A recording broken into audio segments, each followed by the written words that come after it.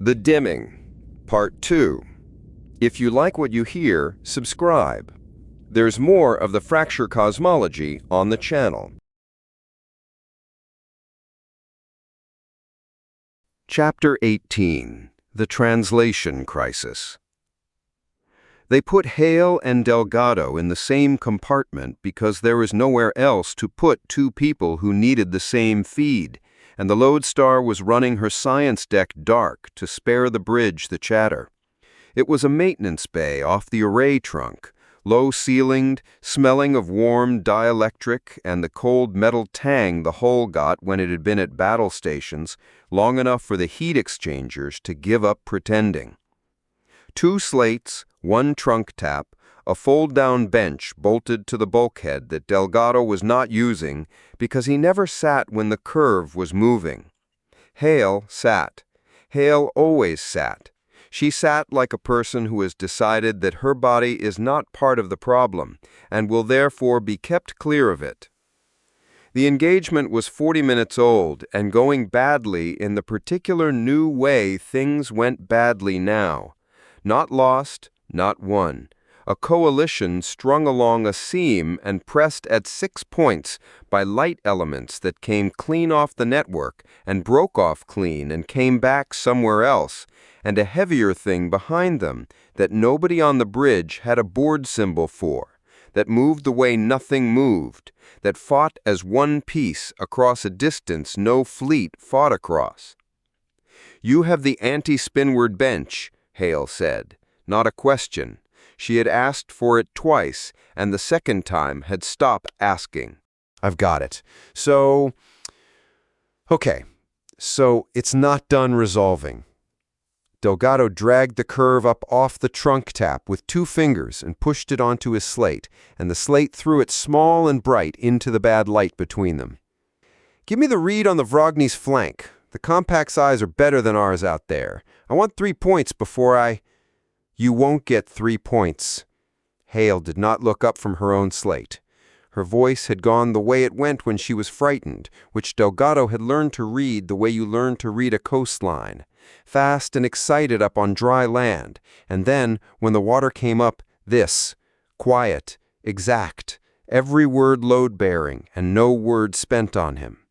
"You'll get 1, and you'll want the second, and while you wait for it, the gap closes. I have seen this gap. I'll tell you where it's going." What she had seen was the thing he didn't have and couldn't get and hated, honestly hated, in the clean professional way you hate the one tool in the room you can't operate. Hale had been to the far pocket.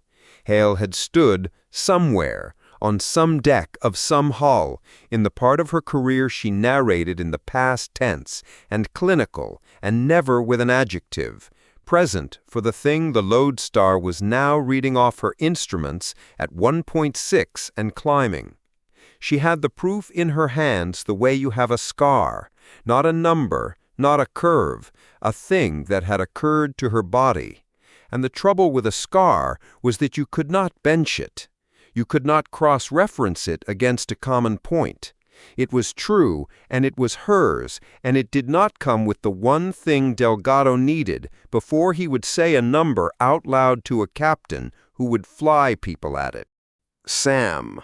She used his name, which she did not do, and it brought his eyes off the curve. The heavy element is not pressing the Vragny. It's pressing the seam the Vragny covers. It wants Marchetti to slide spanward to meet the light elements and open the gap behind her. The light elements are the lure, the heavy is the appetite. I've stood inside this exact shape while it decided a thing larger than this fight, and I am telling you, ahead of your data, that the move is to relink the whole spanward arc, Vragny, Skarn, the 2 combine, Mercer's long wake, into one coordinated screen and refuse the gap with all of them at once. Not Marchetti alone, all of them on one channel moving as one thing. That's how you beat a thing that fights as one thing. "And if you're wrong," Delgado said. "I'm not wrong." So, okay. So that's the part I can't put in front of Cross. His words came faster now and would not slow, the cold coming up his arms, the bay too small for the size of the thing she was asking. Naomi, listen to me. You're not wrong. I believe you're not wrong.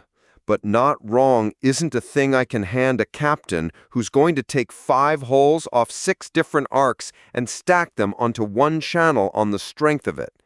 You know what relinking that arc costs us? Every one of those holes is running half dark right now because half dark is the only honest board we've got. To do what you're saying, I link them, all of them, full coordination, the whole arc talking at once on the network we already can't trust. And if you're wrong about the appetite, I've just walked 5 holes onto the loud road holding hands, and the road is the thing that's been killing us. I need the model. I need to show him why, not Hale says. There isn't time for the model. She said it flat. Not the dry flat Ackerman owned, not anything performed. The flat of a clinician reading a chart that has stopped going the way charts are supposed to go. The model is built out of the data, and the data arrives at the speed of the engagement, and the engagement is going to make this decision in the time it takes you to... She stopped herself, and Delgado understood she'd reached for a number and put it down because she didn't have it either. In less time than your second instrument needs, you will have your model. You'll have it after. It will be beautiful, and it will be right, and Marchetti will be in the gap. The bridge cut into the bay on the operational channel. Cross's voice, level and forward now by main force. Science. I've got the Vragny asking permission to slide spanward and meet the light contacts before they get inside her arc. Ackerman wants her held. Emeth's eyes are committed anti-spinward and can't reach. I have got about 1 minute, and I need to know if Marchetti chases or holds, and I need it from the 2 of you, because you're the 2 who've got the long read. Give me something. Delgado looked at the curve. The curve did not have the answer in it. The curve had 1.6 in climbing, and the anti-spinward bench still resolving, and a single point on the Vragny's flank that agreed with Hale, and a confidence interval he would have been ashamed to say out loud. He looked at Hale. Hale was looking at him, hands flat on her own slate, not reaching for his, letting him be the one to say it or not say it, because she could not source it and he could, and the difference between them in this minute was the difference between a scar and a sentence in a record. Captain, his mouth was dry. The dielectric warmth and the cold metal and the small bright curve. So, okay, here's what I've got, and I'm going to give you the honest version because the clean version isn't available. I can't model the spanward move. I don't have the points. What I've got is a single flank read that says the light elements aren't committed to the Vragny. They're committed to where the Vragny won't be if she chases. And I've got Hale, who has seen this exact shape resolve, telling me the heavy element wants the gap, not the picket. He shut his eyes for a second, which he never did, and opened them. I can't defend it as a model.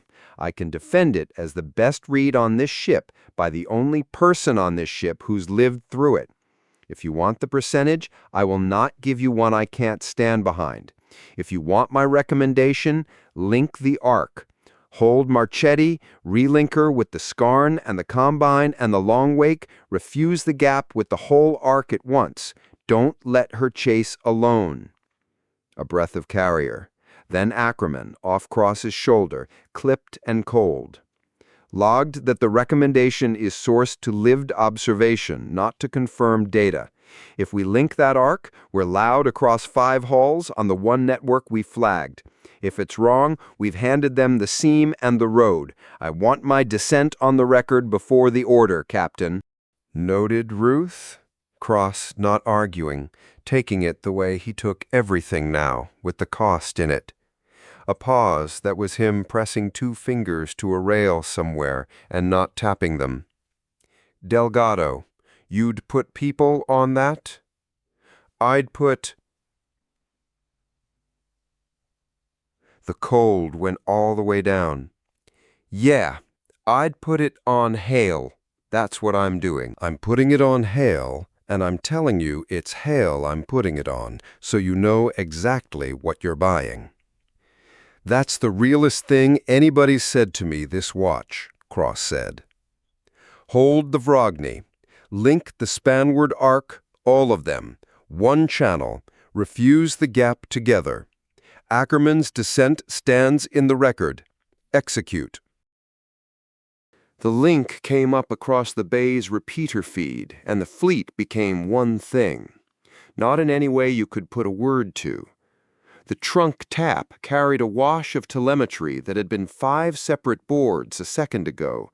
Vragny, Skarn, the Turn, and the Halsey on the Combine line.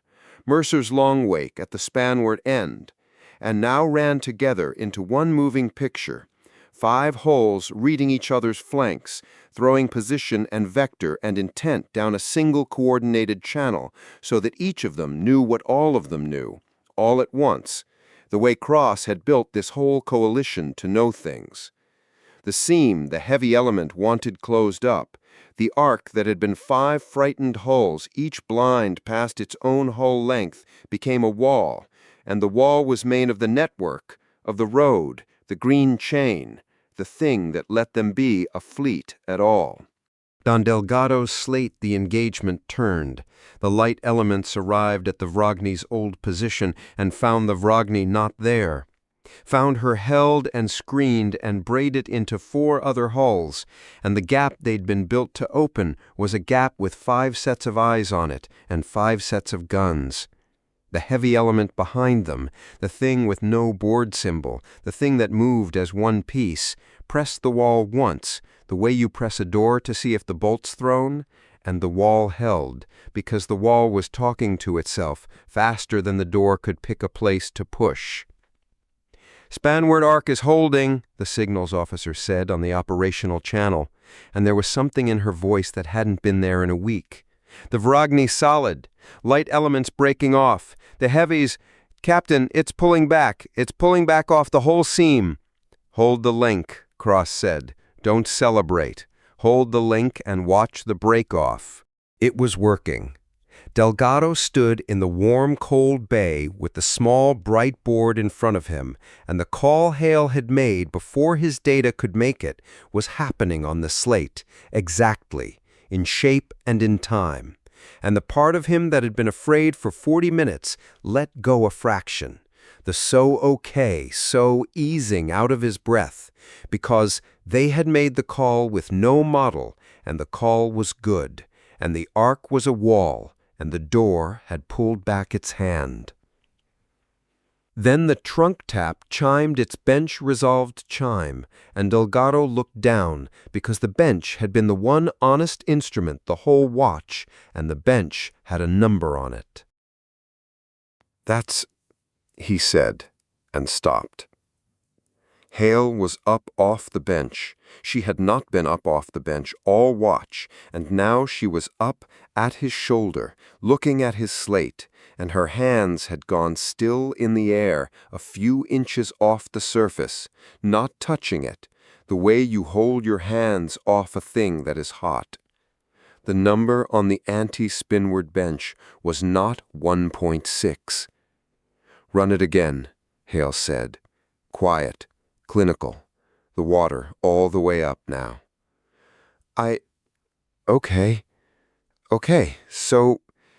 He ran it again. He had the raw. He always had the raw. He'd kept every read from the regroup forward, and the whole climb was on the trunk, and he could bench it against itself 8 ways. He benched it against itself. He ran the common reference.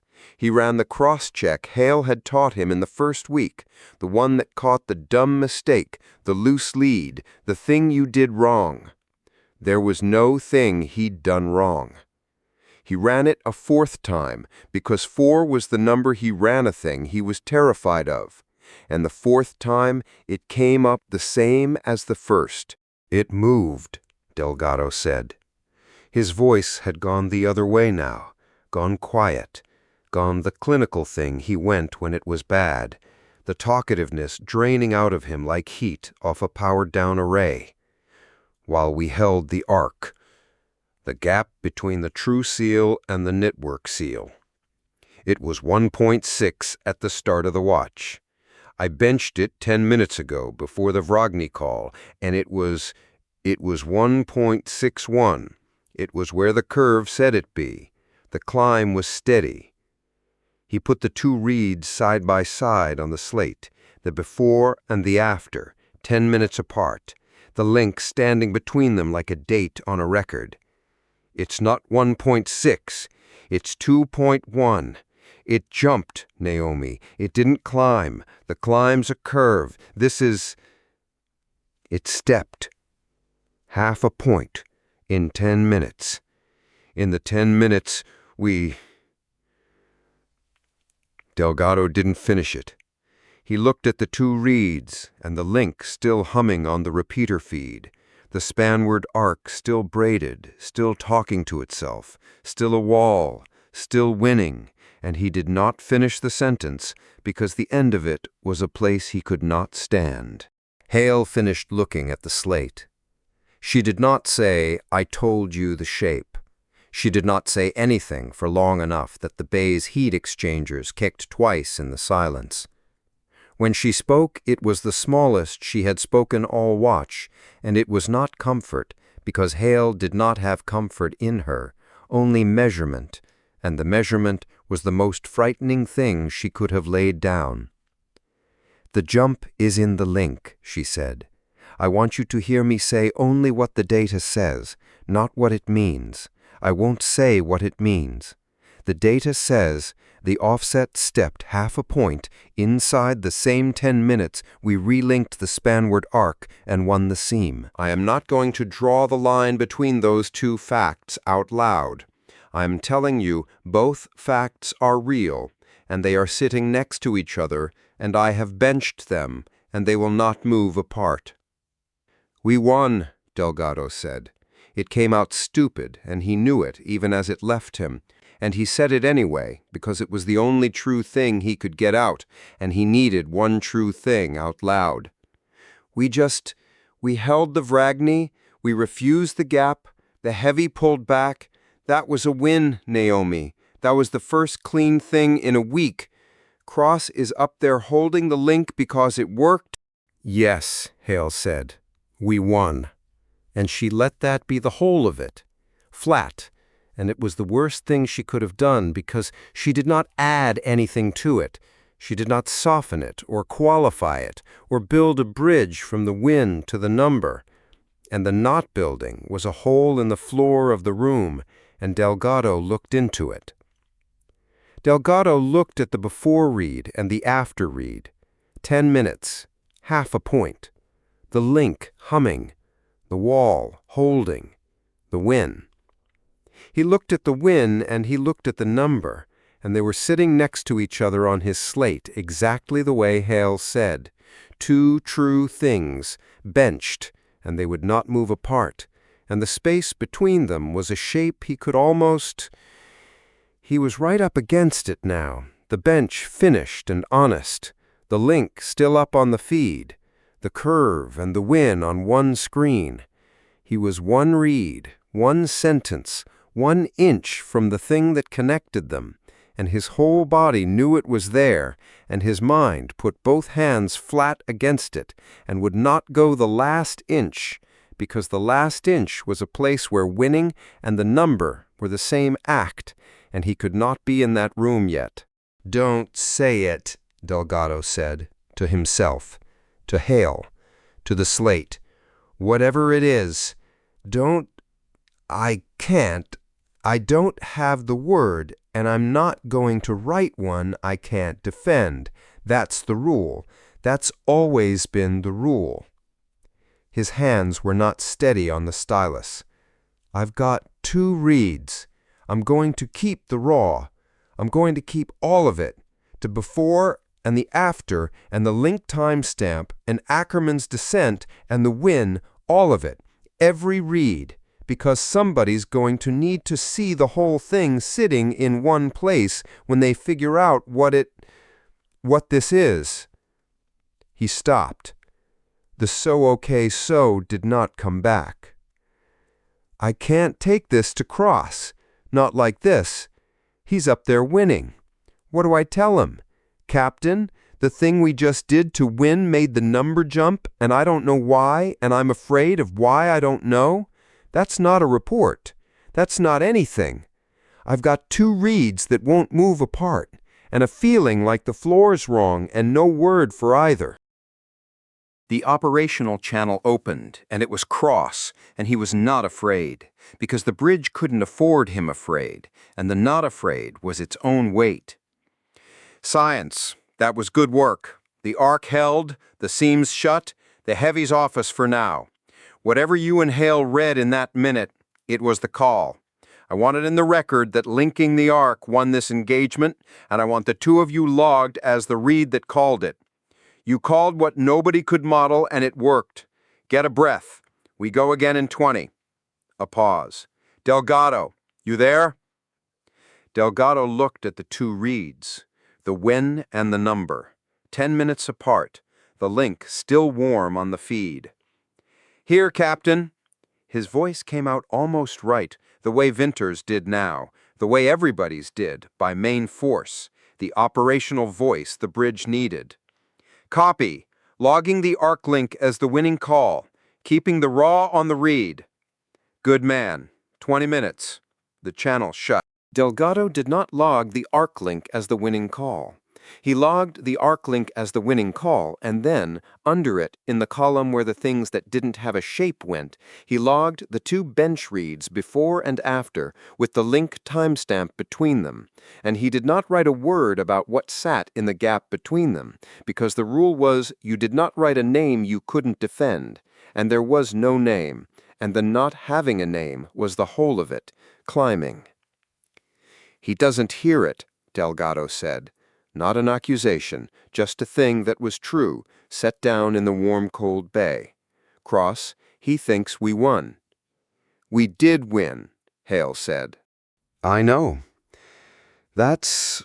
His hands opened over the slate the way they opened when the talkative thing left him and the quiet came. That's the part. That's the part I can't... We won, and the number jumped, and the better we win, the more it... He stopped at the edge of it, both hands flat against the wall of the thing, and did not go through. I don't know how to be afraid of winning, Naomi. I don't have There's no procedure for being afraid of the thing that just saved 5 hulls. I keep the raw. That's all I've got. I keep the raw, and I don't write the word, and I sit here being afraid of a number that went up when we did the only thing that worked, and I can't tell you why it scares me. And the not being able to tell you is the part that scares me most. Hale sat back down on the fold-down bench because the engagement was over for 20 minutes, and her body could be allowed back into the room now. She set her slate flat on her knees. She did not reach for him, and she did not reassure him, and she did not draw the line. And the discipline of her not drawing it was the loudest thing in the bay. Keep the raw, she said, all of it. The win goes in the same file as the number. They belong in the same file. She looked at the small, bright curve, still throwing its topless climb into the bad light, with the new step in it now, the jump, the half point that wasn't a curve. When somebody finally has the word for this, and somebody will, it's a real thing, and real things get words. They're going to need to see the win and the number sitting next to each other, with the timestamp between them, so they understand it wasn't 2 things that happened to a fleet at the same time. She stopped. That was as far as she would go, and she went no further, and the stopping was exact, and it was a door she shut on purpose with the truth on the other side of it. Keep the file. Don't name it. We're not ready. Delgado kept the file. He kept the before read and the after read and the link timestamp and Ackerman's descent and the win, all of it, in one place, every reed, the way he'd kept the whole climb from when it was a feeling to now. He did not name it. The bay was warm with dielectric and cold with battle station metal and small with the size of the thing neither of them had said, and 20 floors of green light up the chain answered nominal, faithfully the way they answered everything. And somewhere up the trunk the lodestar held the link that had won the seam, and the number that had jumped while she won it sat on Delgado's slate next to the win, benched, honest, climbing, and would not move apart from it no matter how long he looked.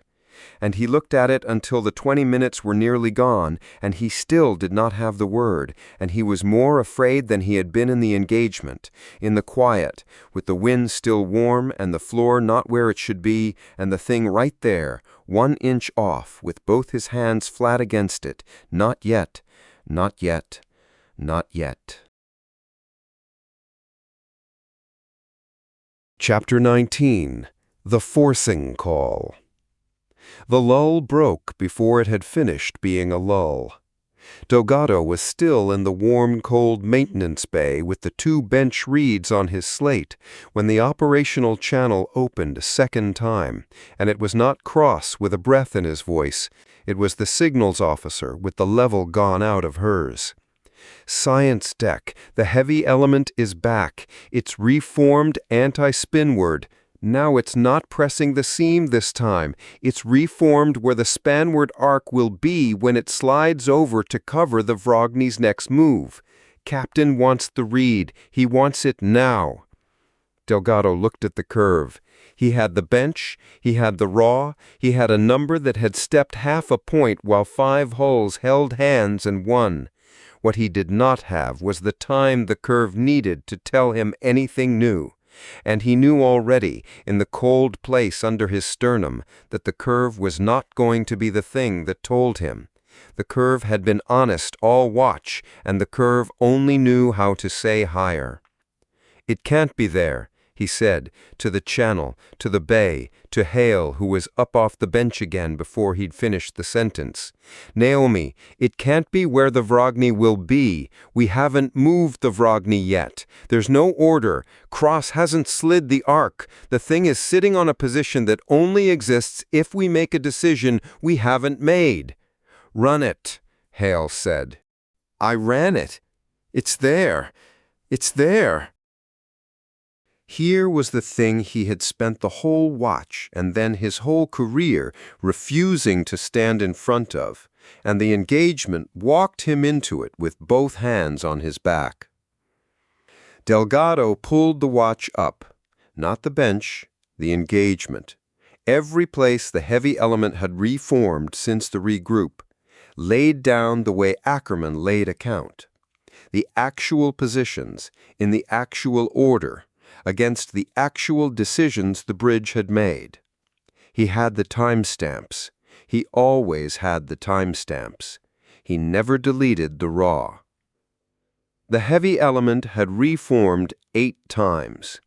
8 times it had appeared where the coalition was going to be, not where they were, not where a thing reading their drives would put them, but where the next order would send them, the order not yet given, the move not yet made.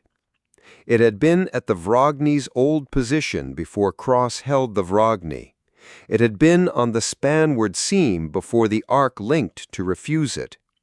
It had been, every single time, one decision ahead of a bridge that had not yet decided. "It's not predicting us," Delgado said. His voice had gone the quiet way now, the talkative thing draining out of it the way it drained when the floor went. "I keep wanting it to be predicting us, a thing that reads your drives and your fuel and your captain's habits and gets ahead of you. That's a good enemy. That's a hard problem. I know how to fight a thing that's smart. This isn't that. A thing predicting us would be where we're likely to go.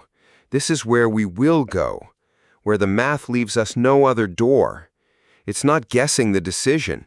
It's at the place the decision hasn't got out of yet." "Sam." Hale was at his shoulder, her hands a few inches off the slate, not touching, the way she held them off a thing that was hot. Say the other half. You're standing on one half because it's the half that lets you keep the word out of your mouth. I don't have the word. You have the word. You've had it since the bench jumped. You've got both hands flat on it, and you won't go through because going through is...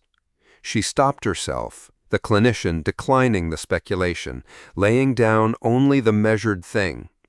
The heavy is at the position the math forces.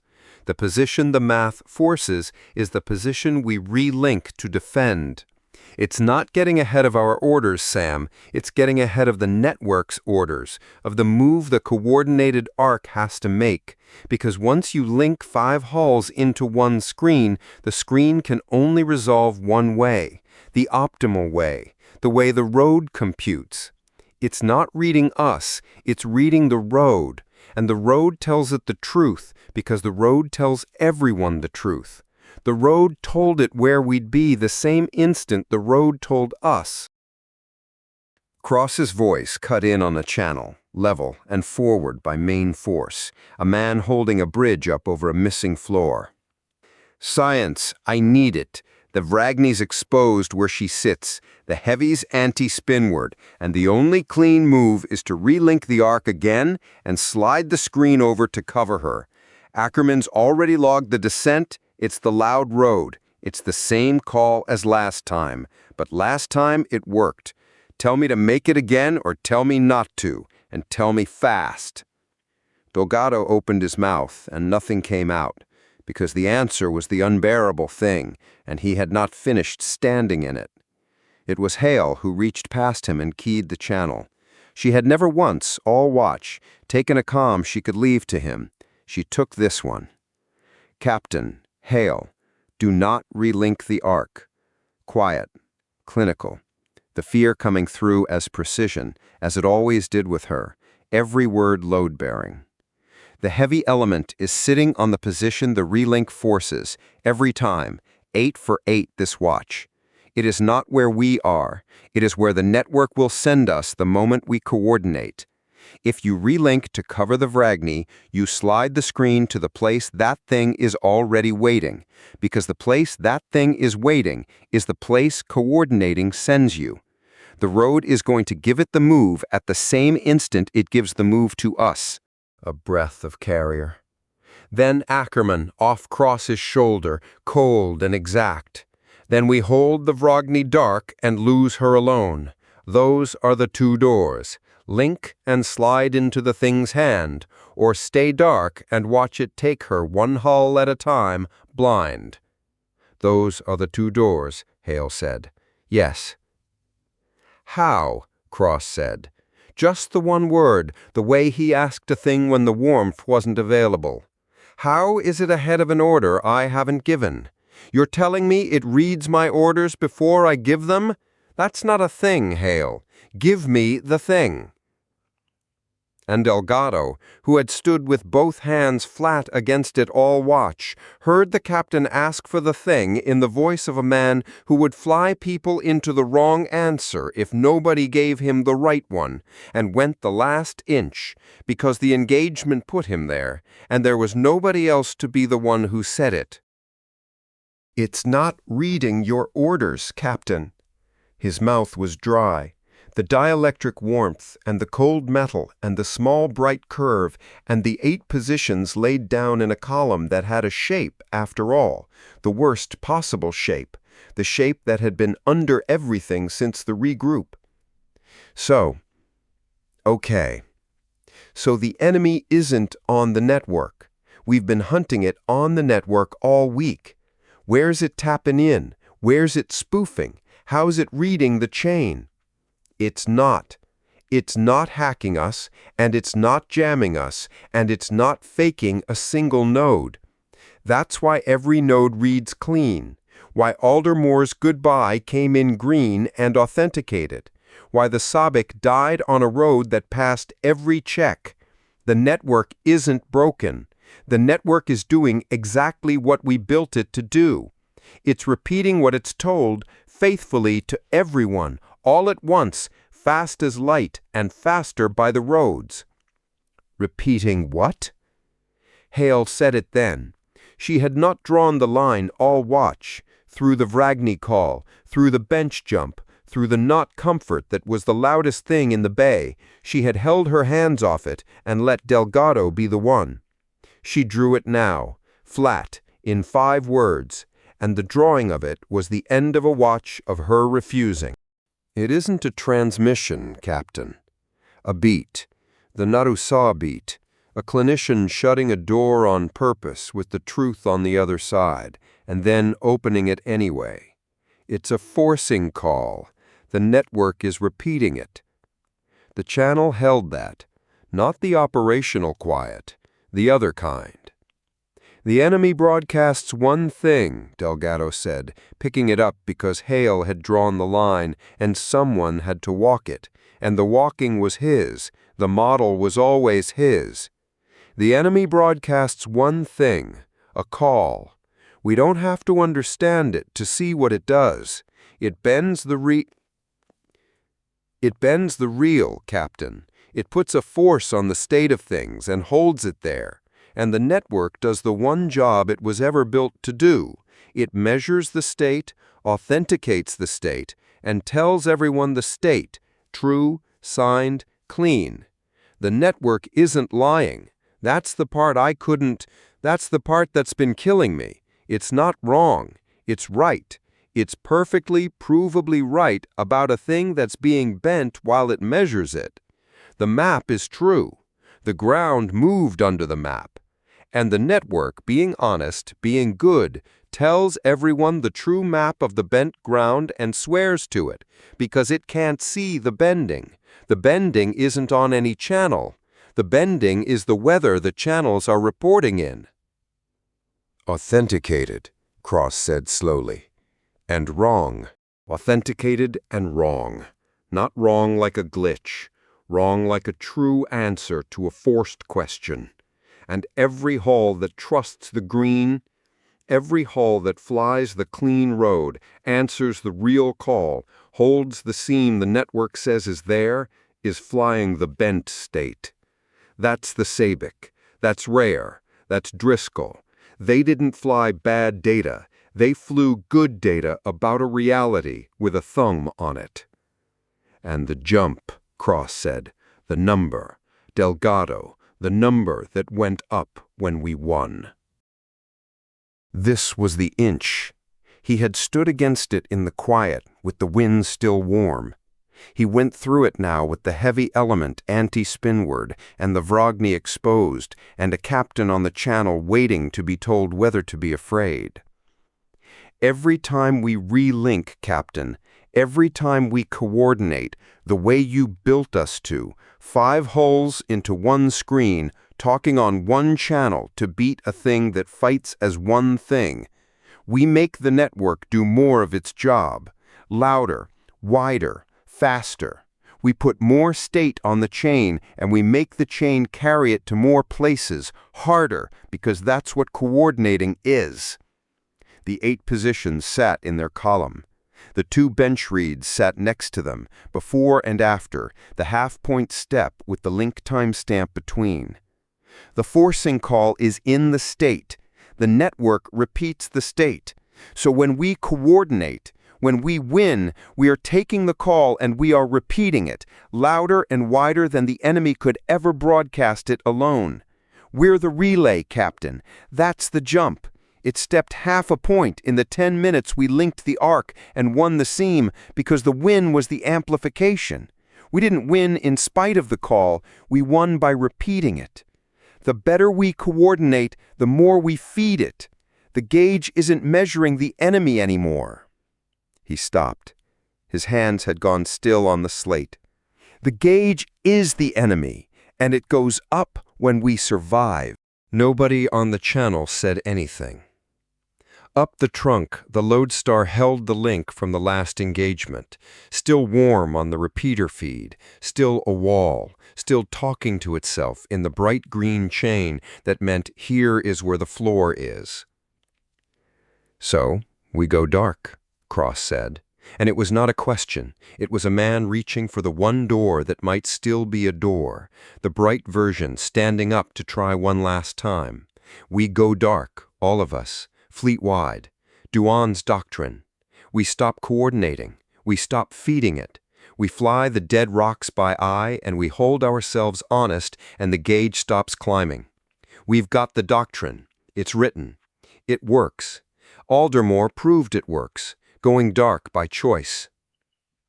It was Nor's voice that came onto the channel then, off the loop, flat and from a long way down, because they had patched the rouving pit in when the science deck went hot, and she had been there the whole time, in her corner, listening to the fleet find the word she had carried for 20 years.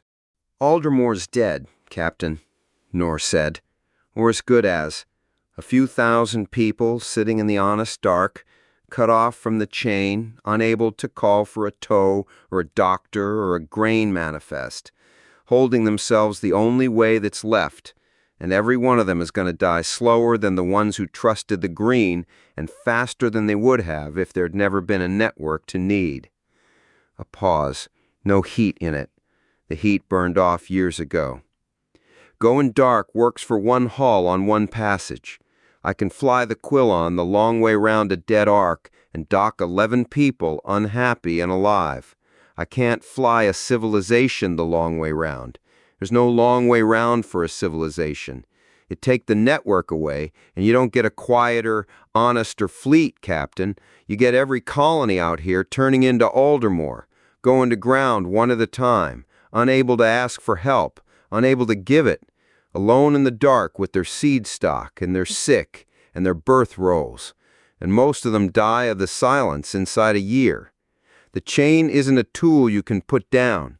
It's the thing they're standing on. All of them. Every life out here hangs off it. Every comm, every supply run, every colony that can't grow its own medicine, every hull that can't navigate without it. You can't shut it without killing the people who live on it.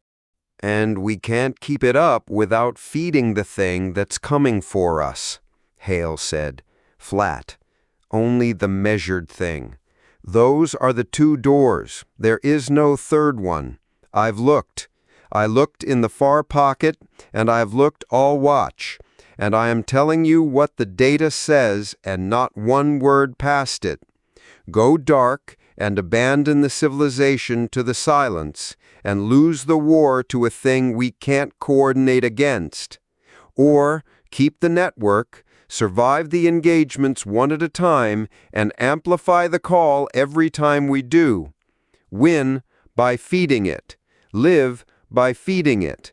The act that keeps us alive is the act that makes it worse.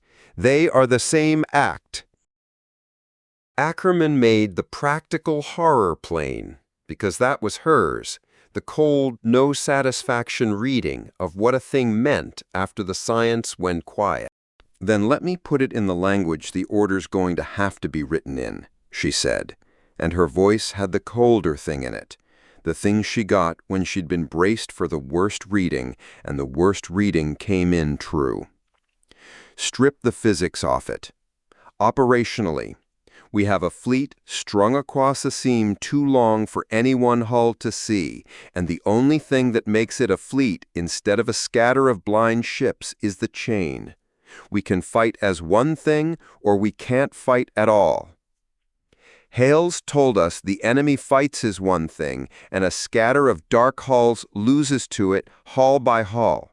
And Aldermore's told us what a dark colony comes to, so we keep the chain. And the chain is the relay for the thing killing us, and we are the loudest node on it. And every order I help you give to win, every link, every screen, every coordinated move that saves a hull tonight measurably advances the thing that takes all of them tomorrow.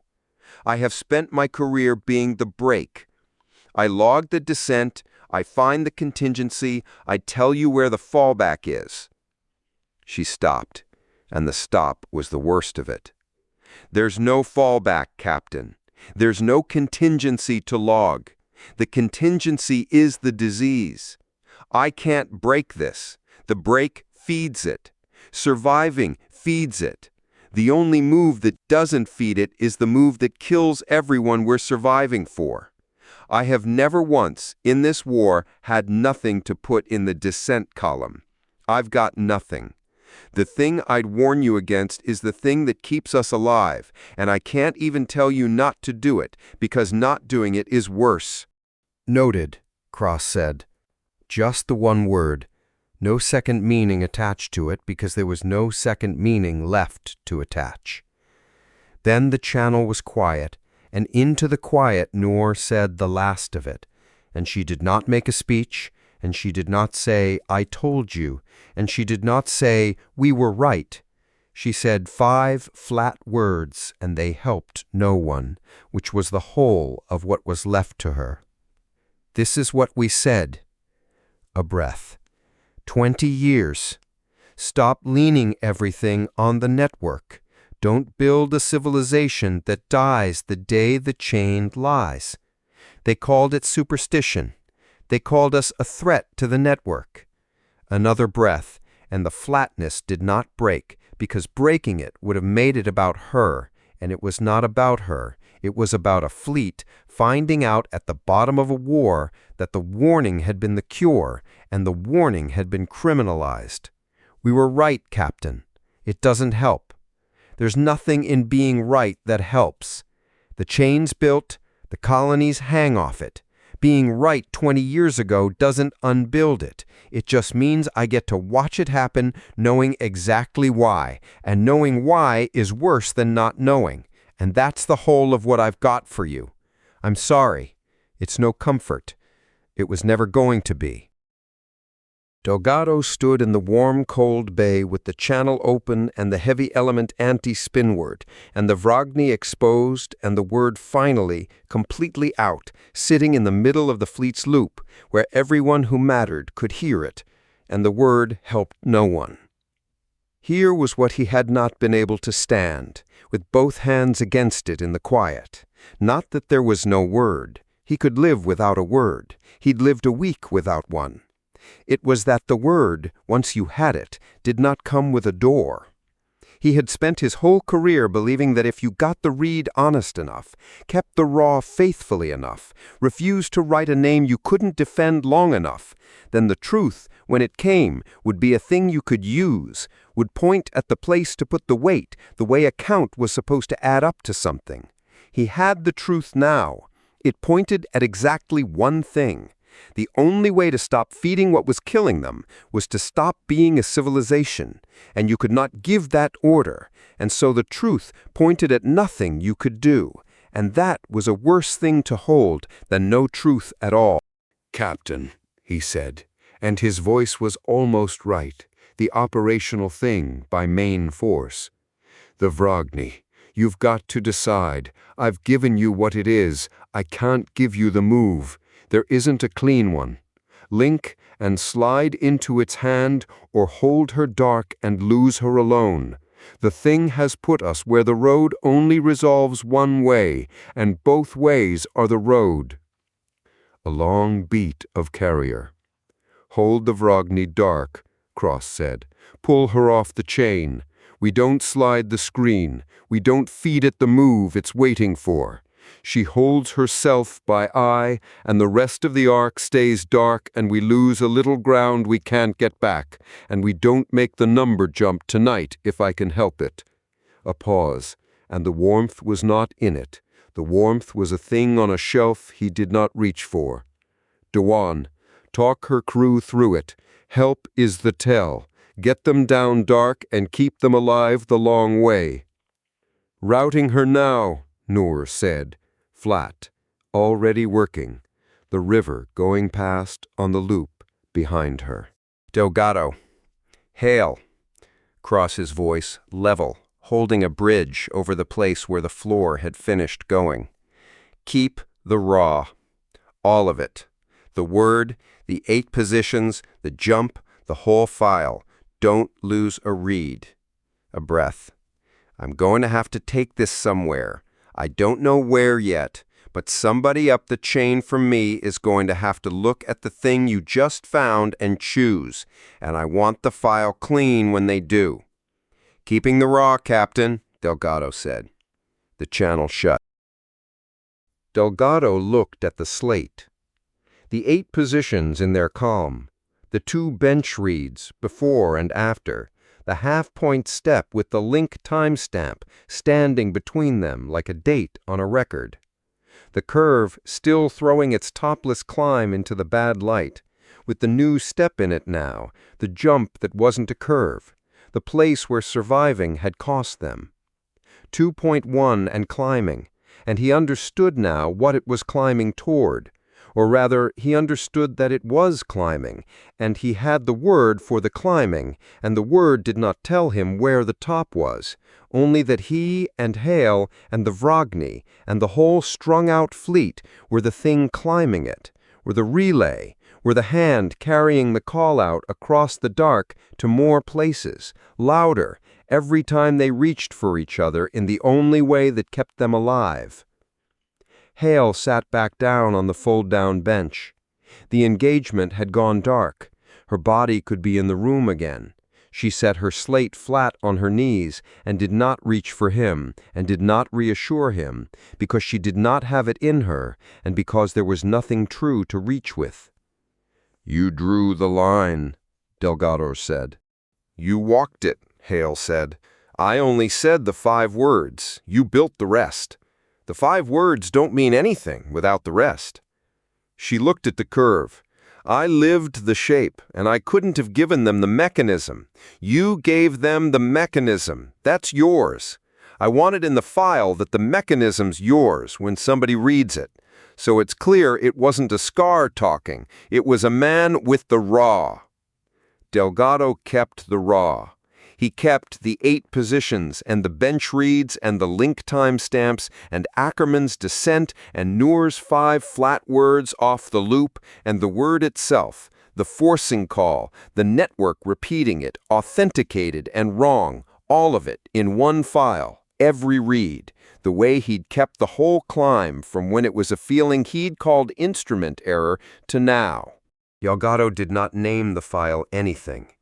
The thing had a name now, and the name was no comfort, and there was nothing to do with it, and the nothing to do with it sat under his sternum where the cold had finished coming up, heavier than the not having a word had ever been, because the not having a word had at least come with the hope that the word would help. The word was here. The word helped no one. Up the trunk, the lodestar had gone dark on the span one arc, and the Vragny was flying herself by eye toward a dead rock that couldn't lie because it couldn't talk, and 20 floors of green light up the chain answered nominal, faithfully, the way they answered everything true, signed, clean, and repeating to every hull and every colony and every life strung out across the long dark, the one thing they had built to hold their far hands together, carrying the call. Chapter 20. Being Right. The morning after a thing like that, the lodestar still wanted her coffee. Cross stood in the aft mess with a cup that the foaming printer had finally stopped foaming, 3 watches into the quiet that had come down after the science deck went hot, and the ship went on around him the way a ship does, the long, even thrum under the deck, 2 ratings at the next table arguing low and friendly about a card hand from the night before. Neither of them in the file. The card hand mattered to them the way it was supposed to, and Cross let it matter, because there was a stretch of the morning still, before he had to go up and be the man who knew the thing. Cross had not slept. He had lain in the dark of the captain's cabin and run the bright version up, the way he always ran it up. We hold the line, we go dark where the colonies can stand it, we keep the raw, somebody up the chain finds the 3rd door. It had gotten that far, the way it had at a scarred table 8 watches ago, and then stopped, because there was no 3rd door for it to walk through. Hale had looked. He believed her looking the way he believed a count. For a year he had reached for the bright version, found it unusable, and used it anyway, knowing the difference and praying they couldn't hear it. This morning the shelf was bare. He was going to go up onto the bridge and hold the room with the true version and only the true version, and he did not know yet how a man did that. "Morning, Captain." Petrov at the hatch, with her own cup and the suture pack she carried like other people carried a coin. She read him the way she read everything, off the body, not the loop. She did not say Daniel. He marked it. She had a name she used before bad news, and she had not used it, which meant she thought the bad news was already in the room, and there was no point announcing it. "Nadia." Petrov came in and sat across the scarred table from him and did not roll the pack. She set it down. That was worse in its way. The rolling was her hands' work, and her hands had gone still, the way Ackerman squared edges and Imeth held her palms flat, the small tell that the person had decided to stop performing the ordinary thing. "You going to tell the bridge?" she said. "Some of it, the part that's in order." He turned the cup. "The Vragny held dark and made it through the night. We didn't slide the screen. The number didn't jump." His own voice had started to build the win, the bright thing out of pure habit, and he stopped it because she would hear the build, and he was tired of being heard. "It's a win by every count I've kept for 30 years, and the only reason it's a win is that we agreed, for one night, to be a little blinder and a little smaller. That's the doctrine now. We win by being less of a fleet. I'm going to go up and call it a win, because it is, and mean it, because I have to. Smallest true thing I've ever stood in front of a crew and meant." Petrov drank her coffee. She let him have the run of it. She was the one person on the ship who would interrupt the captain and not be corrected, and she did not interrupt. She waited until he'd put it down. "It is what it is," she said. Cross marked that too. It was the thing she said when she'd already decided someone was going to die, said flat into her cup, a thing carried up from the medbay where the war kept its receipts. She did not soften it and did not explain it.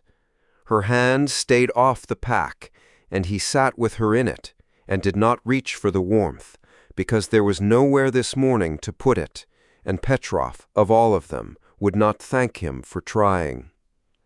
"Right," he said, after a while. "Right." The double came out low, into the cup, and bought him nothing, the way it had bought him nothing 8 watches ago. He drank the coffee that had stopped foaming and let the card game go on 2 tables over for as long as the morning would hold it. Nor's routing pit was a corner of the science deck that had been a storage bay before the war made it a thing a person lived in, and Cross went down to it himself instead of raising her on the loop, because what he had to say to her was not a thing for the loop. Nor had the dead arc charts up around her the way some people kept photographs, the long way rounds, the passages by eye, the dark roads that didn't talk and so couldn't lie. The Vragny's overnight track sat in the middle of them, a thin, honest line crawling around a rock that couldn't betray it because it couldn't speak. She had not slept either. She had the look of a person who'd been useful all night and run out of useful for a minute and had nothing to put in the gap. "She's docked," Nor said, before he'd asked. "Vragny, all night, dark, by eye, the long way. Crews rattled and alive. I talked them down the worst of the first hours, the part where the panel's screaming at you to relink and you've got to sit on your hands and trust the dark instead of the light." She didn't look up from the charts. "They'll do it again now. That's the whole trick. The first time it's terror, and after that it's a skill. That's good work, Nor." "It's the work." She said it the way Mercer said the count, a thing you did with your hands so your head had somewhere to be. "It's the only work I know how to do that's worth doing now, so I'm doing it. Routing holes the long way round so they don't have to scream into the chain to stay alive. One hull at a time. I'm good at one hull at a time." There was the place where the other thing lived, and Cross did not walk them into it, because she had already said it once, last night, off the loop, in 5 flat words, and saying it twice would have made it a speech, and a speech was the one thing she would not give him, and the one thing this morning could not bear. He let the one hull at a time sit between them and be what it was, true and small and not enough, and the only honest thing on the deck. "I want it as doctrine," Cross said. "Fleet-wide where it'll hold. Not a rule, a thing your people teach. The go dark, the long way round, the by-eye passage, the first hours of a crew that wants to scream into the light and has to be sat on. You know it cold. Nobody else does. Every haul that can stand to be a little blinder, taught by someone who's flown it for real and not died of it." Nor looked up then. There was no satisfaction in it. He had braced somewhere for the satisfaction, for the "now you ask," and it was not there, and the not there was the worst of it, because a person who'd been right for 20 years and finally been asked and had nothing left over for the asking was a person the rightness had already used up. "I'll teach it," she said. "Anyone you send me." A pause, no heat in it. "And every hull I teach to go dark is a hull that drops off the chain. That's the doctrine, Captain. Be less of a fleet. You know that. I watched you know it last night. Every hull I make honest is a hull that can't coordinate, and a hull that can't coordinate loses to a thing that fights as one thing. The doctrine that keeps a crew alive tonight is the doctrine that loses us the war by inches. I'll teach it anyway, because the inches are people and the war is—" She stopped. She did not have the end of the sentence, or had it and would not say it, and either way she put it down. "Send me your hulls." "I know what I'm asking," Cross said. "I know you do." She went back to the charts.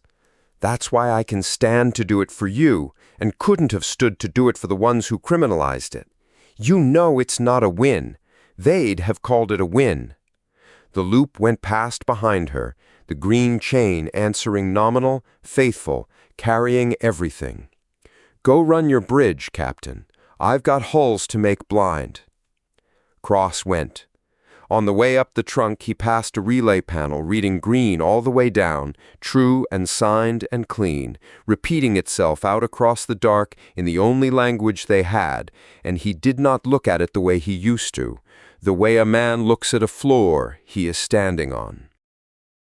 In Charleston the porch had gone cold in the night and stayed cold into the morning, and Marcus Cole sat in his father's cane chair with a fresh cup he had let go cold on purpose because the cold cup gave his hands a thing to do, and the doing was most of what was left to him. Cole had not gone to bed. A man of 90 did not sleep through a thing like the one coming home down the feed, and he had stopped pretending, some years back, that the not sleeping was a problem he ought to fix. He sat with the slate across his knees and the marsh going from black to the first gray out past the rail, and read the war reach Earth the way he'd read a colony go dark 3 watches before. Not in fire, never in fire, but in the small wrong things a reasonable man would file and forget, and that Cole, who had buried people who died of the small wrong things, would not. The feed had stopped being a river some days ago. Now it was a thing that argued with itself. A fleet order arrived, valid down to the signature, routed to a yard that had been decommissioned before the war. A casualty correction arrived, and then the uncorrected list arrived behind it, the dead undying for the second time in front of whatever family was reading.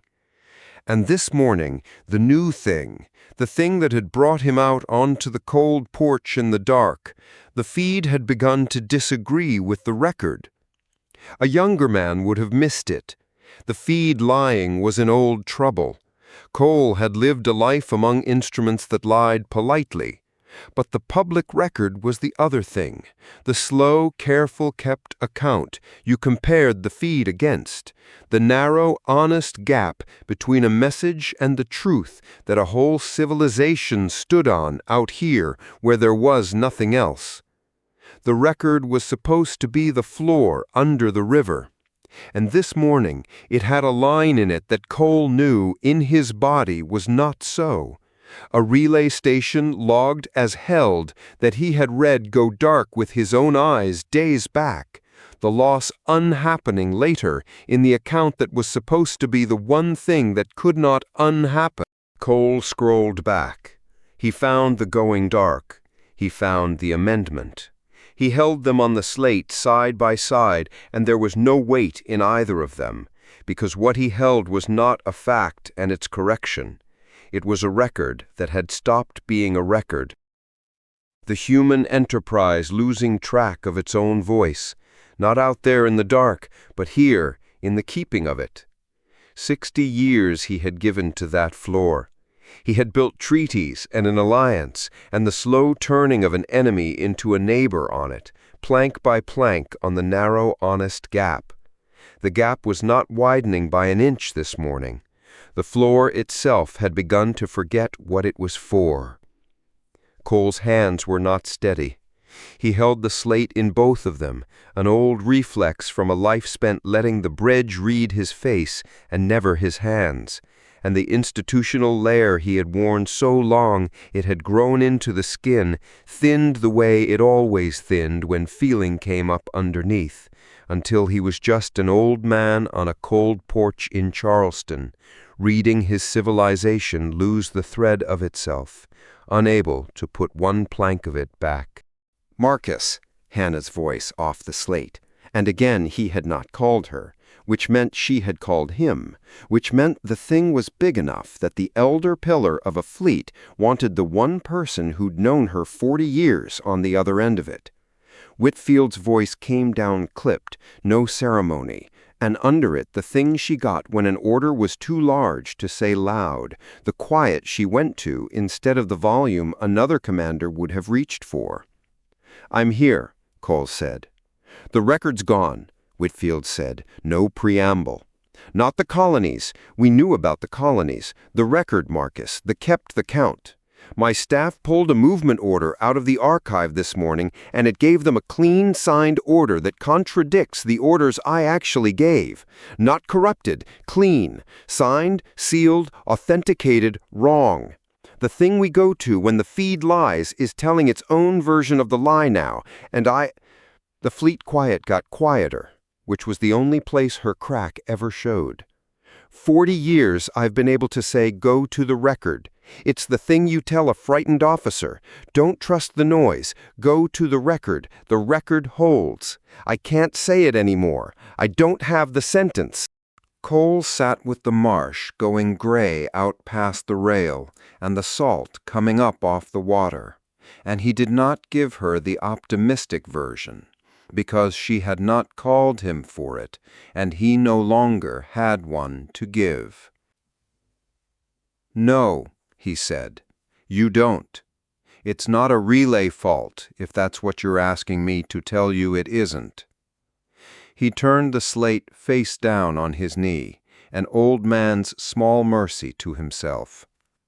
"It's the same disease, Hana, the thing that took the colony, come the rest of the way home. The colony lost the road. We're losing the record. One sickness, and it's reached the place we kept so we'd have somewhere to stand when the roads failed. It doesn't care which floor it is. It's not breaking them. It's making them lie clean. No flag goes up. The record swears to its wrong self, the way the colony's panel swore it was held." "Then what do I tell my people?" Whitfield said. "When the record's gone and the feed's gone, what's the sentence?" And there it was. The same thing she'd called for over the colony 3 watches back, the one true elder asking the other for the sentence to hand the frightened ones below. Cole closed his eyes. The marsh went on out there, indifferent, the tide turning somewhere down in the gray. "There isn't one," he said. "That's the part nobody my age gets to soften for you, Hana, because we're the ones who built the floor and told everybody to stand on it. You can't send them to the record. You can't send them to the feed. The thing we spent our lives building so a person in the dark would never be alone with only their own eyes, it's going. And what's under it when it goes is a person in the dark with only their own eyes." He opened his eyes. A little gold had come up under the gray, far out. "So you tell them the old thing, the thing from before there were roads. Trust the hall next to you. Trust the face you can see. Believe the green a little less and the person a little more. It's a smaller world than the one we built them. It's the world we built the network to get them out of. And it's the true one this morning. And the true one's all I've got. And I'm sorry it's so small." "It's small," Whitfield said. The fleet quiet held it. "I'll send it down anyway. It's better than nothing, and nothing was the other thing I had." The line held a moment more. Two old people on either end of a chain that was itself going wrong, trusting each other's voices because the voice was the one thing on the road that couldn't lie clean. You could hear a friend of 40 years and know it was her, the way a colony could believe a window and a face and could not believe a green light. "Get some sleep, Marcus," Whitfield said, which was the thing she said instead of the other things. "You first," Cole said, which was the thing he said back, the two of them old enough to know neither of them would, and the line shut. Cole did not get sleep. He sat on the cold porch as the morning came up gold-gray over the marsh and read the record go on losing itself a line at a time, and he did not look away. 90 years had given Cole a great deal to carry, and he had laid most of it down here with the cane chair and the salt. This he could not lay down. There was no chair to pass it to, no one younger who would understand what it had been to build the thing now coming apart. He had spent his life helping make the world large, and thought making it large was the whole of the work, and now the largeness was going out of it. The world handed back to people the size it had been before there were roads, a world of the hull next to you, and the face you could see. Out past the rail, the tide had turned and was going out, the water pulling back off the mud the way it always had, faithfully, leaving the dark ground bare. It did not lie clean, and did not amend itself in the night, and answered to nothing and no one. It was the one reliable thing, reliable precisely because it was not on any chain, was not a message, was not signed, only itself, going out, the way it had gone the morning his mother died, and the morning he made captain, and every morning between, indifferent to all of it, faithful by being too dumb to be anything else. The feed ran on behind him, low, a river that no longer agreed with itself. Out front the tide went out, dumb and bare. Cole held the helpless knowing the only way he had, and did not look away, and the morning came up gold over the marsh, whether he was ready for it or not. On the lodestar, the change of watch came through, and Cross went up onto the bridge to be where they could see him. They were turned toward him before he was through the hatch, Vinter at helm with the wonder gone quiet in him, Delgado folding over the science board with the file under his arm that he had not named and could not name. Ensign, very still at the long arrays, with her hands flat, where a human's would have shaped the air. The thing on the loop last night had gone out across the fleet's working channel, where everyone who mattered could hear it, and it had reached every one of them. And they were turned toward him now to be told what a crew did with a thing like that. A captain who stayed below with the Count was a captain telling the ship the Count had won. So Cross came up.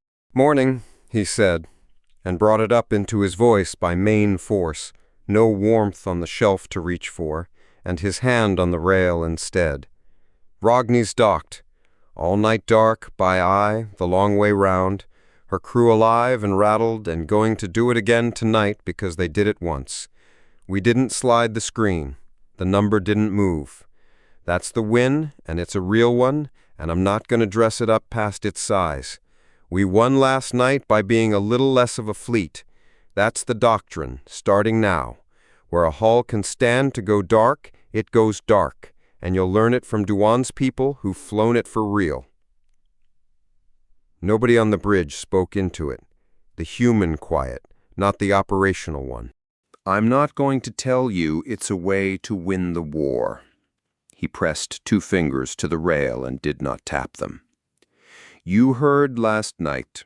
You know we can't put the road down without putting down every colony hanging off it, and can't keep leaning on it without feeding the thing that's coming. 2 doors. There's no third." Hale looked.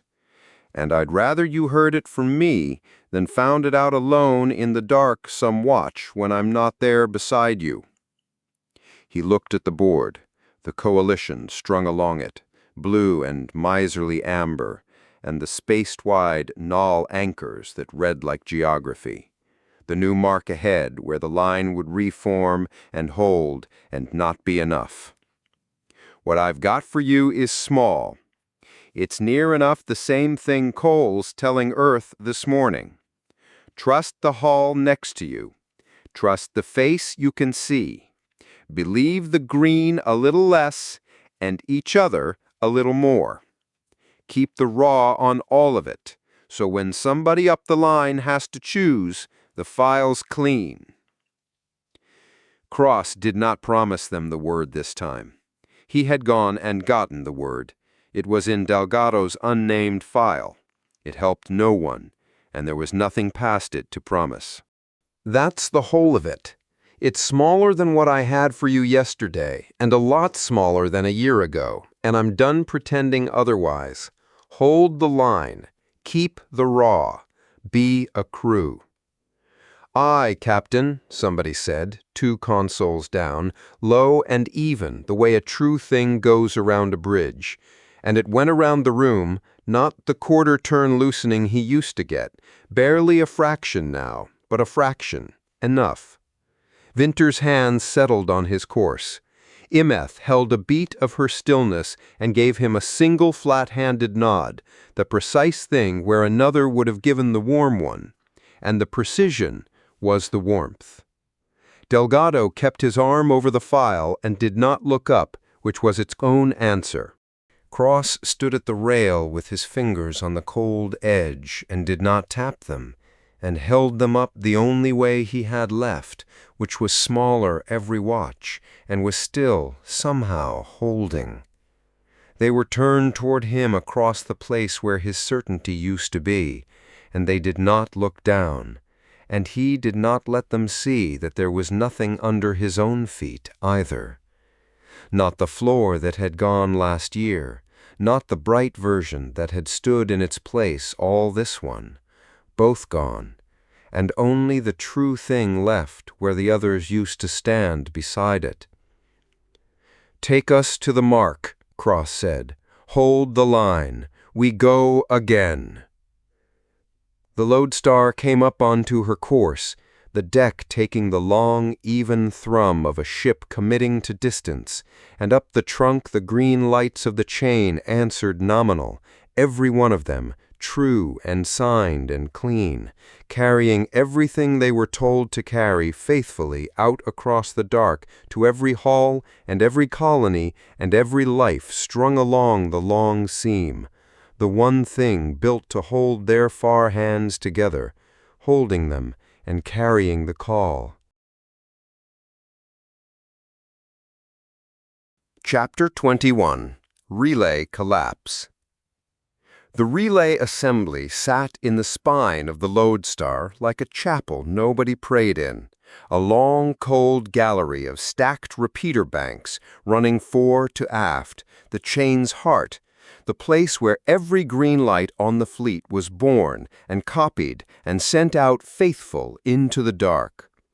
Delgado had been aboard 2 years and had been inside it maybe twice, and both times for a tour. You did not work the relay banks. The relay banks worked. That was the entire point of them. Delgado was working them now, on his knees with a probe in one hand and Tesaro's slate balanced on a pulled access plate, and the cold of the deck had already come up through his coveralls and made a home in his kneecaps. So, Delgado said, half to the bank and half to the 2 people in the gallery with him. We don't touch the live segment. We do not so much as breathe on the live segment. We pull raw off the spanward stack, bank 14, the one that's already failing, the one that's been throwing the offset since the regroup, and we read what the chain is repeating before it authenticates and signs it and lies to everybody with a clean conscience. We catch it dirty. We catch the call going through one relay with the lid off, and we measure the amplification on a single node where we can isolate it, instead of inferring it off the whole strung-out fleet. He looked up. That's the job. That's the whole job. We get a clean read off a dying bank, and we get out. Bank 14's the one that's failing because it's carrying more than it was spec'd for. Hale was 3 meters down the gallery at the diagnostic head, her face lit blue-white by the column of figures she was reading, and her voice had gone quiet, which with Hale meant the opposite of calm. It's hot. The whole stack's running hot. It's the loudest node on the chain, and it's the one carrying the call hardest, which is exactly why it's the one worth reading, and exactly why I don't like standing next to it. The thermals are wrong. They've been wrong for a watch. They're getting wrong-er while I read them to you. How wrong?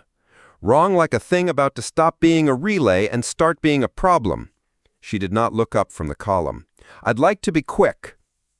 Tesaro. Delgado held the probe out behind him without turning. Bank 14, the underside coupling, the one I can't reach from here. You've got the longer arms and the better hands, and I've got bad knees. Pull the dirty tap and seat it on the pre-off line. Gloves on. Don't trust the green readout on the coupling. The green readout is the thing we're calling a liar tonight, so go by the housing color and the housing temp, not the panel. Going by the housing, Tesaro took the probe. He was already moving past Delgado on his knees, stocky and unhurried and exact, the way he did everything, and he had the access panel off Bank 14's underside before Delgado finished drawing breath to tell him which one it was. He had a slate strapped to his forearm with 3 dead rocks plotted on it from a routing problem Noor had set him 2 watches back, half finished, show your work, in her hand at the top. And he had not had time to finish it and had brought it anyway, the way you carry the thing you mean to get back to. Liaison Duan teach you that? Delgado said, going by the housing. She taught me the dead rocks don't lie because they can't talk. Tesaro's voice came out of the bank, muffled, working. Help is the tell. I keep it in my neck. She made me write it in my neck. A grunt as the coupling came loose. The panel here keeps telling me it's nominal, 41 degrees, cool as a church. Is it cool as a church? Housing's hot enough to read through the glove, Tesaro said. So I don't believe the panel. Seating the tap on the pre-off line now. The first sign was a sound, and it was the wrong sound, not the well-fed, content hum that ran through every plate of this beautiful ship, but a thin rising whine up under it, the note a thing makes when it has been asked to carry a weight it was promised it would never have to carry, climbing, the way the gauge had been climbing all book and all war, the way everything climbed now. Sam, Hale said, and her voice had gone all the way quiet, the clinical thing, the fear coming through as a measurement and nothing else. Bank 14 just jumped 4 degrees. The stack's going to lose containment on the spanward couplings. Not might, is. The load it's repeating exceeded what it can dump, and there is no dump. The dump is the next bank, and the next bank is full. They're all full. The whole stack's full, because the whole fleet's. Off the bank, Delgado was already up, knees screaming, hand going back for the boy. Tesoro, off it. Leave the tap. Leave the probe. Come back. Got the read, Tesoro said, and there was something almost glad in it. The small, clean gladness of a man who has done the useful, ordinary thing he was good at and done it right. And his arm came out of the access port with the slate strapped to it, and the dirty tap seated true on the pre-auth line, and the raw already pouring clean down the line to Hale's diagnostic head. The thing they had come for, caught dirty, caught honest, the call going through one relay with the lid off. The spanward coupling on Bank 14 let go. It did not explode. The relay banks of the lodestar were not built to explode.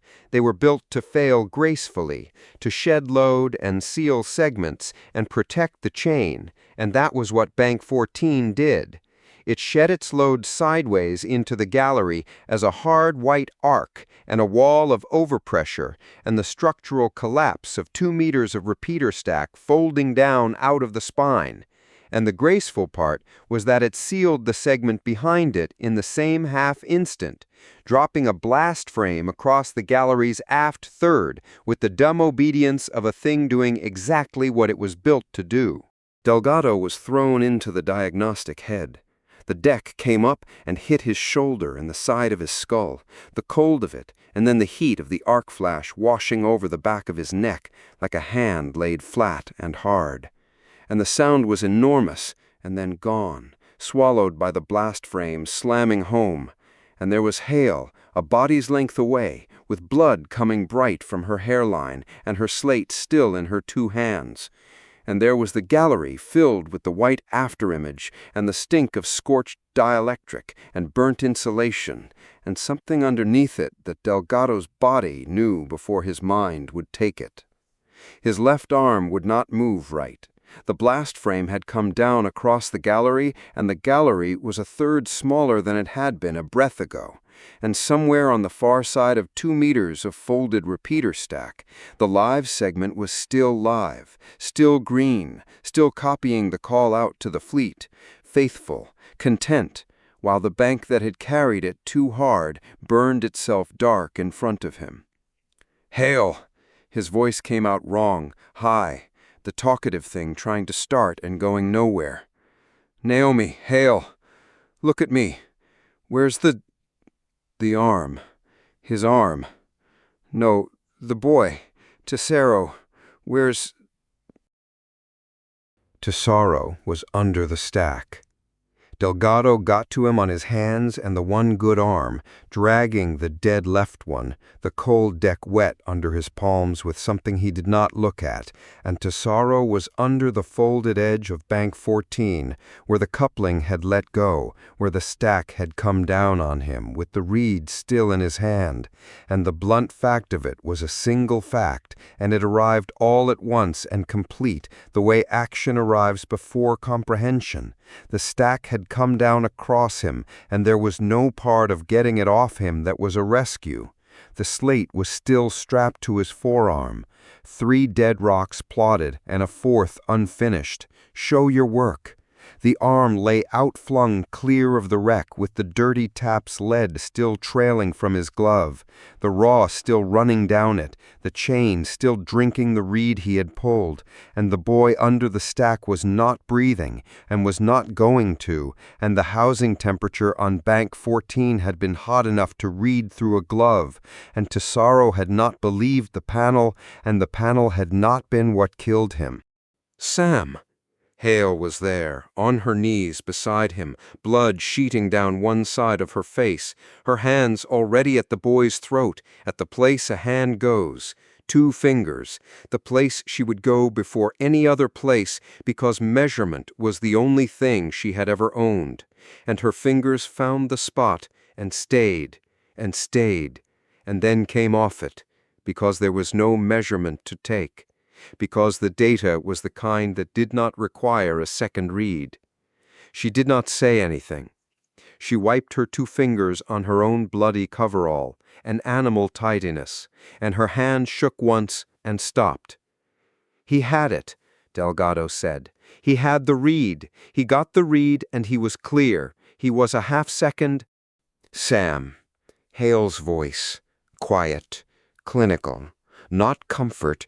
She did not have comfort. She had never had comfort. She had measurement, and she gave him the only measurement that was true. The bank's still failing. There are 3 more couplings on the spanward stack, and they're carrying his load now that 14's down, and they're going to do what 14 did. We are in the gallery the next one comes apart in. I can read it climbing. It is climbing. Her eyes, very steady, the fear all gone down into precision. We have to seat the cutover, or the whole stack walks and takes the live segment, and then it isn't us, it's the fleet. The dark cutover, the one we rigged, it has to go in now, and I can't reach the line with this arm, and I think yours is broken. The arm. His left arm hung wrong, and would not answer, and the pain of it had not arrived yet, was somewhere out past the white edge of things, waiting. He looked at it. He looked at Hale. He looked once at the boy under the stack, with the slate on his arm, and the lead still trailing. So, Delgado said. The talkative thing did not come. The quiet thing came, the worse thing, the thing that came when the floor went. Okay, the cutover. Tell me the line. I've got one hand. Delgado did it with one hand and Hale's voice. Hale could not reach the cutover line, but she could read it, every step, off the diagnostic head she dragged into her lap, with blood running into her eye that she did not stop to wipe, and Delgado worked the line one-handed on his knees, with the dead arm dragging, and the white afterimage still burning, and the boy at the end of his sight, where he could not stop the boy from being, and the second coupling let go while he worked a smaller arc further down the stack. The blast frame eating most of it, but the overpressure still slapping the breath out of him, and the heat washing the gallery again, and he kept his hand on the line, because taking it off was worse than the heat. Steady, Hale said. Quiet. Reading. It held. Frame held. You've got the pre-auth coupling free. Now you isolate 14 segment from the live chain by hand, because the panel will fight you. The panel thinks 14's still a relay. The panel will authenticate it back onto the line if you let the green talk you into it. Don't trust the green. Tesoro didn't trust the panel. A small, terrible exactness. Do it the way he did it. Buy the housing. Die the housing, Delgado said, and his voice cracked clean down the middle on the word, and he kept working, because the danger was not over, and the dead boy at the edge of his sight did not change the fact that the live segment was a hand's breadth away, copying the call to the fleet, and a third coupling was climbing toward the same white arc that had taken the first 2. He worked the isolation by hand, by the housing color, by temperature, the way a frightened captain on a bad margin flies the dark by eye, distrusting the one instrument that has never once been wrong, and the green panel told him nominal, recommended action available the whole way through, hopeful and content and lying, the way the thing trying hardest to help you is the thing to fear most, and he went around it. The dark cut over seated, Bank 14 segment, dropped off the live chain. The thin rising whine that had been climbing under everything cut out, and the gallery was suddenly only the sound of the overpressure ringing in his ears, and Hale's breathing, and the drip of something off the broken stack. And on the diagnostic head, the third coupling's climb leveled, stopped, began to come down, the load shed safe into the dark of the isolated segment, where it could no longer walk, "It's holding," Hale said. She had the slate flat on her knees and her thumb on the figures, and her face was a mask of blood gone tacky at the edge, and she read the figures because reading the figures was the thing she had, the only thing, the floor she stood on when there was no other floor. "It's holding, Sam. The live segment's clean. We didn't lose the chain. We got the read. The tap's still up. The raw's intact. It's all on Hale's head, the whole amplification curve off a single isolated node. It's the cleanest read of the call we are ever going to—" Then she stopped. Her thumb stayed on the figures. Hale did not finish the sentence about the read they had come for, the read that was good, the read that was everything they had wanted, because the read was on a slate, and the boy who had pulled it was under the stack. And the two of those things sat next to each other in the gallery, and there was nothing in the one that did anything at all about the other. "It's a good read," Delgado said. His one hand was still flat on the cutover line. He did not take it off. "Naomi, it's a good read." "It's a good read," Hal said. Flat, clinical, the measurement and nothing past it. And that was all either of them said about it, because there was nothing in the read that helped, and they both knew exactly why, and knowing why was worse. Petrov's people came through the blast frame's emergency seam with a litter and a med kit and the brisk, awful competence of a triage team, and Delgado stood out of their way against the cold bulkhead, holding his dead arm with his good hand while they worked, and he gave them what they needed in the operational voice by main force. "One casualty, under the stack, gone, not a recovery. One head laceration, ambulatory, Hale, she'll argue, make her sit. One fractured forearm, mine, it can wait." And he kept his eyes off them while they got Tesoro out from under the stack, because there was nothing in the watching he wanted to keep. Delgado kept the raw instead. The slate was the first thing he asked for. Before the splint, before he'd let the medic near the arm, he had them bring him Tesoro's slate from where it lay strapped to the outflung forearm, and he wiped the screen on his own coverall the way Hale had wiped her fingers, and there were the 3 dead rocks plotted clean, and the 4th begun and not finished. "Show your work" at the top in Noor's hand, and underneath, in the boy's own hand, in his own neck where Noor had told him to put it, the line that wasn't in the doctrine, "Help is the tell." He read it once. He did not delete it. He would not have deleted it for anything.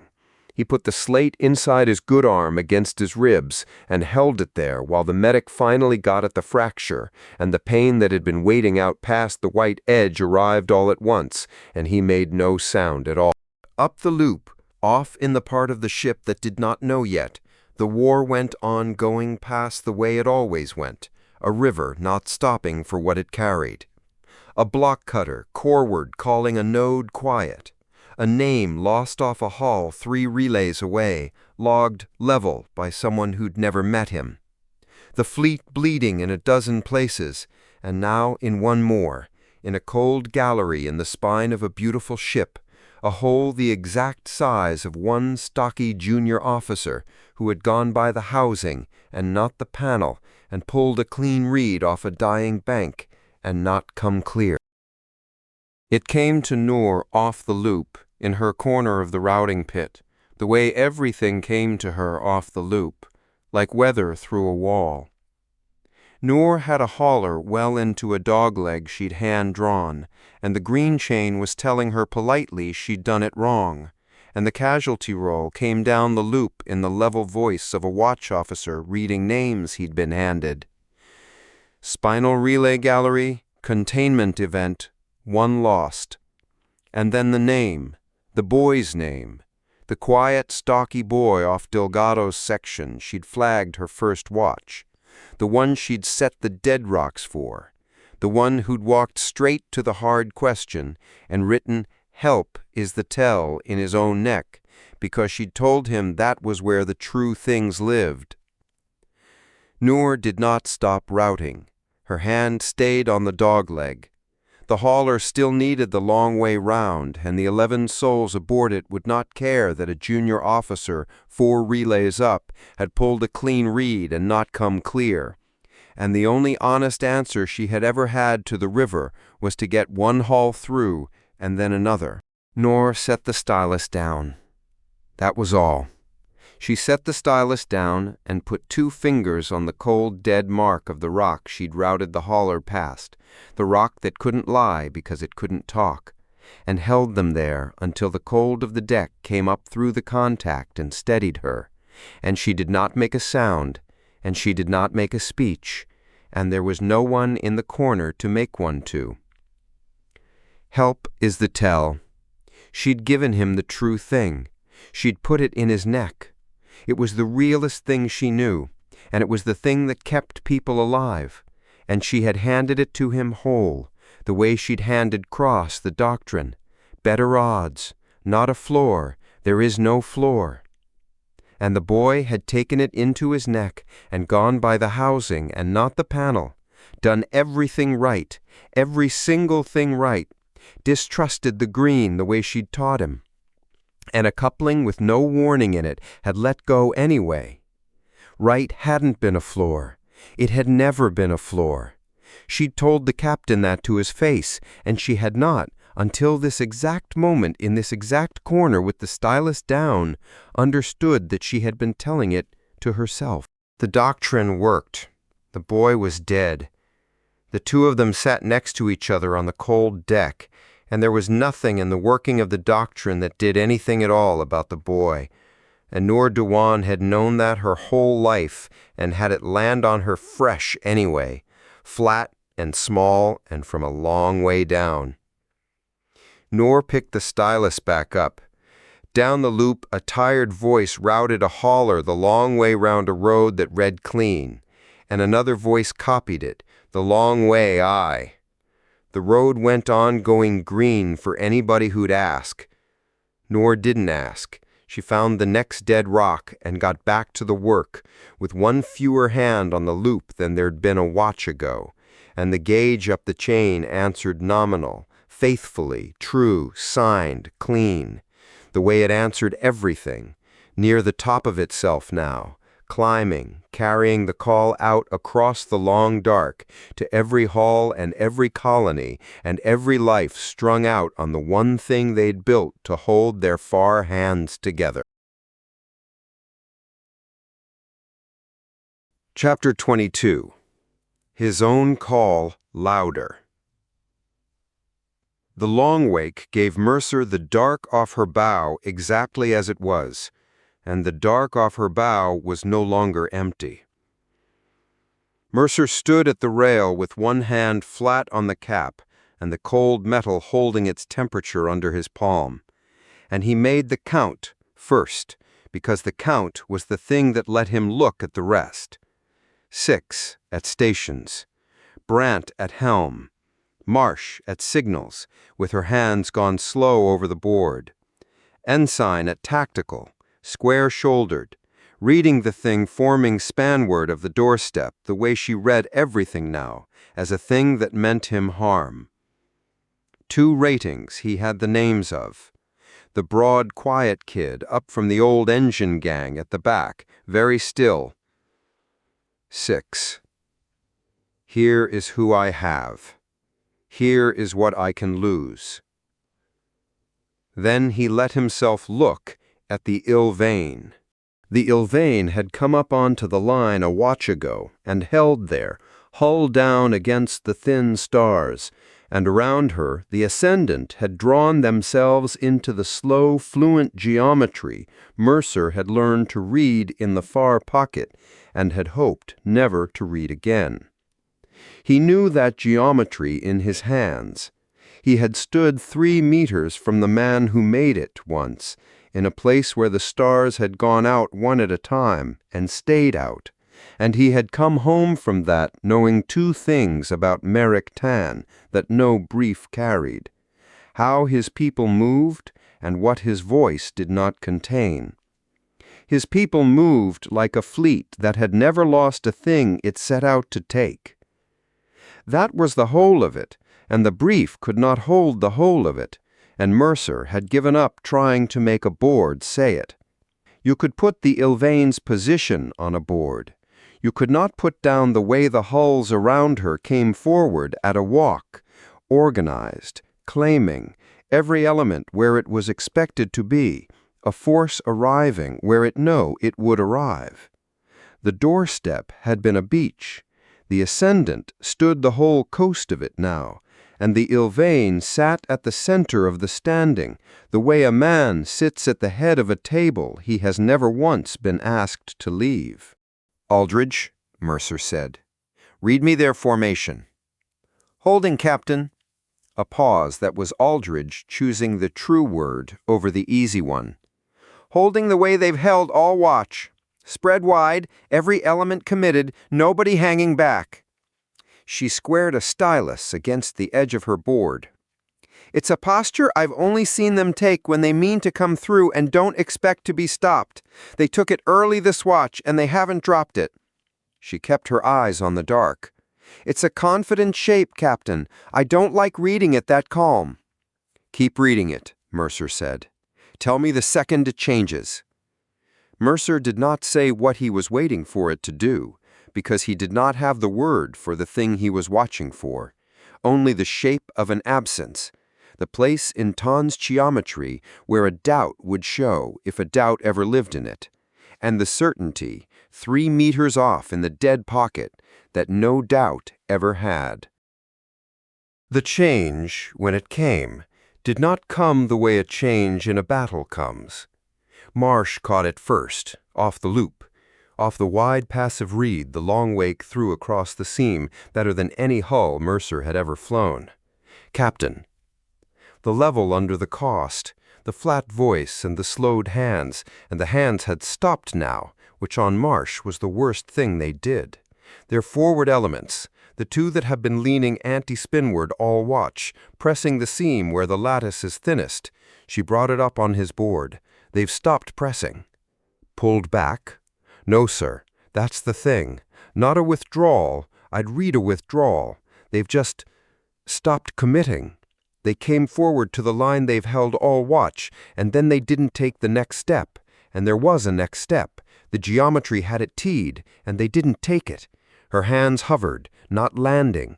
Then they reformed a fraction off, half a degree shy of where the posture wanted them, like a man who started astride and put the foot down somewhere he didn't mean to."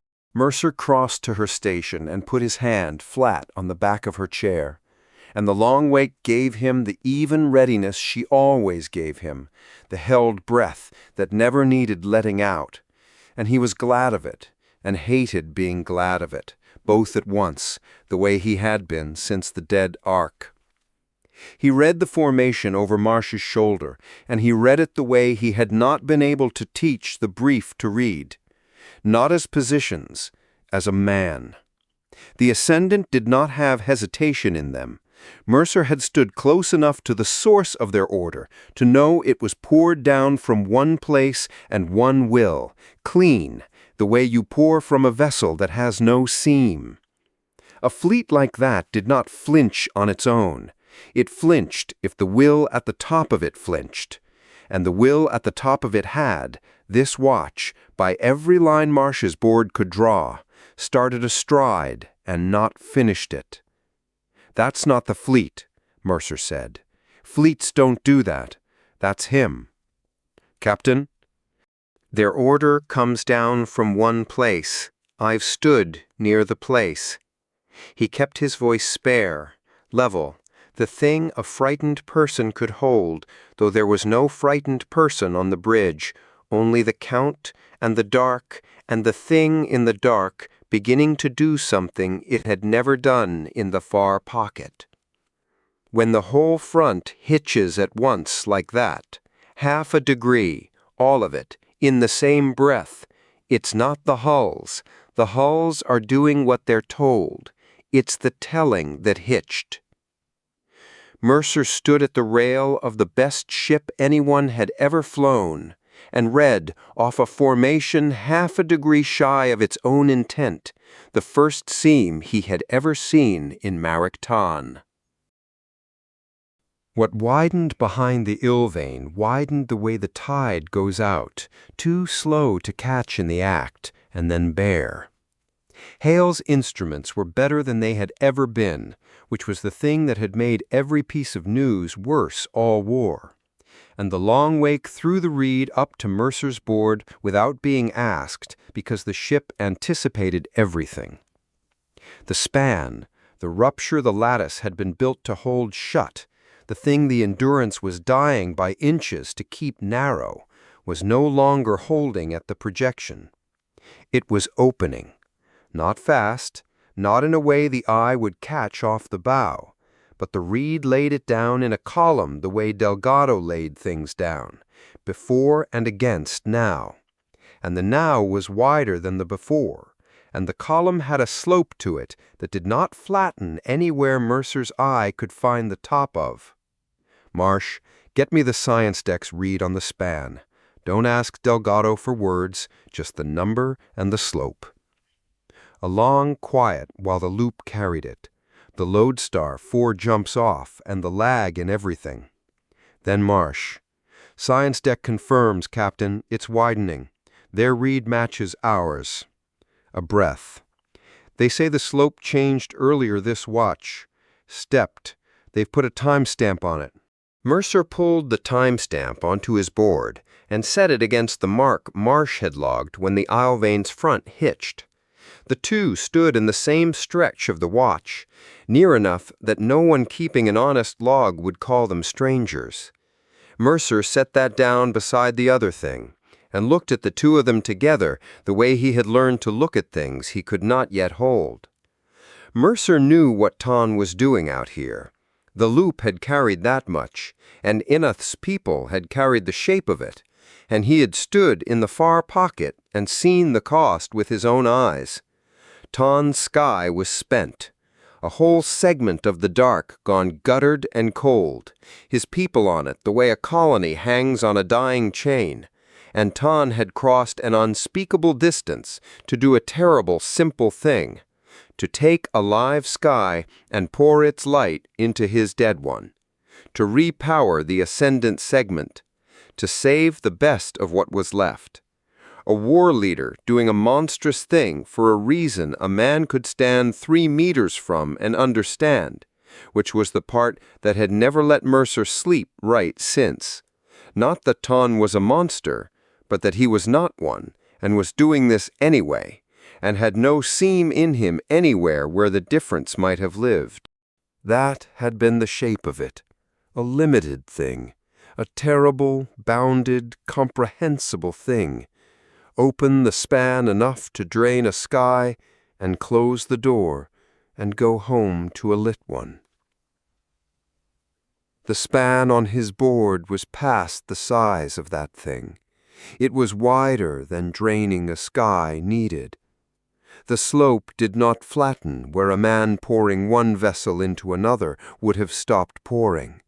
It went on opening past the bound of the thing Tan had crossed the dark to do, and it had stepped wider in the same stretch of the watch his front hitched, and Mercer stood at the rail and understood, in the cold place where he kept the things that did not help, that the door Tan had cracked to save his people was being opened by something that would not stop where the bound had been. Mercer did not have the word for the something. He had only the reed, and the reed said the call Tan had made was being made larger than Tan had made it. His own call louder, coming back to him wider than he sent it. The voice came up off the loop, late in the watch, mediated, broken, a thing Marsh pulled out of the seam noise the way you pull a single line out of a flooded channel. "Captain, I've got ascendant traffic. Their command band, it's not meant for us, it's bleeding off their own coordination. The long wake's wide enough to catch the edge of it." Marsh's hands had gone still again. "It's him, Captain. The cleared brief has his read on it. It's Tan. Put it through." It came through in pieces, the translator catching what it could, and the rest arriving as it was, and the rest arrived as human. Not the exotic thing a person braced for off an alien band. Old human, diverged, worn down 1,000 years from any tongue Mercer had ever heard, and still, unmistakably, the speech of people who had once been us.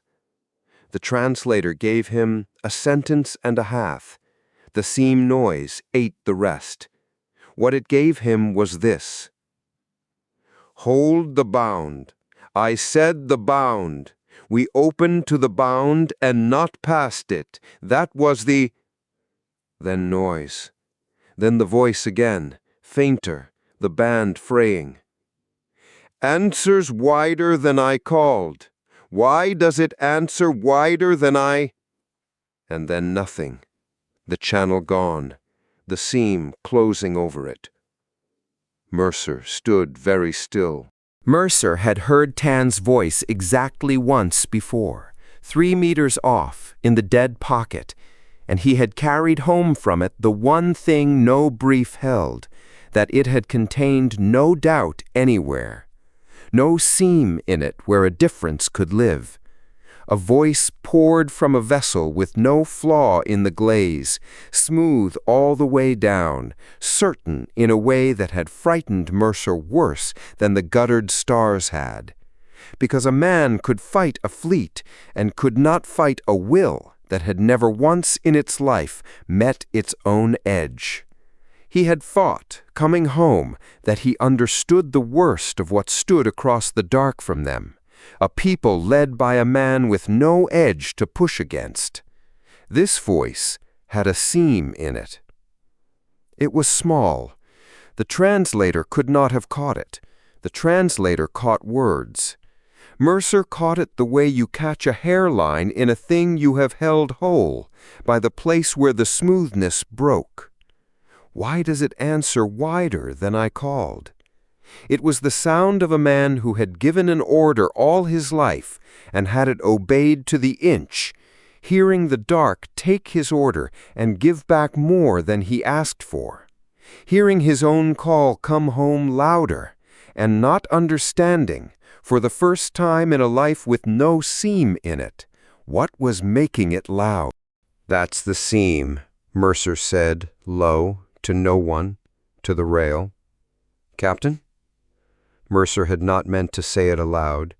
He looked at Marsh, at Aldridge, half-turned from tactical, at the broad, quiet kid in the back who had stopped pretending to mind his board, all of them waiting for the captain to tell them what a crew did with a thing like that, the way crews always turn to be told.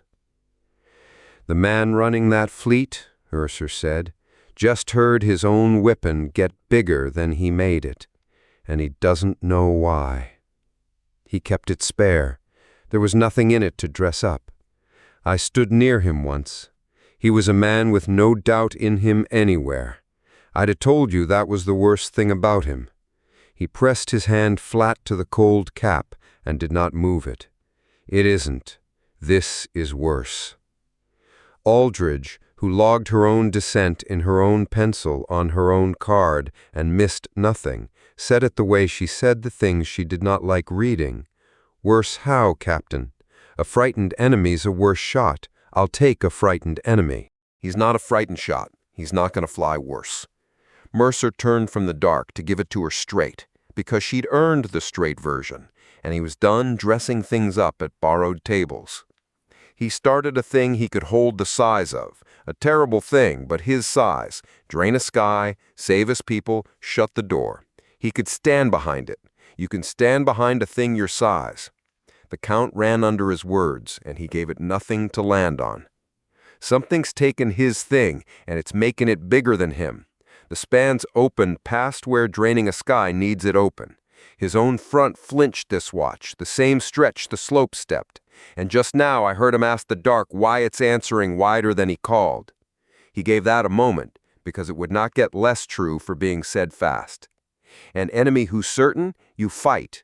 An enemy who's starting to be afraid of his own weapon? That's not a comfort, Aldridge. That means the weapon's gotten away from the man. It's bigger than the will that aimed it, and the will that aimed it was the only thing out here that ever wanted it kept small.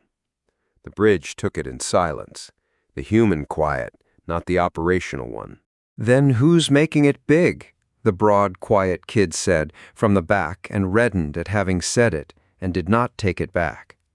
Mercer looked at the span on his board, opening past the bound of anything he had a name for, and at the Ilvain sitting at the head of a fleet that had hitched half a degree shy of its own intent, and he gave the kid the only honest answer he had, which was the spare one, which was the true one, which had no give in it anywhere. "Something that doesn't take orders from him," Mercer said, "or from us."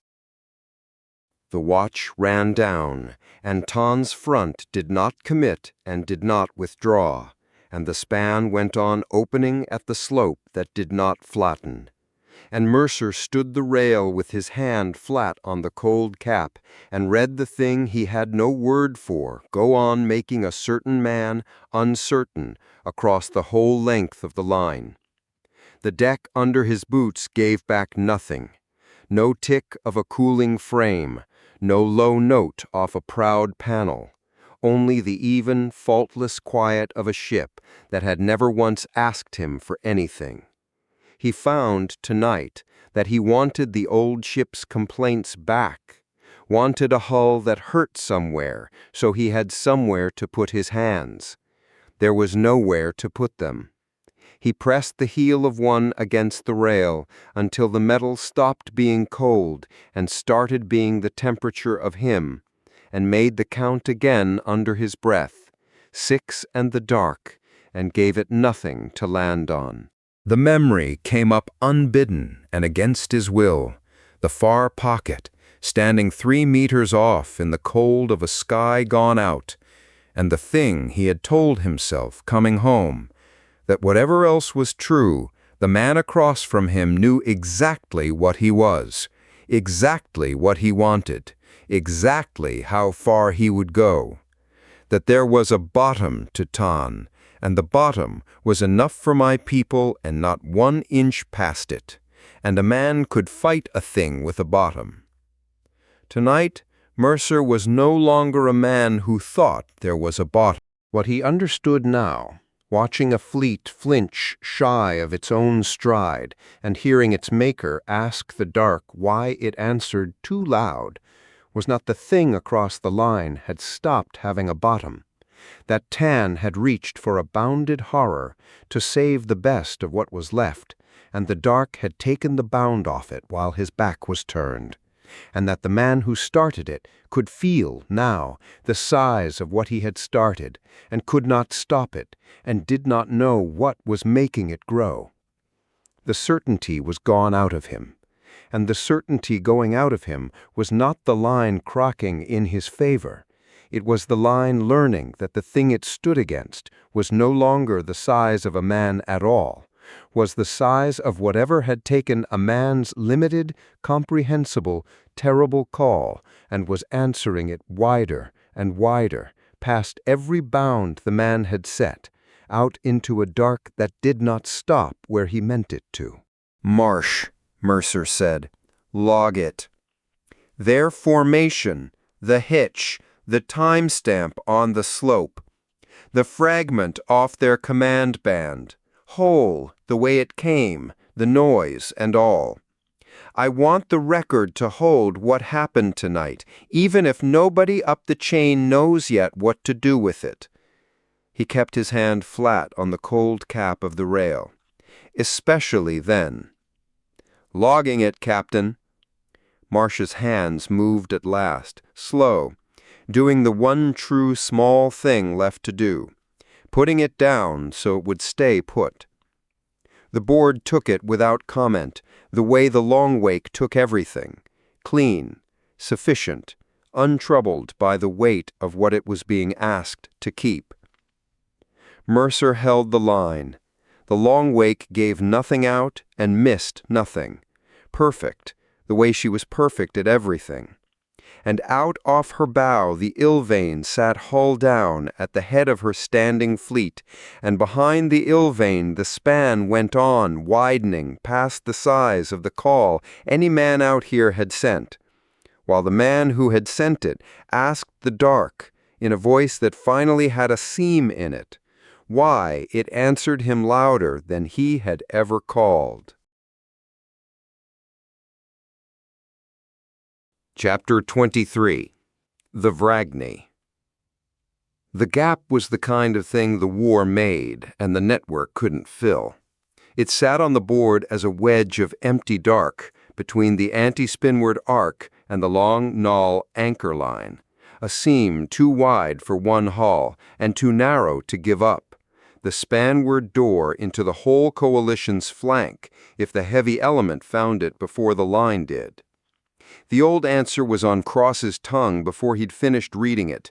Link the arc, slide a screen across the wedge, put 4 hulls into one bright coordinated wall, and shut the door. He had the muscle for it, a year of it. His hand was already going toward the loop. Cross put it back on the rail instead. "Don't link," he said, to the bridge, to himself. "Hold it dark. Whoever's nearest the wedge holds it by eye, off the chain, and the rest of us stay dark behind them. We do not slide a screen into it." The words came out level and forward, and he hated every one. "Ruth, who's nearest the wedge?" Ackerman had the geometry up cold. She didn't square the slate this time. She read it the way she'd read a thing she already disliked. Vragny, Marchetti's anti-spinward. The wedge opens off her spanward shoulder, and she's the only hull that can be on it before the heavy reforms. The Frontier Compact holds the door, or nobody does. A beat, no warmth in it, the contingency she'd have logged sitting unlogged because there wasn't one. Dark, alone, no screen behind her, because a screen is a relink, and a relink is the thing waiting in the wedge. "I know what a relink is." "Then you know what holding it dark costs." She left it there, which was the worst thing she did. Cross pressed 2 fingers to the rail and made them be still. Below the bridge net, where he kept the things he kept off his face, the arithmetic of it ran the way it had run all week. Dark works locally, link works at scale, and the wedge needed scale. And scale was the thing that fed the call and drew the heavy down onto whatever bright hull reached. Every road to the Vragny was the road that killed her. The only one that didn't was the one that left her on it alone. "Patch me Marchetti," he said. "Voice. Off the chain, narrow band. Her to me, no relay between. I want it her ears and mine, and nothing in the middle that can lie clean." Marchetti's voice came scuffed and dry across the lag, and the lag was the whole of it now. 8 minutes of dark between his mouth and her ears, a letter to a woman doing a thing he could already see going wrong on the board and couldn't reach in time to touch. "Lodestar, you're whispering. I don't like it when you whisper, Cross. It means you've done the math and you don't like the answer either." A pause that was distance, and then something under the distance. "Let me guess. The wedge is mine. The wedge is yours." He kept the warmth out of it because she'd hear the warmth as a thing he was trying to do to her, and she'd never forgive him the handling. "Hold it dark. By eye, off the chain. The Vragny and her hulls and nothing on the Luke. We don't link to you. We don't slide a screen across. The second anything bright reaches into that wedge, the heavy comes down it, and it comes down it onto whoever reached. So nobody reaches. You hold the door honest, and we stay dark behind you. And I can't—" Right. He didn't say it out loud. "I can't support you the way I'd want to. Supporting you is what gets you killed. The only thing I can do that doesn't draw it onto you is leave you alone on it, and that's the order, and I hate it, and it's still the order." The lag took it out into the dark. 8 minutes. Cross stood at the rail and the board did not change. The Vragny not yet knowing what he'd asked. The heavy element loitering anti-spinward in the not-quite shape Imeth's people read as a fist deciding which knuckle to lead with. That was the distance a man's voice crossed to reach a woman he could see and could not warn. He had built a whole career on closing distances like that with a clean signed message, and the message was the thing he wasn't allowed to send. Then it came back, scuffed and dry and entirely herself. "So you're telling me to do the one thing my whole blocks spent a year telling me makes me a coward?" A breath of carrier. "Sit on my hands. Don't call for help.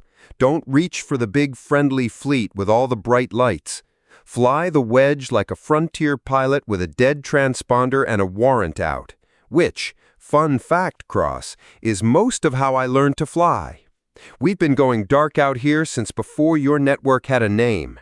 The compact calls it poor. Turns out it's also alive." The dry cracked, just at the edge, the relief and the dread getting into the border together. "I'm always the door. You keep putting me on the door." "You're good at the door." "I'm cheap at the door. There's a difference, and we both know which one it is."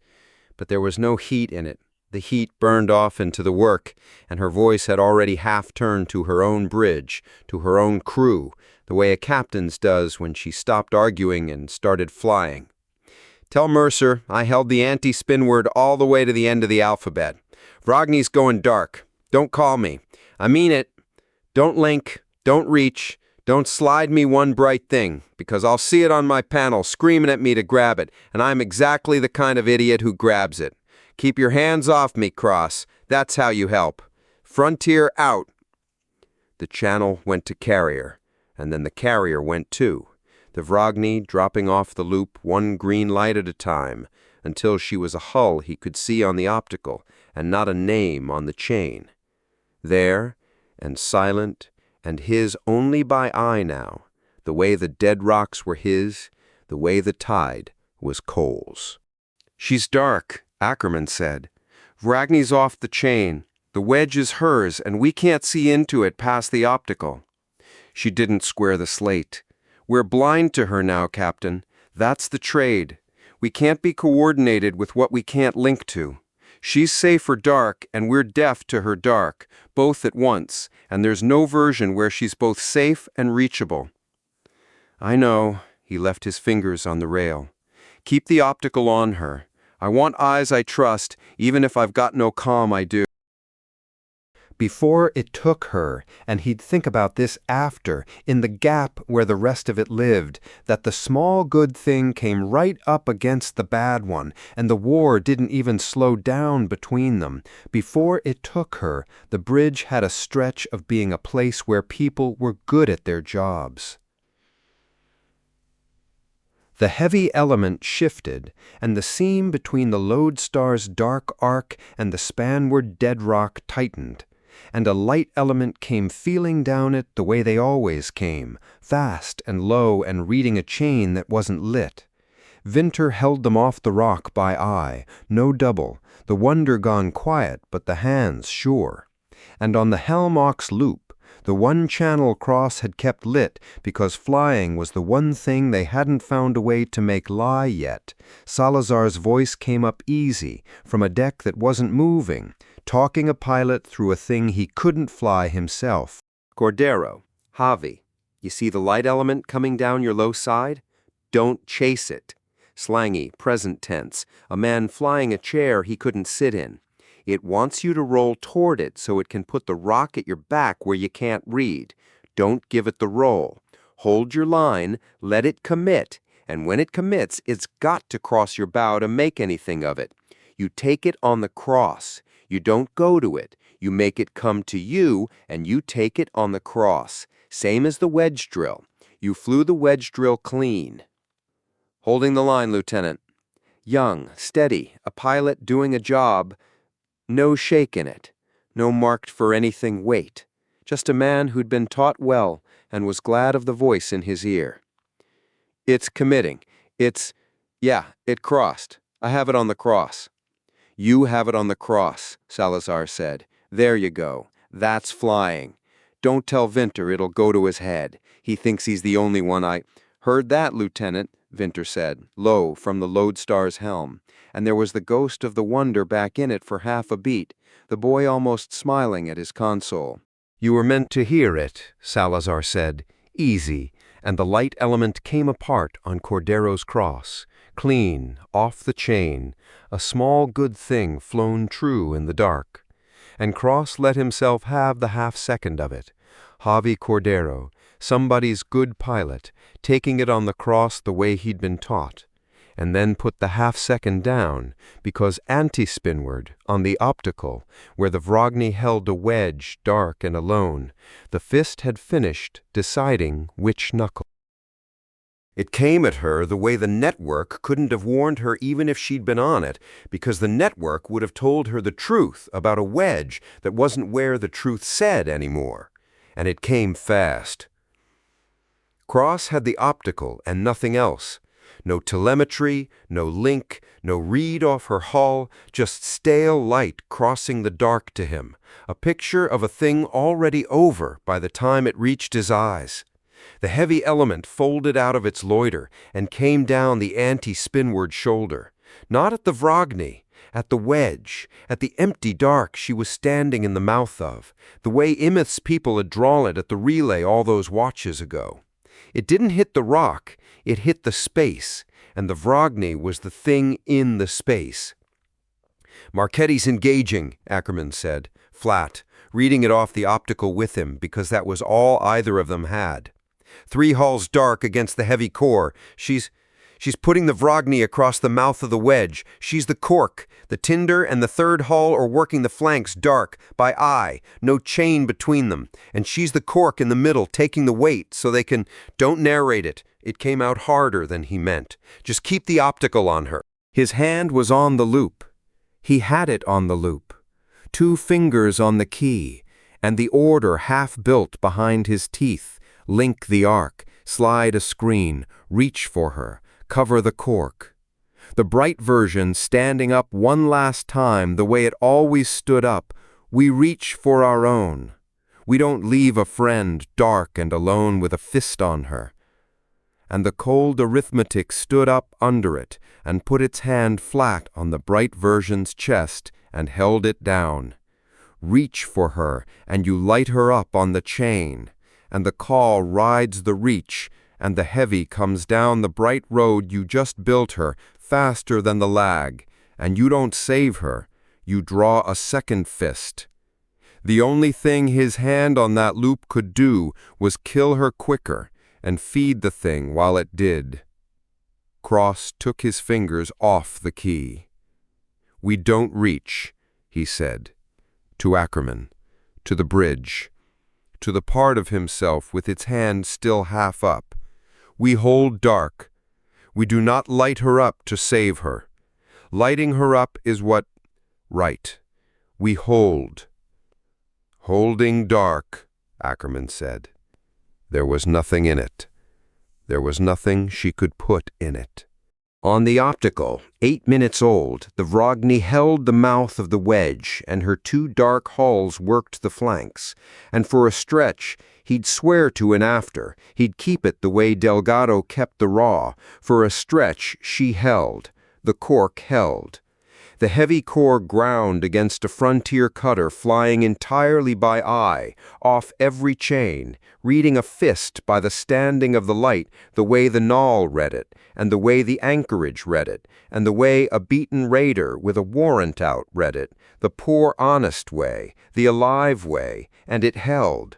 And Cross stood at the rail with his fingers off the key and let himself, for the length of that stretch of stale light, believe the cheap door was going to hold one more time. Then narrowband opened, her to him, the one thin private channel he'd left between them, coming across the dark, and Marchetti's voice came scuffed and dry and entirely herself, not slow, not soft, no farewell anywhere in it, the joke the sensors could never cut, still going right up to the edge. Lodestar, tell the Combine they still owe me for the tinder, and tell your Salazar his crashing speech worked. I never did chase the... The channel ended. Not faded, not cut to grief. Ended mid-word, the way a thing ends when there's no longer a mouth at the far side of it. And a quarter second behind the dead channel, the optical caught up to itself, and the Vragny came apart at the mouth of the wedge, 8 minutes ago. A hull he could see and not reach, and not warn, and not answer. Gone, in light that had been crossing the dark toward him the whole time she was still alive to send it. The carrier hiss stayed open on the narrowband a moment, hers to him, with nobody on it. Cross's mouth had got as far as her name. His tongue was against the back of his teeth on the first of it, and there was nowhere to send the rest, because the rest needed 8 minutes and a mouth at the far side, and she had neither. He closed the channel himself. His thumb did it. He couldn't have said he'd told it to. Vragny's gone, Ackerman said, flat, reading it because someone had to. Cork's gone. The Tinger and the third hull are scattering dark off the flanks. They're alive, they're running by eye, no chain. The heavy's into the wedge. It's into the wedge, Cross said. His voice came out level. He would think about that after, too, that it came out level, and that the bridge was a thing you held up over the place where the floor went, and the holding didn't wait for you to feel it. It's into the wedge, and it's coming spanward into our flank, and we are not going to plug it with a relink. His 2 fingers were on the rail. He pressed them flat and did not tap them, and could not have said whether they were steady. Vinter, the heavy's coming through the wedge at our spanward flank. We hold the rock and we take it dark, on the optical, by eye, the way Marchetti... The name came up in his mouth, and he put it down, because there was nowhere on the bridge to set it down, and a war coming through the gap she died corking. The way we'd been flying, off the chain. You fly to the light, not the board. Go. Aye, Captain. No double. The boy laid the lodestar off the rock by a hand's width and brought her bow around onto the heavy coming through the wedge, and his voice, when it came again, had the wonder gone all the way out of it, gone somewhere it might not come back from, a thing the cost had taken the way the Sabik had taken the first piece. I have the flank, flying to the light. Lieutenant? Cross keyed the helm aux, the one lit channel, because the narrowband had ended in Salazar's ear the same instant it ended in his. Salazar, who just told Cordero, make it come to you, in the same easy voice he'd spent on Marchetti's Tinder 100 watches back. I need Cordero on the spanward low, same as before. The heavy's going to want the roll. A beat on the net. The easy didn't crack. Salazar wouldn't let it crack on the loop where a frightened pilot could hear it crack, but the very bottom of it went somewhere down, the way it always went somewhere down at the end of a sentence that cost him. Yeah, Captain.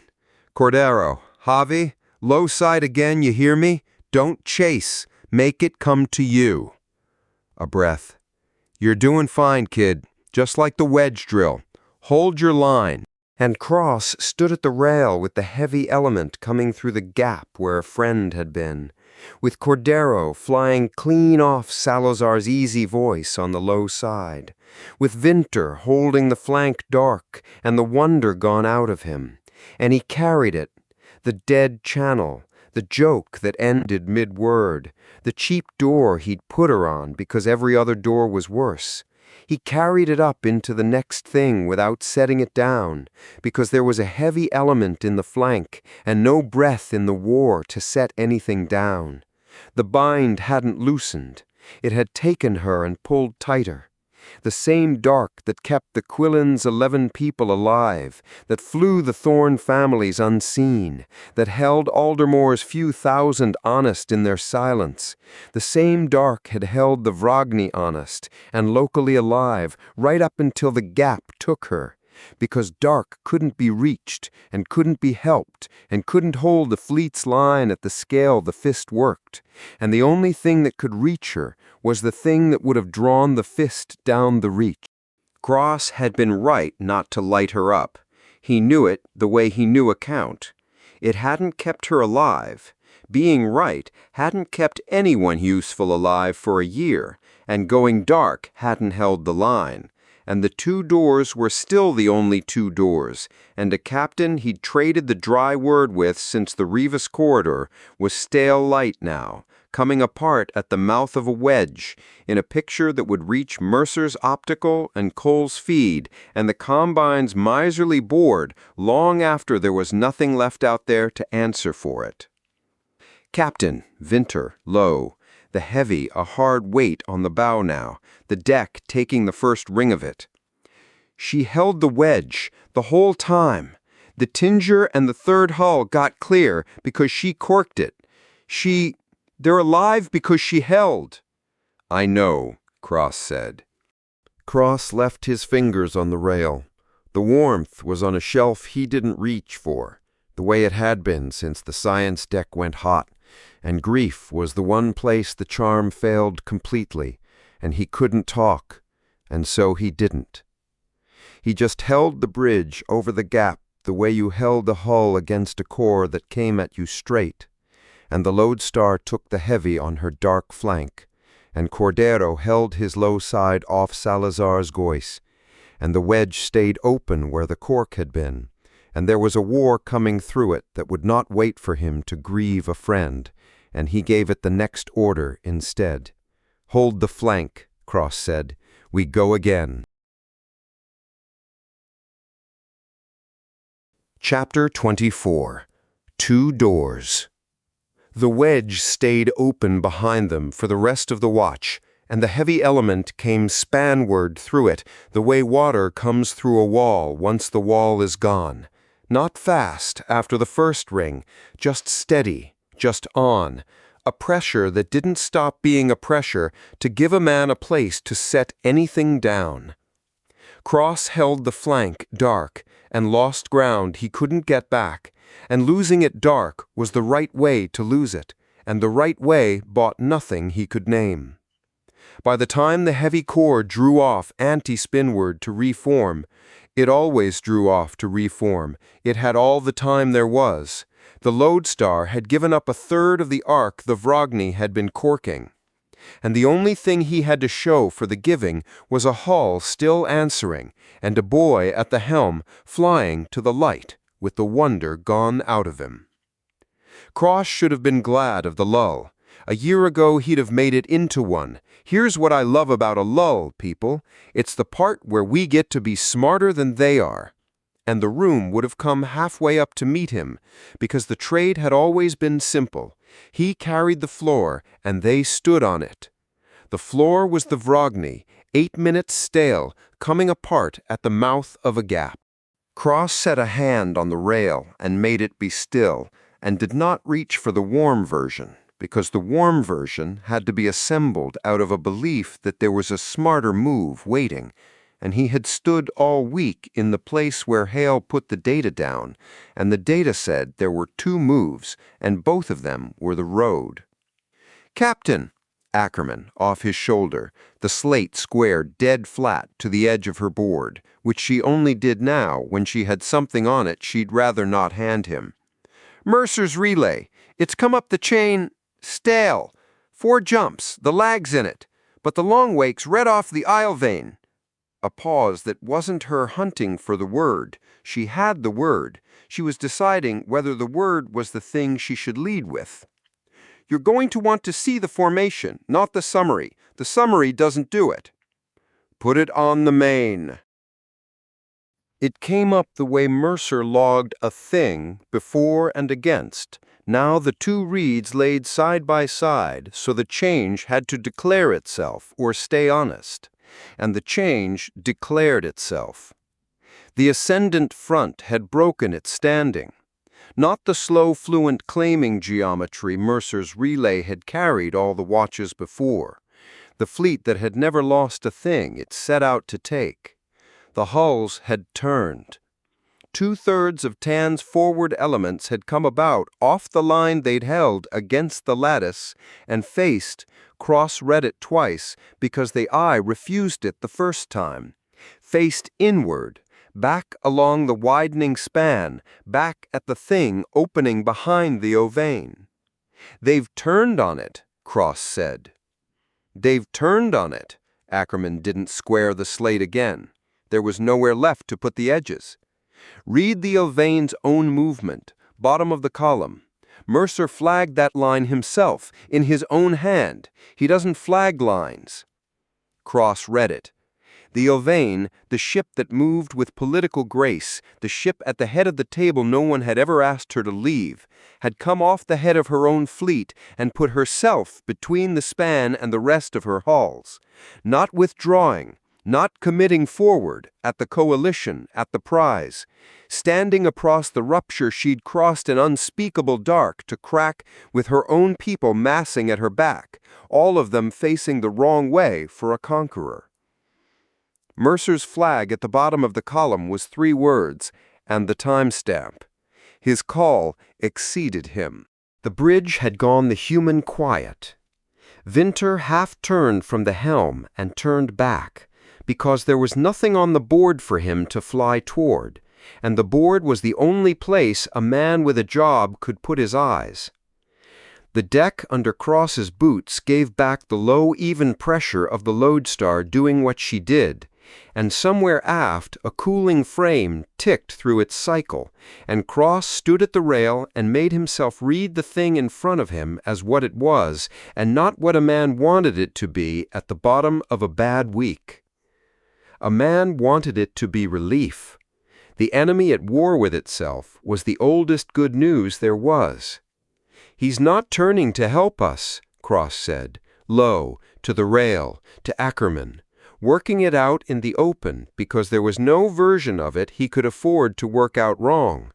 "Mercer's right. Look at the size of the span behind him. He cracked a door to drain a sky and shut it again. His thing, the bound he could stand behind. The door's past the bound now. It's opening past anything draining a sky needs it open, and it's opening behind him, at his people. And he's turned his whole front around to stand in front of his own segment, because the thing he started has gotten away from him, and it's coming back for everyone, his people first." Cross's 2 fingers had gone still on the rail. "He's not joining us. He's a man who lit a fire to warm one room, and the house caught, and now he's beating at it with his hands like everybody else who's going to be in the house when it goes." "And the thing forcing the door wider," Ackerman said, flat, the no satisfaction cold all the way through it, "doesn't take orders from him. Mercer logged that 2 watches back. We just got the proof. Tan's fleet is the second best coordinated thing in this dark, and it's throwing everything it has at the thing opening the span, and the span is still opening." Cross put a call to Mercer the way he'd put the call to Marchetti, narrow band where he could get it, the lag in everything, 4 jumps of dark between his mouth and the long wake's rail. He gave the dark a question and waited the long minutes for it to come back, and it came back in Mercer's spare voice, with the polish worn off it, a man saying less than Cross would have said, and meaning the whole weight of it per word. "He's turned, Cross. I've watched the front come about all watch. It's not a feint. I've stood near the man. A feint has a shape, and this hasn't got the shape. This has got the shape of a fleet trying to shut a door behind it with everything it owns and not shutting it. A beat of carrier, the dead pocket flatness in it. I heard him ask the dark why it answered him louder than he called. Now he's trying to make it stop, and it won't. The will that aimed the thing has turned against the thing, and the thing is bigger than the will. That's the reed. I'd stake the long wake on it, and there's nothing I'd stake faster." "Then he's an ally," Cross said, and the bright version said it for him, the old reflex standing up. "The enemy of the thing killing us is on our side now. That's a door. That's a way through." And he let it stand up, because a man had to test the door to know it was nailed shut. The lag took it out and brought Mercer back, and Mercer did not soften it, because Mercer had stood 3 meters from the source of Tan's order in a sky gone out, and did not have a soft version of anything anymore. He's a hull, a good one, coordinated, fighting the right thing for once. A breath. "And here's the part I don't like the sound of in my own mouth, Cross, so I'll say it the short way and let you carry it where you carry things. With Tan turned, the count changes. I've been doing it all watch, because counting's how I hold still. Us, the null anchor mines, the combine, what's left of them, the blocks, and now Tan's front, the second best coordinated fleet in the dark, turned the right way for the first time. Put all of it on one chain. Fighting is one thing, the way the thing across the line fights is one thing," the carrier hissed. "We might win, Cross. That's the count. For the first time since the doorstep, if everyone alive linked into one screen and moved as one hand, we'd have the mass and the reed to out-coordinate the thing forcing the span. We could shut it. Tan turned just put a winning move on the board." Cross stood very still at the rail with his fingers on the cold metal and let the count run. And the count was right. It had the weight a true thing has, the settled, unarguable sit of it, and the rightness of it came up under his sternum as the worst cold of the whole week. Because he had been on the science deck's channel 3 watches ago, with Hale drawing the line in 5 flat words, and Delgado walking it. He knew exactly what one chain, everyone alive, moving as one hand, did to the gauge. "Mercer," Cross said, "say it slower. Linking everyone, every hull, every block, Tan's whole front, the null, all of it, into one screen. What does that do to the call?" The lag, and the 4 jumps, and the long dark, and then Mercer, who had read the span go on opening past the size of anything he had a name for, said the only thing there was to say, and said it the way you say a thing you've already checked twice because you wanted it to be wrong. You know what it does to the call. Cross took it to the gathering because there was nowhere else to take it, and because the thing the war had made of him this year was a man who stopped reaching for the warm room and started building the cold one out loud, where the people who'd have to stand on it could hear how it was being built. They came onto the loop one at a time, narrow band where the chain wasn't safe. The patched routing pit Nor ran like a woman who'd flown the long way round a dead arc her whole life, every voice arriving across its own stretch of lag. So the gathering wasn't a room, it was a thing assembled out of held breaths from across the seam. Ackerman at his shoulder. Hale and Delgado off the science deck, the engagement gone dark enough that Hale's body could be in it. Inemeth from the Enhull anchor line, the silence before her words their own kind of arriving. Mercer 4 jumps out, and spanward, off the Endurance's repeater, the elder pillar herself somewhere on the chain.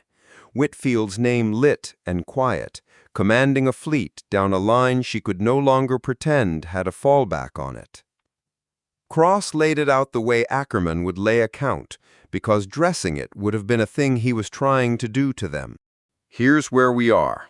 Tan's turned, his fleet's fighting the thing opening the span.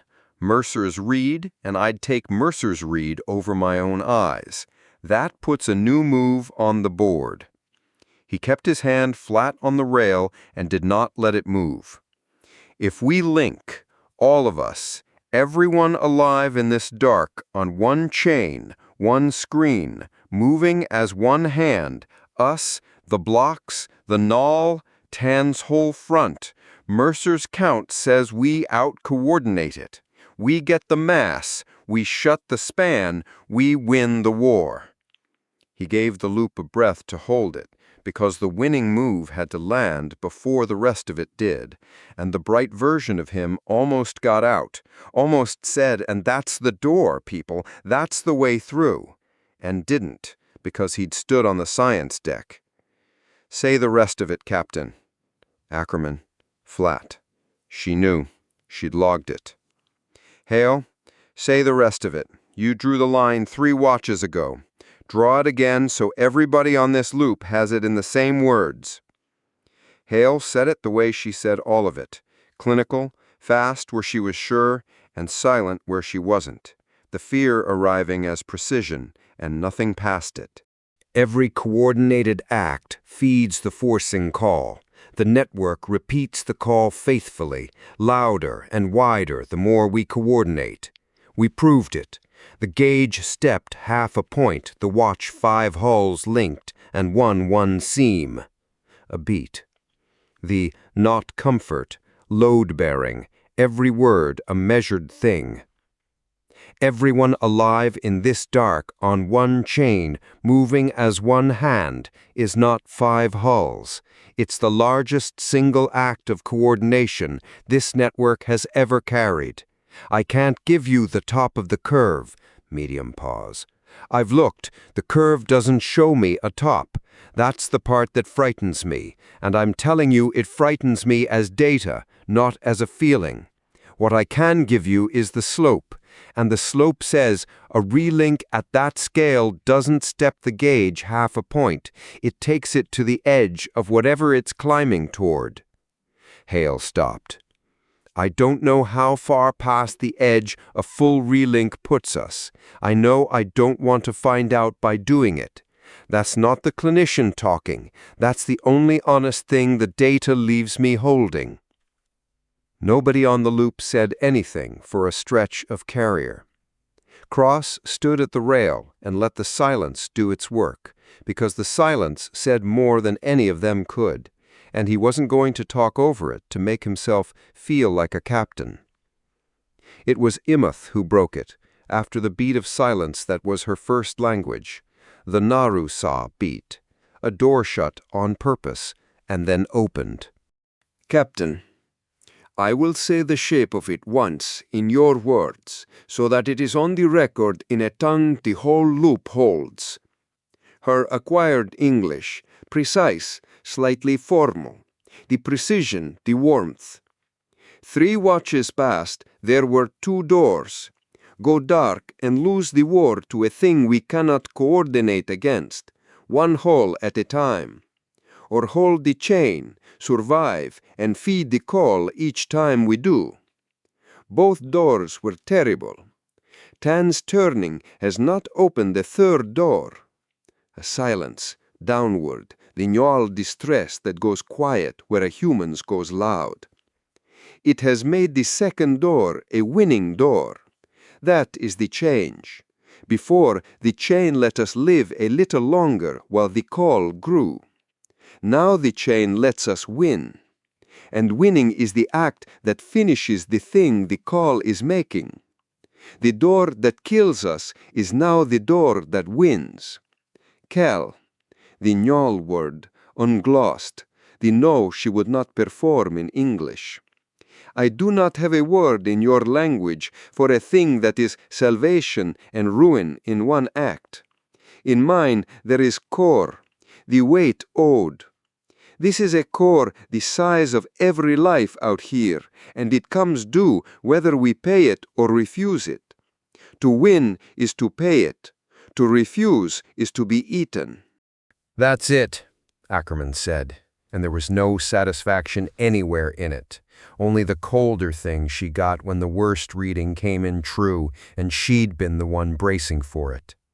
I've spent this war being the break. I find the contingency. I log the descent, and I tell the captain where the fallback is. She left a stop in it, and the stop carried the weight. 3 watches ago I told you I had nothing for the descent column.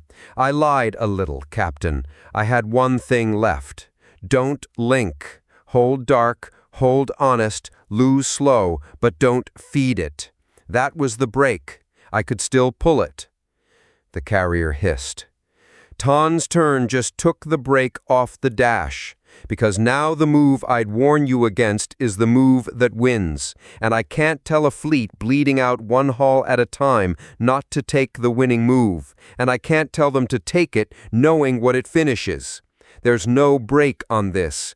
The brake and the throttle are the same lever, and I don't know which way is which anymore.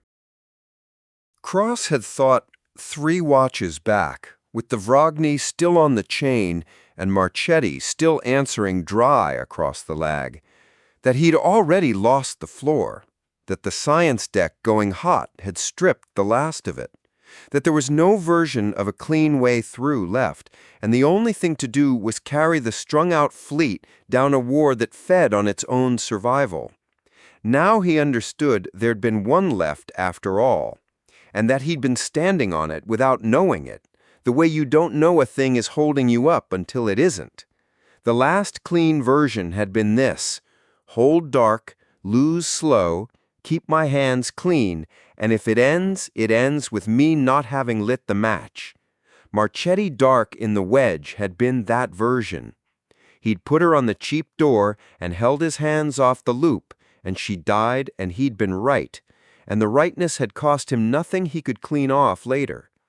Because going dark and losing was a thing a man could carry to whatever was at the end of it and say, I didn't make it worse.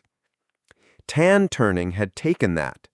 Going dark wasn't clean hands anymore. It was the winning move refused, with everyone out here left to be eaten while it sat lit on the board. And the winning move wasn't fighting on. It was finishing the thing Hale couldn't show him the top of, the thing nobody on this loop could see all the way down, and every one of them had a body that knew was past anything a body should be asked to weigh.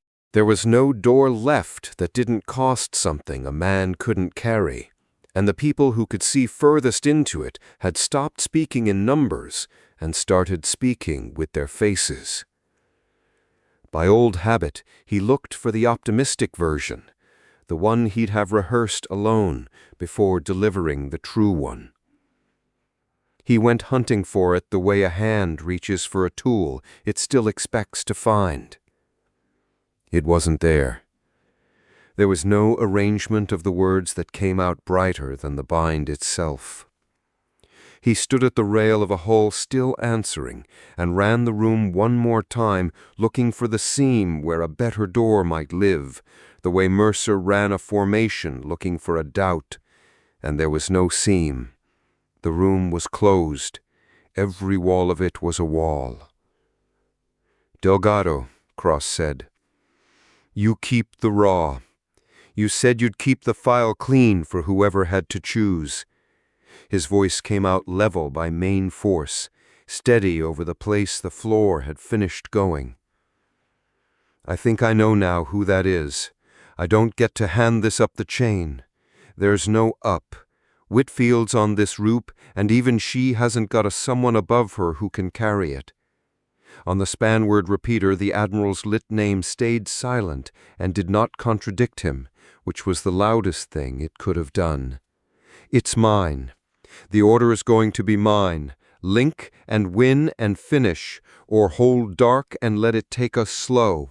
One of those gets given off this bridge. By me. Yes, Captain, Incent said. Into the beach she always held first. Not assent to a plan, assent to a fact. You don't have to give it now, Hale said, and it was the closest the clinician came to a kindness, which was to lay down a true thing that happened to ease the weight by an ounce. The span's still opening, but it's opening slow. Tan's holding the door against it with everything he owns, and his front's the second best in this dark. He's buying time he doesn't know he's buying us. Hours, not breaths.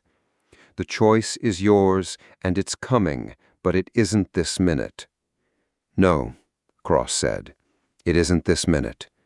He pressed his 2 fingers flat to the rail and held them there, still, and did not tap them, and the cold of the metal came up through them and stopped being cold and started being the temperature of his hand.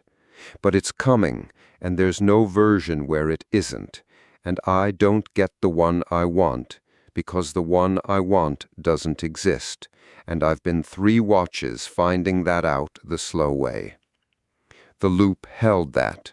The human quiet, all of it, every held breath from across the seam at once. Ackerman with her squared slate and no fallback to log. Hale with a curve that wouldn't show her a top. Delgado keeping the raw for a chooser who'd turned out to be the captain after all. Imeth's silence going downward. Mercer 4 jumps out who'd staked the long wake on the reed. And spanward, the elder pillars' lit names saying nothing, because there was nothing above her to say it to. "Keep the file clean, Sam," Cross said. "Every read, the 8 positions, the jump, Tan's turn, Hale's slope, all of it. Because when I give the order, whichever order, I want it on the record exactly what I knew when I gave it." A breath, and the warmth was a thing on a shelf he did not reach for, because it would not assemble, because there was nothing for it to be made of. "And keep flying, all of you. Hold dark, hold the flank, hold the line wherever you've got one. We've got hours. We don't waste them being afraid out loud where the crews can hear it." "Keeping the raw, Captain," Delgado said, very quiet, the talkative thing all the way drained out of him. Cross closed the gathering himself. His thumb did it. The lit names dropped off the patched loop one at a time, until the bridge was itself again, Vinter at the helm with the wonder gone out of him, Ackerman at his shoulder, the heavy element loitering anti-spinward where it could reform whenever it chose, and the span opening slow behind a turned fleet, and 2 doors standing in the dark, with a man between them who didn't get to walk away from either. Cross left his fingers on the rail. The floor was gone, and he kept the bridge standing over the place it had been, the way you keep a hull bow on to a thing coming at you straight. And he did not choose, because the choosing was not this minute, and the not choosing was the only honest thing he had left to hold. The doors, both terrible, both real, both his, and the hours running down toward the one he'd have to walk through, with no clean version of himself waiting on the far side of either. "Venter," Cross said, "hold the flank dark, fly to the light." A hand on the cold rail still. "We've got a while yet." "Aye, Captain," the boy said, no double, and brought the Lodestar's bow around in the dark toward the place the light was, and held it. Chapter 25. The Ones Who Held. The board had never held this much before, and it held it badly. Cross stood at the rail and let the loop run over him. Not the war on it now, but the assembling, the long forming up of every hull that had agreed to be in the link when the link came, and the agreeing was the loud part. The Combine's arc came in first, the frontier hulls dropping onto the chain in a ragged line that wanted to be a wall and wasn't yet. The Combine's miserly board lit its numbers, one grudging hull at a time.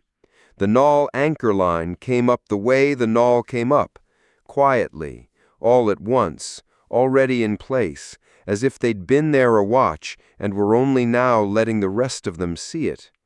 And spanward of all of it, where a year of the war had taught Cross to read a fist, the thing that was no longer a fist sat in the dark and burned its running lights for them on purpose. Tan's front, turned, the ships that had hunted the coalition the whole long war, now folding into its flank, deliberate, fluent, moving with that political grace Mercer had never once stopped distrusting. on the Long Wake's core word feed. Allies. The word didn't sit right, and Cross didn't make it. They were on the same board. That was as far as the word would carry, and he let it carry exactly that far. Everyone's coming on to the chain, he said, to the bridge, to the rail under his 2 fingers. Nobody's linked yet. We don't link until Whitfield calls it. We assemble dark adjacent, and we hold. And when she calls the link, we light up as one network, or we don't light up at all, because half a network is just a bright road with no wall behind it. He pressed his fingers flat. He did not tap them. Ruth, where are the holes? Ackerman had them. She always had them.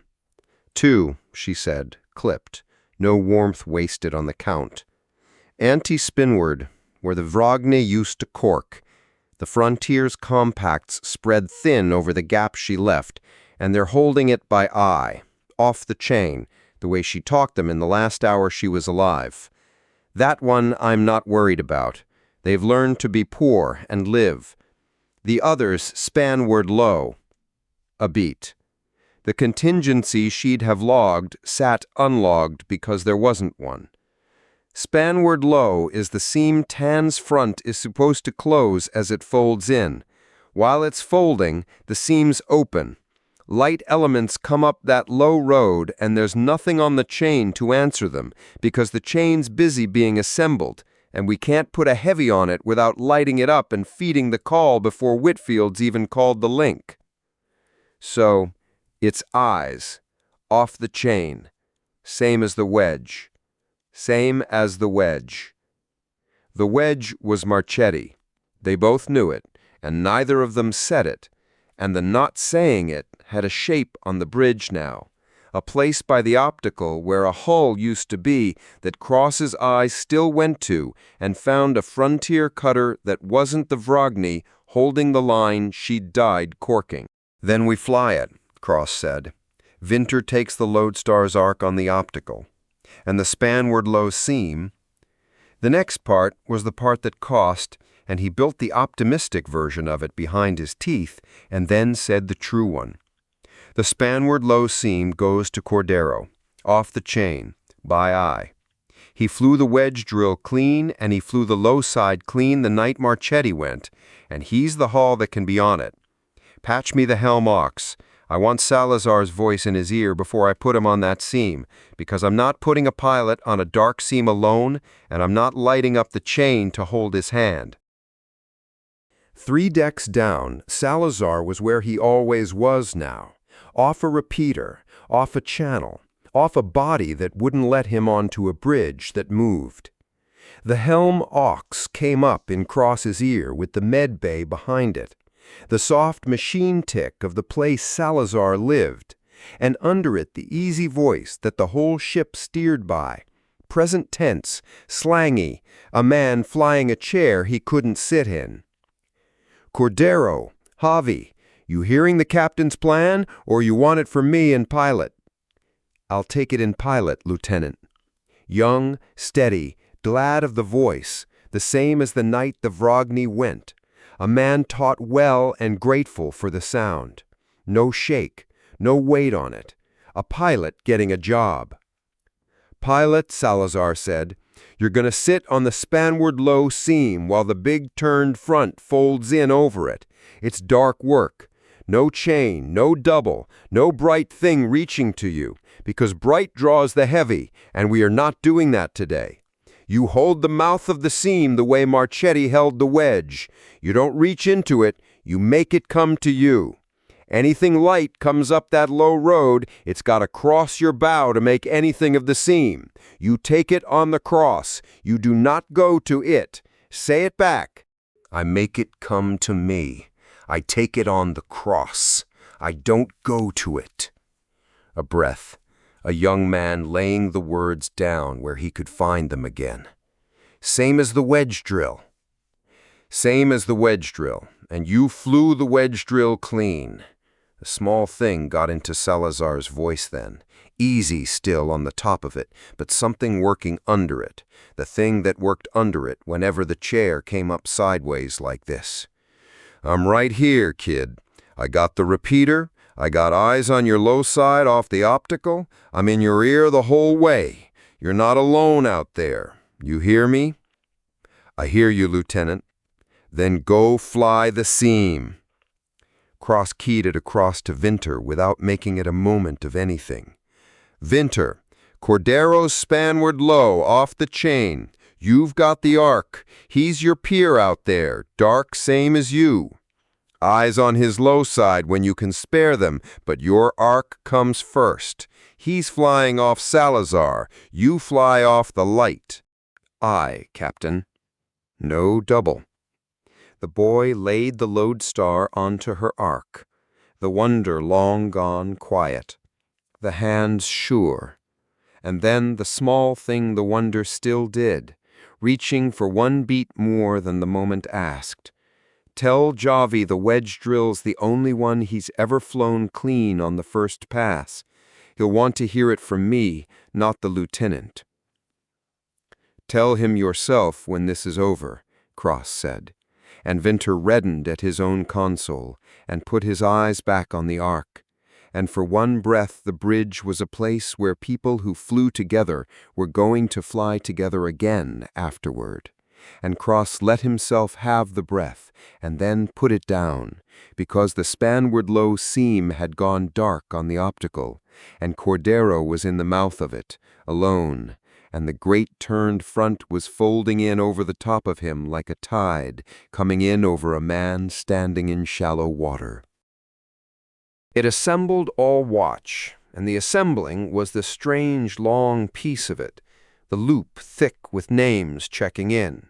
The off-page war arriving in fragments from hulls Cross would never see, a combine cutter calling its arc set, an N-Hall anchor reporting Kell on the deep reed, the long wake somewhere coreward with Mercer's spare voice on it, saying the link core was stable and holding, the way Mercer said everything now, less out of him and more under it.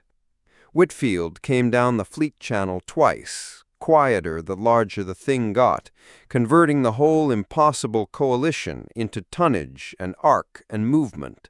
No ceremony anywhere in her. In position, hold.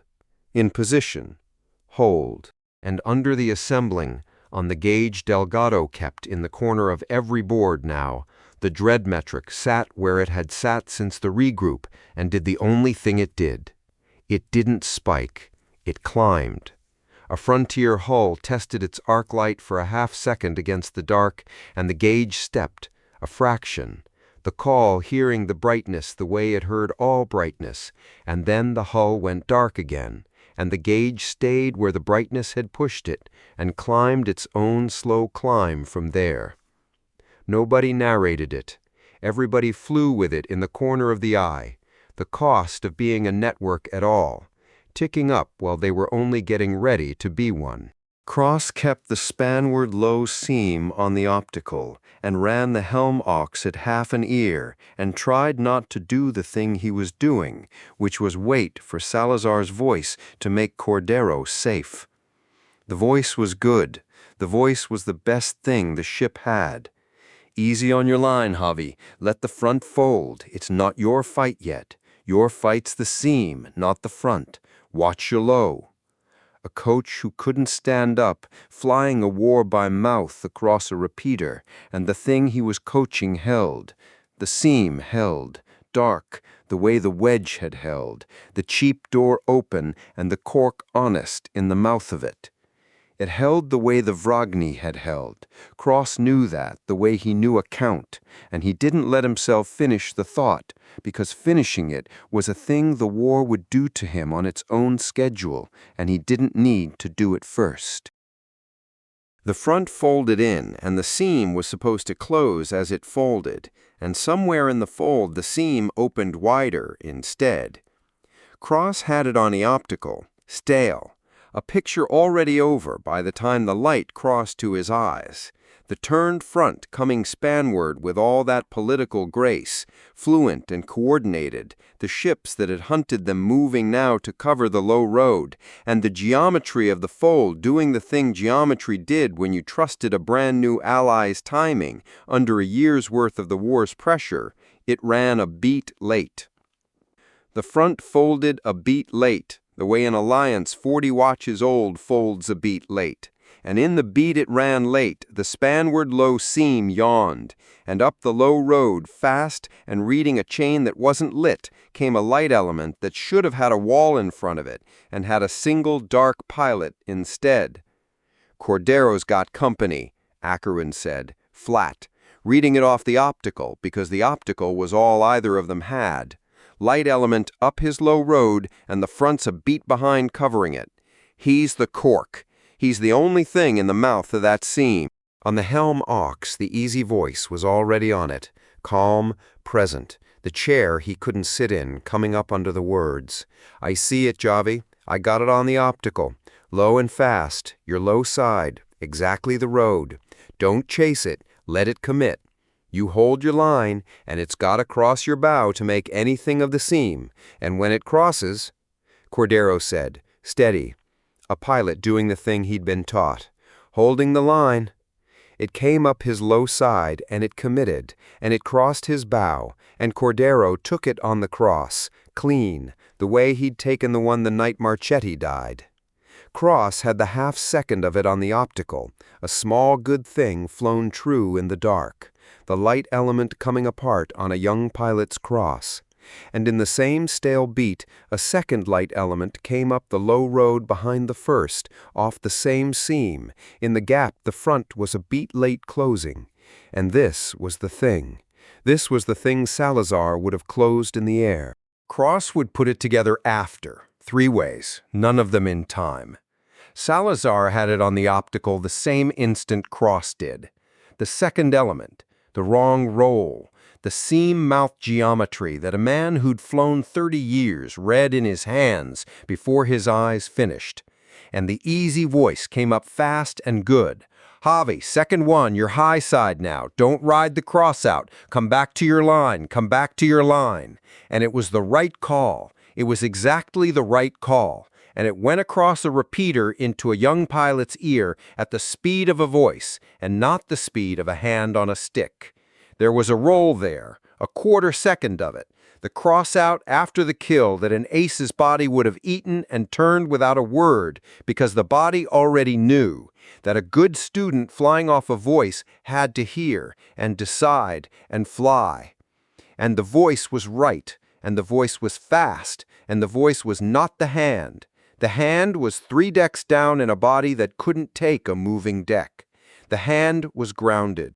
Cordero rode the cross out a quarter second long, came back to his line a quarter second late, off the voice instead of off the chair, and the second element put the dark seam at his back where he couldn't read it, exactly the way Salazar had told him a month ago they always wanted to.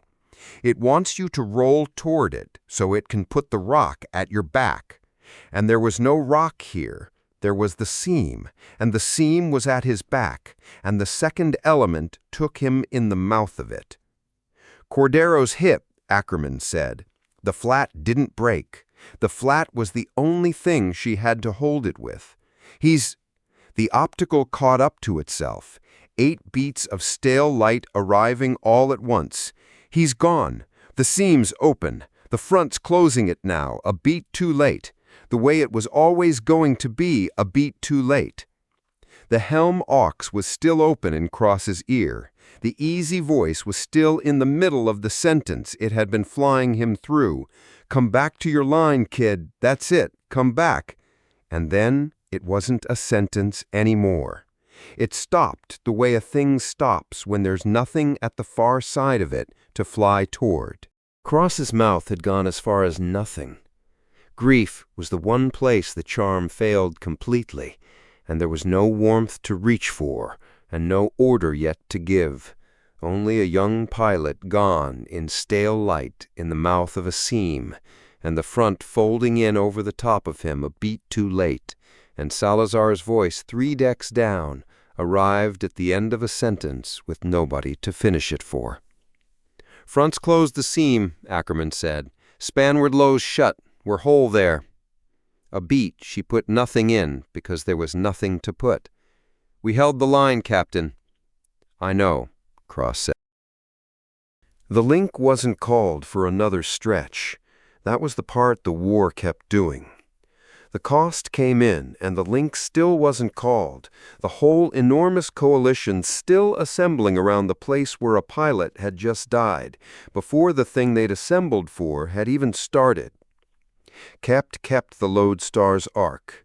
He kept Vinter on it.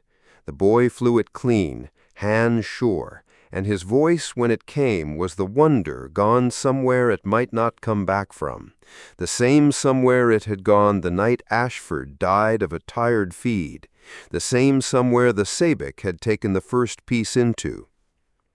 "Javi flew the first one clean," Vinter said, low, eyes forward on the arc, not asking for anything, just setting it down where the bridge could hold it because he didn't have anywhere else to set it. "The first element. He took it on the cross, clean, exactly the drill. I had it on my low-side optical. He flew it clean, Captain, the first one." His hands didn't leave the helm. "It was the second one. There's always a second one, and the chair eats the second one, and he didn't have a—" The boy stopped himself, the over-talking catching, the thing he'd learned to catch. "I have the arc, flying to the light." "You have the arc," Cross said. And then, because the boy had stepped up into a chair beside a peer who was gone, and the war wasn't going to let him grieve it before the link came. "Jonah, he flew the first one clean, and you saw him do it. Hold that. It doesn't have to be more than that to be true." Cross had said a version of that to this boy over a dead rating and a fixed chair, and the boy knew it, and the knowing crossed between them, and neither of them said so. "Aye, Captain." Vinter held the arc. His jaw worked once, and then didn't. He was the one stepping up. The war had decided that for him a long time ago, in increments, a piece at a time, the Sabik and Ashford, and now Cordero. And he was carrying the steps into the chair the way the cost meant for him to, quiet, the wonder dimmed all the way down to the steady thing underneath it that would still be there when the wonder was gone. The helm ox was still open. Cross hadn't closed it. He didn't close other people's channels. He'd closed Marchetti's himself with a thumb that hadn't asked him, and he'd carried that. And he left this one open and let Salazar be the one to do whatever Salazar was going to do with it. For a stretch, Salazar didn't do anything with it. Carrier hiss, the medbay tick, 3 decks of ship between his grounded body and a seam that was shut now and a pilot who wasn't anywhere. Then the easy voice came up, and the easy was on the top of it the way Salazar would never let it not be, on the loop where another frightened pilot might be listening. Except there was no other pilot on this loop. There was only Cross, and Salazar knew it, and so the easy was for nobody. And at the very bottom of it, where it had gone somewhere down twice over Ashford and once over Marchetti's tinder 100 watches back, the bottom of it gave. "He flew the first one clean," Salazar said. The easy held the words up. "He flew it clean, Cross. I taught him that one. Make it come to you. Take it on the cross. He had it. It was in him. I could hear it was in him." A breath that wasn't easy at all. "The second one's a chair thing. The second one your body does before your head's caught up. You eat the cross out and you turn and you don't think about it. It's just in the hands. And I couldn't put it in his hands across a repeater. I could put it in his ears. I put it in his ears as fast as a voice goes, and a voice doesn't go as fast as the chair. He flew it off my voice a quarter-second slow, because that's how slow a voice is, and a quarter-second slow on a cross-out puts the dark at your back.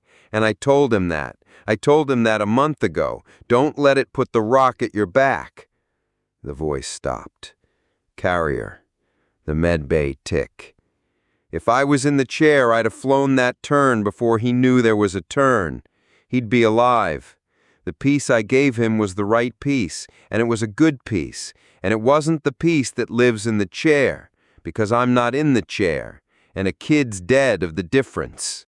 Cross stood at the rail with the helm-ox open and the bridge holding its line, and no warmth anywhere he could reach, and so he reached for the only true thing, which was small, and didn't fix it, and he gave it anyway. "You gave him the cross," Cross said. "He took the first one on it, in front of all of us, clean, and that was yours. You don't get to keep the second one and give back the first. You gave him a true thing, and it wasn't enough, and the not enough isn't yours to carry alone. It's the war's, and it's mine. I put him on the seam." He pressed 2 fingers flat on the rail. "But the cross was yours, and the first kill was yours, and they were good." "Yeah," Salazar said. The Easy was all the way gone now. 3 decks down, an ace who'd learned the one usefulness left to a man who couldn't stand on a moving deck, to put the piece in the kid's ear, to be the voice, to give what could be given across a repeater, and had learned in the same watch that the giving had a floor under it, that there was a piece that only lived in the hands, and the hands were grounded, and a pilot was dead in the gap between the voice and the hand. "Yeah, the cross was mine." Carrier. "Close the channel, Cross. I got nothing to fly." Cross closed it. His thumb did it, the same thumb, and he let it be his this time, on purpose, because there was no one at the far side again, and at least this time he'd known it going in. The coalition finished assembling around the gap, the way a body closes around a wound and keeps moving because the fight isn't over for the wound's sake. Whitfield's voice came down the fleet channel, quieter than Cross had ever heard it. The larger the order, the quieter, all the way to a near whisper now.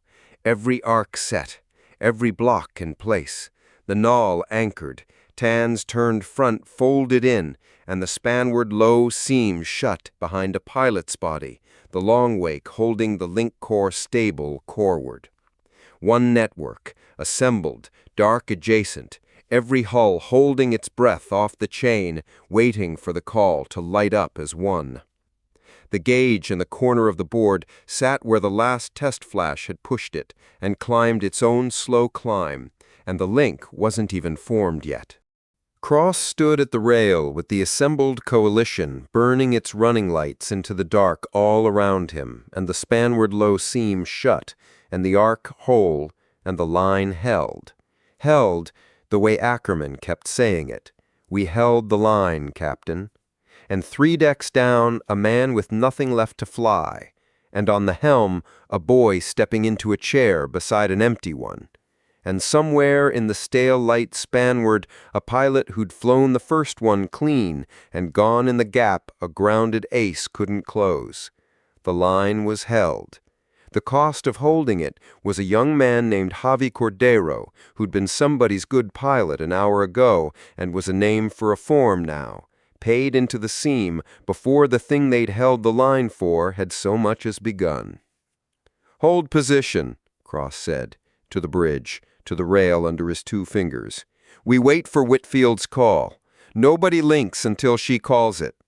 He pressed his fingers flat and did not tap them. "And Vinter, when this is done, you tell Javi the wedge drill thing. You tell him to his face." The boy's hands stayed sure on the arc. He didn't say, "Aye, Captain." He didn't say anything for a beat. The over-formal thing that came up when he was nervous, nowhere in him now. Only the quiet under the wonder where the wonder used to be. "There's nobody to tell it to," Venter said. "I know," Cross said. "Tell him anyway." The line held. The coalition burned in the dark. The link still hadn't come. Chapter 26. One Network. Winter had his hands on the helm and the whole dark in front of him, and for the first watch in a long time, the dark was not a thing reading back at him in a tongue he had to guess at. It was a thing he could see. The order had come down, clipped from Fleet, Link, all of you, on Hale's frame, on my call. And then the chain had done something Winter had not flown before. A comm coming up had a shape to it, and this had none of that shape. This was a hand opening. One moment the Lodestar's board carried the Lodestar's dark, the slice the ship could reach with her own eyes and her own reach, and then the slice grew. Vragny came in along it, anti-spinward. Marchetti's frontier halls strung in their loose stagger, and where they could see, Winter could see. The Combine came in coreward with their guns run up and their lights still miserly, and where the Combine could see, Winter could see. Emeth's long anchor laid the measure down across all of it. The dark read true by the standing of the light, and where the Null could see, and the Null could see further than anyone, Winter could see. And then the part nobody had flown. The turned front came in. Tan's hulls, the ones that had been the wall a year ago, came on to the same chain anti-spinward of the Combine, and their dark folded into the board too, clean and signed and green. And the line that had spent 5 books being 2 sides became, on Winter's helm, one drawing of one piece of space, seen by every eye on it at once. Helm, cross behind him, 2 fingers on the rail. You've got the link, fly it. Aye, Captain. His voice came out younger than he wanted. He did not have time to be embarrassed about it.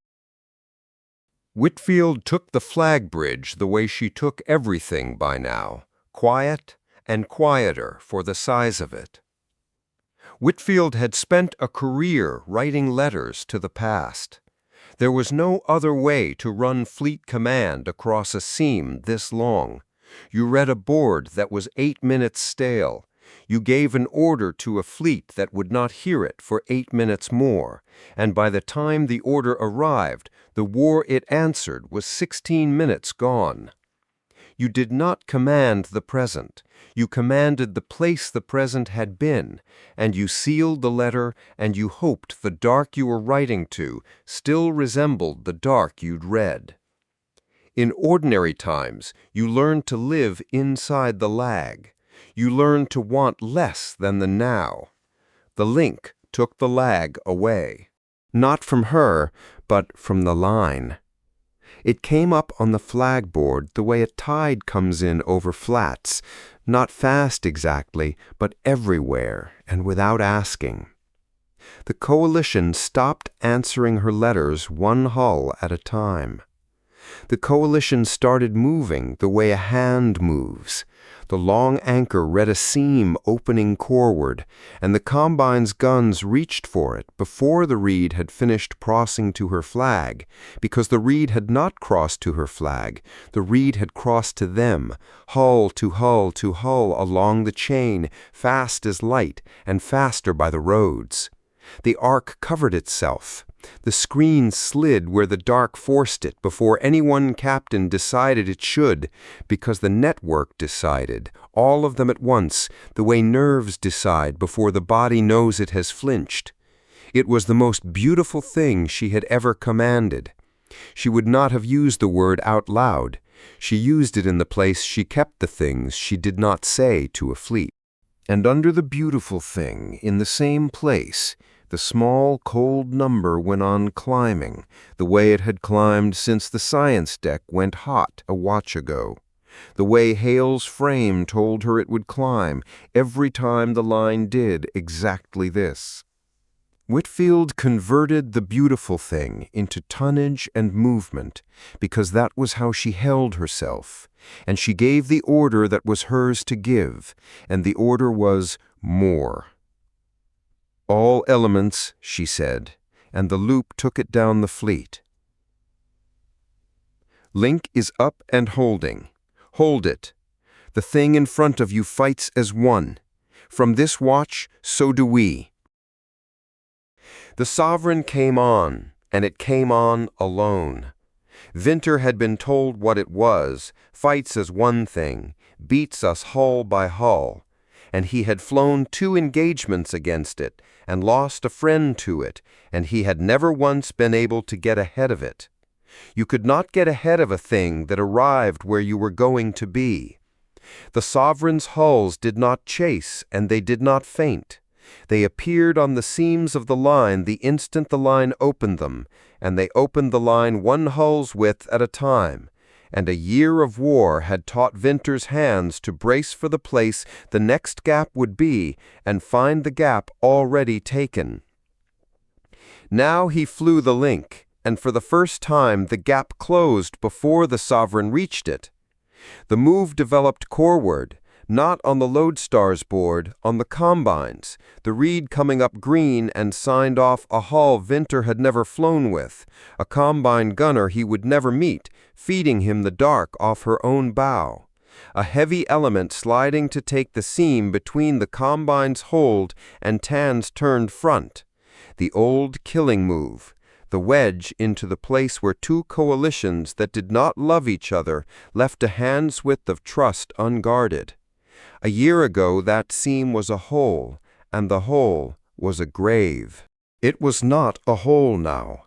Winter slid the Lodestar a quarter turn off the anchor and laid her bow across the spanward edge of the seam, and he did not have to call it, because the long anchor had already read the wedge developing, and Immoth's measure had already crossed to the combine, and to Tan's front, and to Vragny, and all of them moved into the seam together. Combine guns reaching one way, a frontier hull dropping to plug the other, one of Tan's hulls swinging in from the anti-spinward side with a grace that made Winter's breath catch in his chest, because it was beautiful. It was flying. It was the thing that had killed his friends, moving now as part of the hand that was his. The wedge ran into a wall that had not been there an instant before, and came apart, and the dark off the seam went quiet. "Seam closed," Winter said, and his voice climbed the way it climbed when he reached for a thing he wanted to become, the wonder cracking up through the fear before he could stop it. "Captain, nobody gave it. We all it closed itself." "I know," Cross said. Behind him, low, no warmth spent. "Fly it. Don't watch it." Winter flew it, but he could not keep his eyes off it either, because it was the most alive thing he had ever had his hands inside. The thing about a hand, Whitfield thought, on the flag bridge, in the place she kept the things she did not say. A hand does not coordinate. A hand does not send a letter from the thumb to the fingers and wait 8 minutes for the grip. A hand is one thing that happens to have parts. That was what she was watching the coalition become. The Sovereign tried the line a dozen ways across the watch, and every way it tried, the line was already there. It massed against Vragny's arc, and Tan's front had folded to brace it before the mass finished forming, because Tan's front and Vragny were on the same chain now, and the chain told them both the same truth in the same instant. It reached for the long anchor, the eyes, always the eyes, the null measure that read it true, and 3 hulls from 3 blocks put themselves between the Sovereign and the null without one of them being ordered to, because the network had computed that the eyes were worth the bodies, and computed it everywhere at once, in every captain's board, as a fact and not a debate. It found the Lodestar exposed, coming off a seam, and slid to take her flank, and the flank was covered before the slide completed. a combine cutter, and one of Tan's hulls, bracketing the move from two sides, because the road had given them the cover the same instant it gave the Sovereign the opening. The thing that fights alone met a thing that fought as one body, and for one watch the body was faster. Whitfield read the board and read what it cost, both at once, the way she had learned to read two things that did not want to be read together. She read the Sovereign breaking against the line, not routed, never routed. That thing did not rout, but checked, held, pushed back off a seam it had owned a watch ago. She read the coalition holding the link and not dying in sequence for the first time in a year. She read the win, the beginning of it, real on the board in green that meant the line is whole, the line is won, the floor is here. And she read the gauge. It had stepped twice across the watch, and both steps had landed in the line's two best moments. The moment the wedge closed coreward, the moment three hulls saved the eyes. The line won by reaching for each other, and the reaching went on to the chain, and the chain carried it everywhere, true and signed and clean. And the gauge that was not measuring the enemy anymore stepped up half a point in the bright green chain that meant here is where the floor is. The better the hand moved, the higher the number climbed. Whitfield did not have all of it. The science of it lived a watch behind her, on a board she had read once and could not unread, but she had enough. She had Hale's flat sentence, the act that keeps us alive is the act that makes it worse, and she had the number doing exactly what the flat sentence said it would. And Whitfield did not stop the line. She read the cost, and she gave the order that fed it, because the other door killed everyone the line was for, and she had walked all the way around that and found no third one. So she commanded the beautiful thing and let the number climb under it, and she got quieter. The way she got quieter, the larger the order, and the order was the largest she had ever given. "Hold the link," she said again, down the fleet, into the lag, a letter to a present she was finally, terribly inside of. "Hold it. We don't break for anything." The peak came mid-watch, and Winter flew the lodestar through the middle of it. The Sovereign massed, not on a seam this time, on the line itself, a dense knot of heavy hulls coming straight at the join where the combine's hold met Tan's turned front, the place where the two coalitions that trusted each other least held the most line between them. It was the move the whole watch had been walking toward. Break that join, and the hand came apart into two fists that did not love each other, and the Sovereign would take them one fist at a time, the way it took everything, alone against pieces. "It's going for the join," Winter said, and his hands were already moving, because the board had already told him where to be, not the lodestar's board, the whole board, every eye on the line laying the knot down true. "Captain, the heavy's massing on the combine Tan join. It's the whole front. It's coming straight in." Then we closed the join, cross at the rail, and there was a thing in his voice that had not been there in a year, the bright version standing up and for once being true. "Winter, put us in it, not across it, in it. You fly the lodestar into the join, and you make us the pin that holds the two halves together, and you let the link do the rest." It was the most frightening order Winter had ever taken, and he took it the way you take the thing you have wanted your whole life and are not sure you are good enough for. "Aye, Captain, aye." Over-formal, the rank coming twice, the nerves getting out before he could leash them. Winter flew her in. The run was just him and the helm and the dark ringing closer, the lodestar a single hull between two coalitions and a wall, the place the heavy knot was coming, the smell of a relay cooking off somewhere aft and the scrubbers catching it. his own pulse loud in his ears, the deck taking a strike forward, and the long, even shudder of a ship doing what a ship was built to do. And around him, as he flew, the hand closed. Winter did not have to call for it. He would carry the not calling the rest of his life. He laid the lodestar into the join, the pen, the one hull saying, "Here is the center, here is where the line holds," and the network read the pin and computed the rest in the same instant in every board on the line, and the line came in around him. The combine's guns reached past his bow into the knot. Vragny's frontier hulls dropped onto the anti-spinward shoulder of the heavy element, fast and ragged and exactly right. A tinder flying like he'd been told. Tan's turn front folded in from the far side with that grace that took Winter's breath. Hulls that had been the enemy moving now as the other half of the same hand, bracketing the knot against the pin the lodestar made.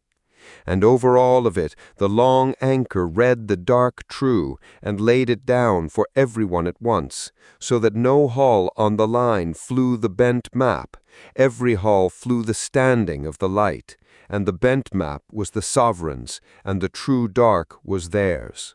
The heavy knot hit the lodestar, and the lodestar held because she was not holding alone, held because she was the pin, and the pin was set in a hand.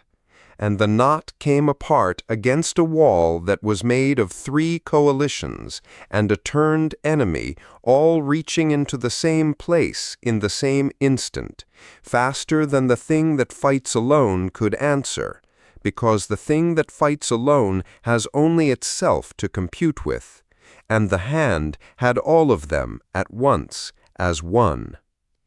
The knot broke. The sovereign's heavy element came apart in the join it had come to break, and the join held, and the line did not split into 2 fists, and for one bright, impossible stretch, the dark off the lodestar's bow went quiet, and the board was whole, end to end, one drawing of one piece of space held by every eye on it, and the war was a thing the hand was winning. The bridge let go of a breath. Somebody aft made a sound that was almost a laugh. Winter's shoulders came down off his ears, and the wonder came all the way up through him, raw and young and reaching, and he could not have stopped it if Cross had ordered him to. "It held," he said. "Captain, the join, they held. We all just—" He caught himself, reddened, eyes on his road. "Sorry. Holding the pin. I have the helm." "Don't apologize," Cross said, and the smile was in it, the first one in a long time, and under the smile, something the boy did not have the years yet to name. "You flew that. The whole hand turned on the pin, and you were the pin. You hear me, Jonah? You held the line, not the link. You." The join held, and from the flag bridge Whitfield let herself, for the length of one breath, have it. You had to. She had learned that from Cole, across a long acquaintance and a longer ocean. You let a good thing be good, or you never had anything to set against the bills, and the bills always came. So she let it be good. She read the coalition become one body and beat the thing that fought alone, read it on a board that for once was not stale because the body did not write letters to its own hand, and she let the size of it move through her the way warmth moves through cold fingers, slow and almost painful, the ache of a thing you had stopped expecting to feel. It was the thing she had spent a career trying to build and never once seen built. 3 blocks and a turned enemy on one chain, moving as one will. The lag beaten, not by any one hull flying faster, but by the network being the coordination, the hand that did not have to send a letter from the thumb to the fingers. She had commanded fleets her whole life, and she had never commanded one thing. She commanded one thing now, and it was winning, and it was the most beautiful order she had ever given. And the gauge climbed. It stepped again as the join held. Of course it did. The join was the watch's best moment. The hand at its most whole, and the most whole the hand got, the louder it spoke on the chain, and the louder it spoke, the higher the cold number went. Whitfield read the step and did not flinch, because flinching was a thing you did when a number surprised you, and this number did not surprise her. It did exactly what she had been told it would do. The win was the feeding. The beautiful thing and the climbing thing were not two things she was watching at once. They were one thing, the same green chain, the same reach, the same hand, doing the only move that kept the living alive, and the one move that made it worse, in the same instant, faithfully, true, and signed, and clean. Whitfield did not say it to the fleet. The fleet did not need it said. The fleet needed the link held. She converted it, the way she converted everything, into the order that was hers. Hold it. More. We don't break for anything. And she gave the order knowing what it bought and what it cost, and she got quieter still. Quiet the way the largest orders made her. Quiet the size of the thing she had finally built. In the place she kept the thing she did not say, she wrote the one line she would not put on any loop. I have made the hand. The hand wins. The hand is the climbing. She sealed it, and she did not send it, because there was no one up the chain from her to send it to, and no door it would open if there were. Admiral, her flag officer low.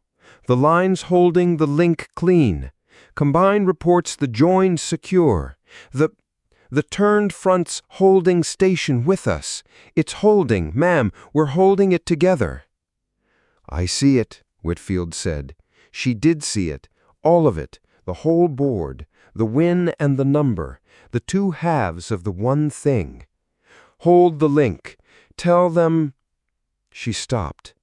In ordinary times there'd be a thing you said to a fleet that had just done the impossible. She did not have the room for it. The room was full of the climbing number. Tell them, well done. Hold the link. The watch turned, and the line held the link, and Vinter flew the hand through the dark. Vinter flew it well. He knew it the way you know a thing in your hands, that he was good at this, that the link was the thing his hands had been reaching for since the day he first sat at Salazar's shoulder and learned to want the chair Salazar could no longer sit in, that he had become, this watch, a little of the thing he wanted to become.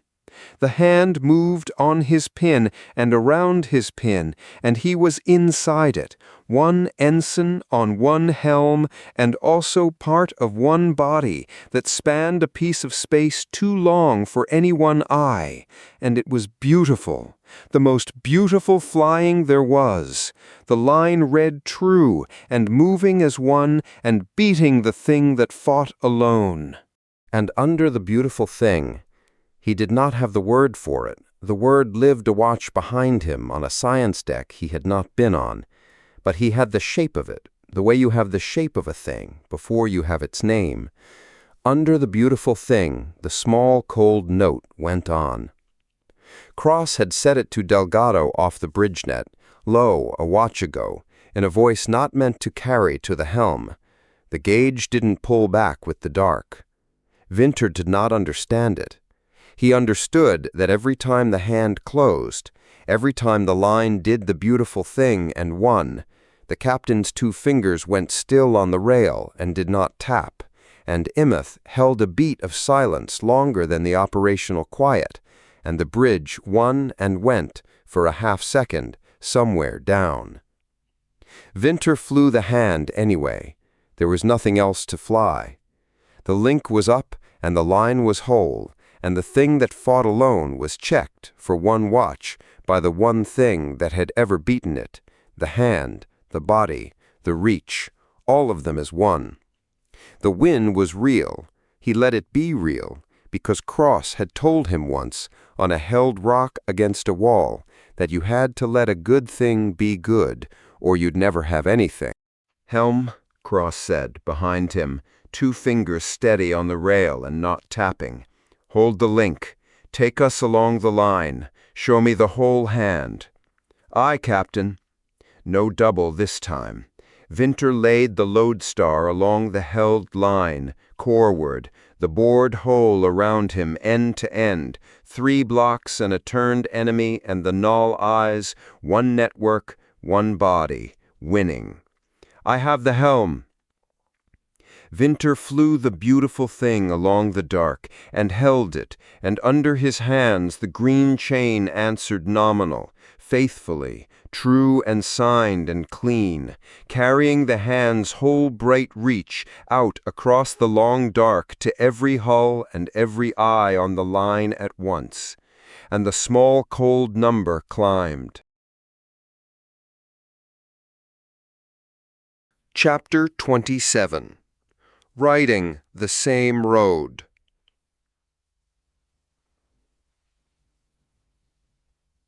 Cross had asked for the link to be quiet, and it was not quiet. Cross stood at the rail of the lodestar with 2 fingers pressed to the cold lip of it, and the screen in front of him gone wide and bright, the way no screen had ever been wide and bright in his life. Not a fleet picture, not the scatter of green hulls strung across a seam too long to hold in one head, but one shape, one hand, drawn in light and moving. Humanity's hulls were in it. Tan's turned front was in it, off to spanward, a smear of strange-built ships that should have been on the other side of every fight he'd ever known, and were not. The Enhall arc held the deep edge, still and exact. The blocks that had spent 100 years not speaking to each other had their nodes lit in the same chain, all of it talking, all of it one mind, fast as light and faster by the roads, and the mind was winning. The win was right there to read, and the rail propped him up against it and made him keep his eyes on it. The Sovereign's effect came in that pattern in the dark that no single fleet had ever answered, ships failing in an order you could not predict, the seam bending where it pleased, and the link answered it. Not late, ahead. The coordinated screen slid where the effect was going to be before the effect arrived, and the dark hit a wall that had not been there a breath before, and bent, and broke off, and reformed somewhere else, and the wall was there too. For the first time in the whole war, the thing in the dark was being outthought. "Spanward holding," the signals officer said, her voice up off the floor for once, the level back in it because the board was good. Tan's front took the anti-spinward pressure. Captain, they held it clean. Right. Cross tapped the rail once with the 2 fingers. Right. It was the best board he had ever stood in front of. He made himself look at the gauge. It was at the edge. It sat in the corner of the screen where Delgado had pinned it a week ago when it had been a thing you could call instrument error. And it was not in the corner anymore because Cross had moved it to the center himself the night the word came onto the loop, because a man did not get to leave the worst number in the corner. It climbed when the link won. It had climbed all the last engagement, a hair at a time, every coordinated move that saved a hull pushing it up, and now it sat against the top of its own scale, with no room left above it, and the link was winning, and the winning was the climbing, and the 2 were the same line on the same screen, and both halves of it were happening in front of him at once. The right move and the doom were the same keystroke. He had known that since the maintenance bay. Knowing it was a flat fact on a slate. This was the fact made into light and put in front of him moving, the win and the bill drawn on top of each other so close that a stranger at the rail could not have told which was which, and the not being able to tell sat under his breastbone and pressed. "Winter," he said, "talk to me. You're flying it. What does it feel like under your hands?" The boy had the helm. Cross had put him there himself when Salazar gave it up. Given it up was the wrong word. The chair had been taken from Salazar, and Salazar had handed the piece to the boy with both hands. Here is how you read the link before it asks. Here is how you fly the road one beat early.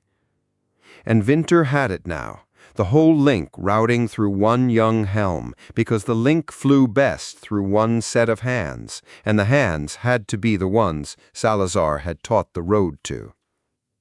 "It flies like it knows where it's going before I tell it, Captain." Winter's voice was bright and too fast, the eagerness coming out where the fear wanted to. It's beautiful. It shouldn't be, I know, but it is.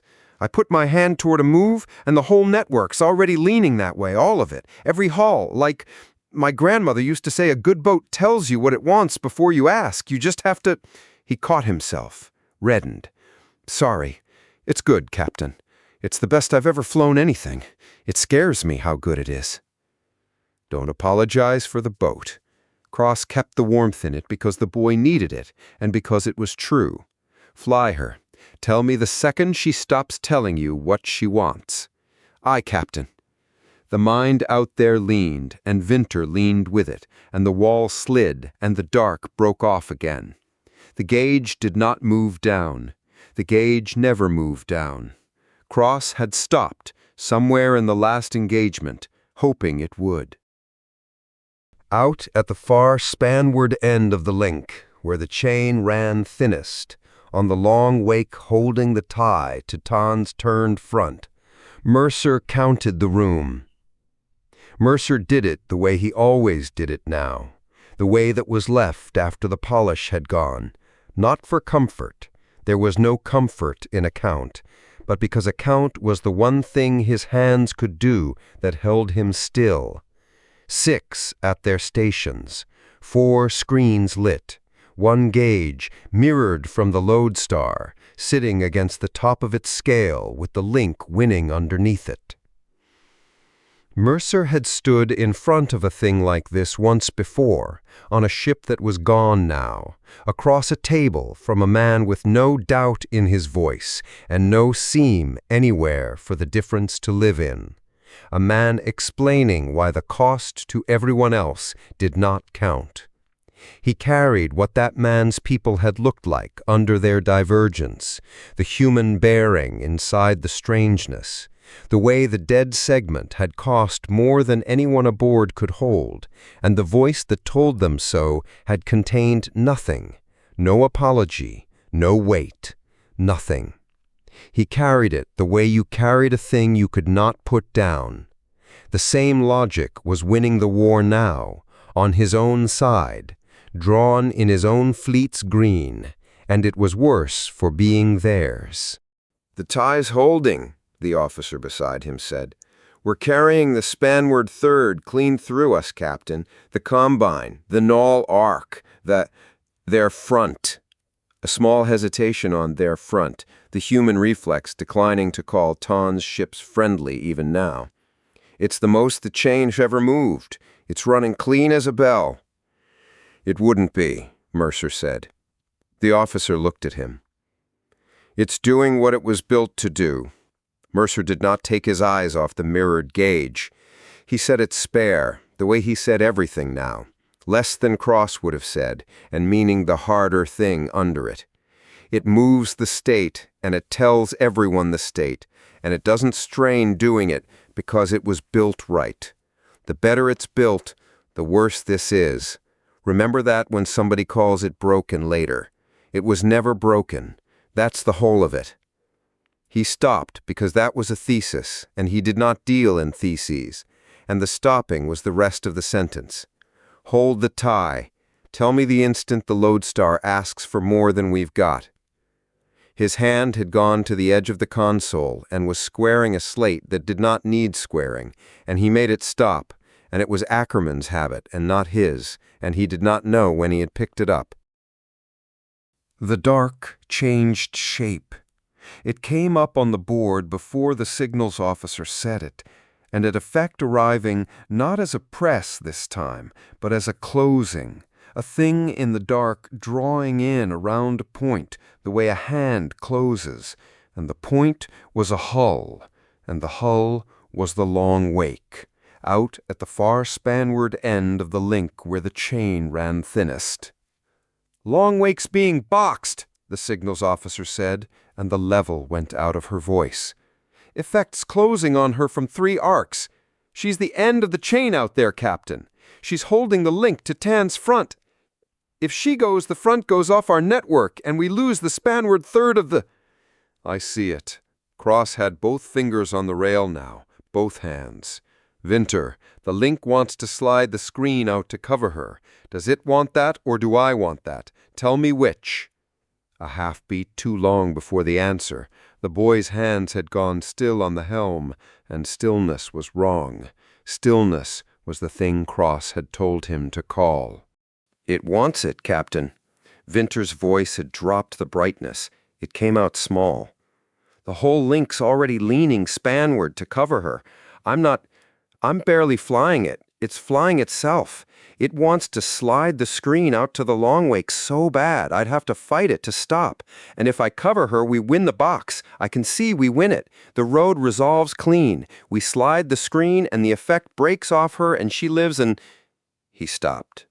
When he spoke again, the wonder was gone out of him entirely, gone for the first time since Cross had known him, and the boy who still said the frontier was beautiful out loud sounded like a man. "And the gauge goes up. The road that saves her is the road the call rides. I can feel it under my hands, Captain. The save and they're the same lean. I can't fly one without the other. They're the same road." Nobody on the bridge said anything. Cross's 2 fingers stopped tapping. There it was, out of Vinter at the helm of the whole human race's network, the thing the science deck had drawn flat on a slate a week ago, said now by a boy who had not read the file, because the file was not the point. The point was that you could not give the order that saved the ship without giving the order that fed the thing. And the boy could feel it in his wrists, the doom and the rescue braided into one motion he could not separate, and the long wake was closing in the dark, with people aboard her who would die in the next minutes if the screen did not slide. "Captain," Ackerman off his shoulder, and the cold no-satisfaction thing was in her voice because she had braced for exactly this reading, and the reading had come in true. "Logging the descent, the slide feeds it. You know I have to log it, and you know there's no fallback to log beside it. The long wake's lost if you don't, and the gauge climbs if you do. I'm noting it. That's all I've got. Noted, Captain. And I'll be saying it again before this watches out." "Noted," Cross said. He looked at the boxed hull on the board. He looked at the gauge against the top of its scale. He went looking for the optimistic version, the one he rehearsed before he delivered the true one. There was no optimistic version. The optimistic version would not assemble, his mind reaching for it the way a hand reaches for a rail in the dark and closes on nothing. "Slide the screen," Cross said. "Cover her. Vinter, fly the save." "Aye, Captain." A breath. "Flying the save." The screen slid. It was beautiful, and it was the worst thing he had ever stood in front of. 19 blocks, and the null arc and Tan's strange front, all lean spanward at once. One motion, one hand, the green chain blazing as it carried the move out to the far end faster than the effect could close. And the wall arrived at the long wake a hair ahead of the dark, and the dark hit it, and bent, and the box came apart, and the hull lived. Her drives came up clean on the board. The spanward third of the link held. Tan's front stayed tied into the human network by the one hull that was still alive to tie them. And the gauge climbed. He was looking right at it when it happened, not the corner of his eye, dead center, where he had put it himself. The wind went out across the board in green light, every hull singing the saved state to every other hull, true, signed, clean, and the number rose with it, because the singing was the relay doing its work, because the link that saved the Longwake was the same link that took the call and repeated it louder and wider than the thing in the dark could ever have broadcasted alone, and there was no room left above the number for it to rise into. It rose anyway. It pressed against the top of the scale, and the scale had nowhere to give, and the number sat at the absolute edge of the only road it had, and the road resolved one way, the optimal way, the way the network computed, the way the Longwake lived. The edge of the scale, right there, the wind drawn on top of the doom so exactly that Cross could not have told a stranger looking at the screen which line was the rescue and which was the end, because they were the same line, and he had given the order that drew it. "Longwake's clear," the signals officer said. There was no triumph in her voice. She had been on the loop in the maintenance bay. She knew what the green was carrying. "Spanward third's holding. Tan's front is—" "They're still with us, Captain. We won the box." "We won the box," Cross said. Cross did not say the rest. The rest was on the board for anyone with the eyes to read it, which was everyone on this bridge now, which was the thing that had changed.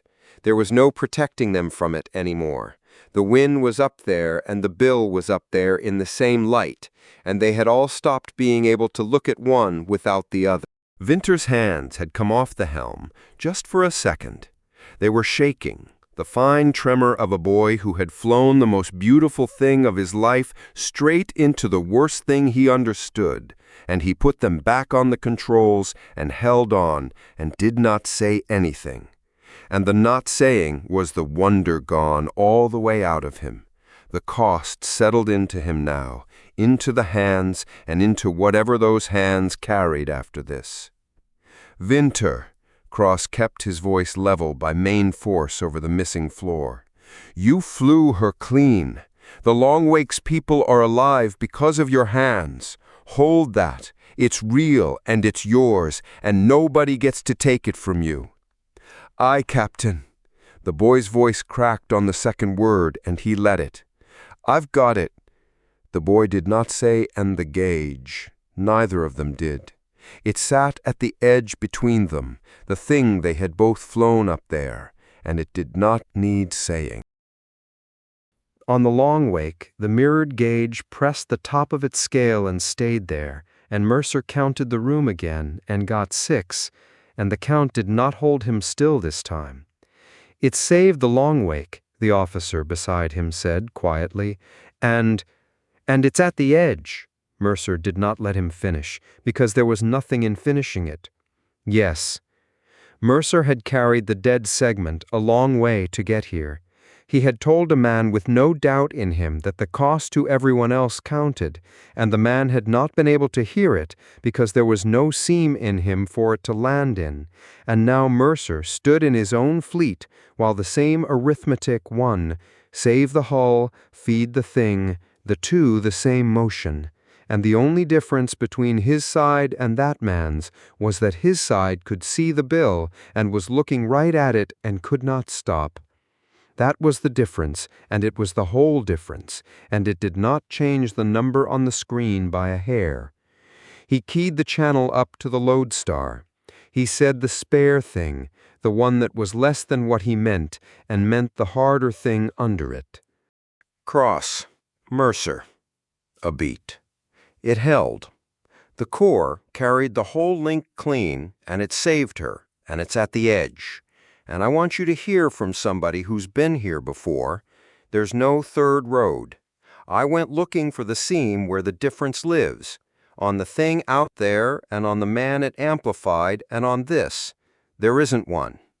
The save and the bill are one act, and you just made it, and you made the right one, and it cost what it costs. His hand was squaring the slate again. He let it. Don't wait for the number to come back down. It isn't going to. The choice is on you now, and it's going to be on you in the next watch, not the next year. I'm sorry it's yours. It was always going to be somebody's, and it's yours. The channel held that. Not the operational quiet, the other kind. I know it's mine, Cross said. The warmth was a thing on a shelf he did not reach for. I've known since the bay. Julian, I kept the file because I wanted somebody up the chain to look at it and choose. There's nobody up the chain. I went looking too. It's me. It's the chair I'm standing in. A breath. Right. It's you, Mercer said. He did not soften it. Hale's measurement, not comfort. He had learned that from her, the kindness that was in telling the true thing flat and not one word past it. Whatever you decide it, owning it. Don't make it deniable. That's the one thing I can give you, and it's not much, and it's the only thing that's worth anything from where I'm standing. Understood.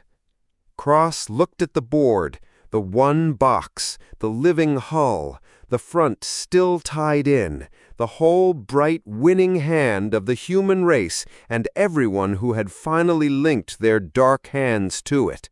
And the gauge above all of it, at the absolute edge of the only road it had, climbing every time they reached for each other in the one way that kept them alive. Keep the core, Captain Mercer. Keep it clean. When I give the order, I want it to go out true and signed, every word of it, with no place for anybody to pretend they didn't read it. Keeping it clean, Mercer said. The channel shut. Cross stood at the rail with 2 fingers on the cold lip of it and did not tap them. The link won out there, kept winning, the most beautiful machine human beings had ever built, doing exactly what it was built to do, faithfully, true, signed, clean, holding the far hands of a fleet and 3 blocks and the deep arc and a turned enemy together across a dark too long for any one of them to cross alone. Vinter flew it. The long wake lived. Tan's front held the spanward edge of a network it had no business being inside of, and held it well. By every measure a man stood at a rail to read, they were winning the war. And the gauge sat at the edge, and the next move that won would push it the last hair it had nowhere left to go. And Cross knew the next move was coming, because the dark was already reforming on the board, drawing in somewhere new, and the link was already leaning to answer it, leaning under Vinter's young hands the way a good boat leaned before you asked, wanting to save the next hull, wanting to win, wanting to carry the call out one more time louder and wider to every life strung across the long dark. There was no third road. He had looked. Mercer had looked. Hale had looked in the far pocket and all watch and found 2 doors and only 2. Go dark and lose the living to the silence and the war to a thing they could not coordinate against. Or keep the chain, win the engagements one at a time, and ride the same road the call road, the win and the doom one keystroke, the number against the edge with the next save already leaning to push it over. The choice was his, and it was not the next year's choice. It was this watch's. He could see the next move coming on the board, and he was going to have to answer it, and answering it was the order, and the order had his name on the chair it came from, and there was nobody up the chain to take it from him. Captain, Vinter, quiet, the wonder gone, a man's voice now. It's leaning again. The dark's reforming anti-spinward, and the link wants to slide to meet it, same as the long wake, the save and the... He did not finish it. He had learned not to need to. It's the same road, Captain. It's going to keep being the same road. What do I do? Cross put his 2 fingers flat on the rail and held them still, and looked at the one board and the edge above it, and the boy at the helm waiting, and the next move leaning to come. "Hold," Cross said. "Hold 1 beat. Don't slide it yet." "Holding, Captain." A breath. 1 beat. The dark drew in. The gauge sat at the edge, and Cross stood in the chair that the whole long road had carried him to, with the wind real under his hands, and the doom 1 motion away, and no third road anywhere in the light, and knew that the beat he was holding was the last one he was going to get, and that when it ran out, the order was going to be his to give, and that he was going to have to give it with his name on it, out loud, where everyone could hear. Chapter 28. The Same Action. The bench reed was a week old, and Hale had not stopped working it. It was laid out on the Longwake science slate the way she laid out anything she did not yet trust herself about. The raw first, untouched, Delgado's files exactly as he had kept them, because Delgado never deleted the raw, and she had learned not to either. Then her own column beside his, the same numbers worked a second way, in case the first way had been a thing she wanted rather than a thing the data said. Then a third column, the one she lived in, the one that asked every time, "Is there a reading of this that is not the reading you are afraid of?" And she ran it cold, the way she ran everything when she was frightened, because the cold was the only honest instrument she owned. Her hands were steady on the slate. They were always steady. That was not calm. It was the opposite of calm. Run all the way through until it came out the other side looking like stillness. The link had gone quiet on the repeater feed. Not dark, never dark. The chain held its bright green nominal up the trunk the way it always did. But the engagement had broken off, and the Longwake was holding the spanward tie and not fighting for a watch, and that was the only reason Hale's body could be in the room enough to do this. The curve was the work, not the war picture, not the boxed hull they had saved, not the front Tan had turned, the curve, the one Delgado had called instrument error a week before he could not call it anything, the gauge laid out across time, plotted from the Lodestar's first read to the last read off the Longwake's own mirror an hour ago. Every coordinated move, every link, every win in its place along the line. And she was looking for the seam. Once she had looked for it in the far pocket. Hale did not let herself go there often, because going there was not data, it was memory, and memory was a poor instrument. It rounded, it consoled, it told you what you could bear. But the far pocket was the one place she had stood inside the thing the Lodestar now only read at range, and the standing was load-bearing, so she made herself go. The shapes. She had held the template result in her own hands out there. Tan's people fit the human form, no residual, the divergence skin deep and the bones the same bones. And she had stood close enough to one of the dead segments to read what its repowering had cost, the ledger of it written in a dark where a living arc should have been. She had gone looking, even then, for the seam, for the place in the arithmetic where you could take the cost and not pay it forward, the clever move. There had been a man on this fleet once who could always find that move, the third door, the angle nobody else had eyes for. It was the thing he had been famous for before the war taught him there were rooms with only 2 doors. She had wanted the third door in the far pocket. She had run the column that asked for it. There was no seam in the far pocket. The cost did not divide. You could not take half of it. The memory had done its one job, confirmed that the question she was asking now was the same question she had already answered once, with her own body, in the place the data only described. And she set it down, because the slate was the better instrument, and the slate was in front of her, and she ran the third column again. Here was what the curve said. She made herself say it to herself the way she would have to say it to Cross, no word in it the data had not put there. The gauge climbed when the link won. That was not a correlation she had gone fishing for. It was the loudest signal in the file. Every place along the line where the network had coordinated, 5 hulls into one screen, then 19 blocks, then the whole strung hand of it with Tan's front tied in, the curve stepped. Not when they lost, not when they went dark and flew the dead rocks by eye. When they won.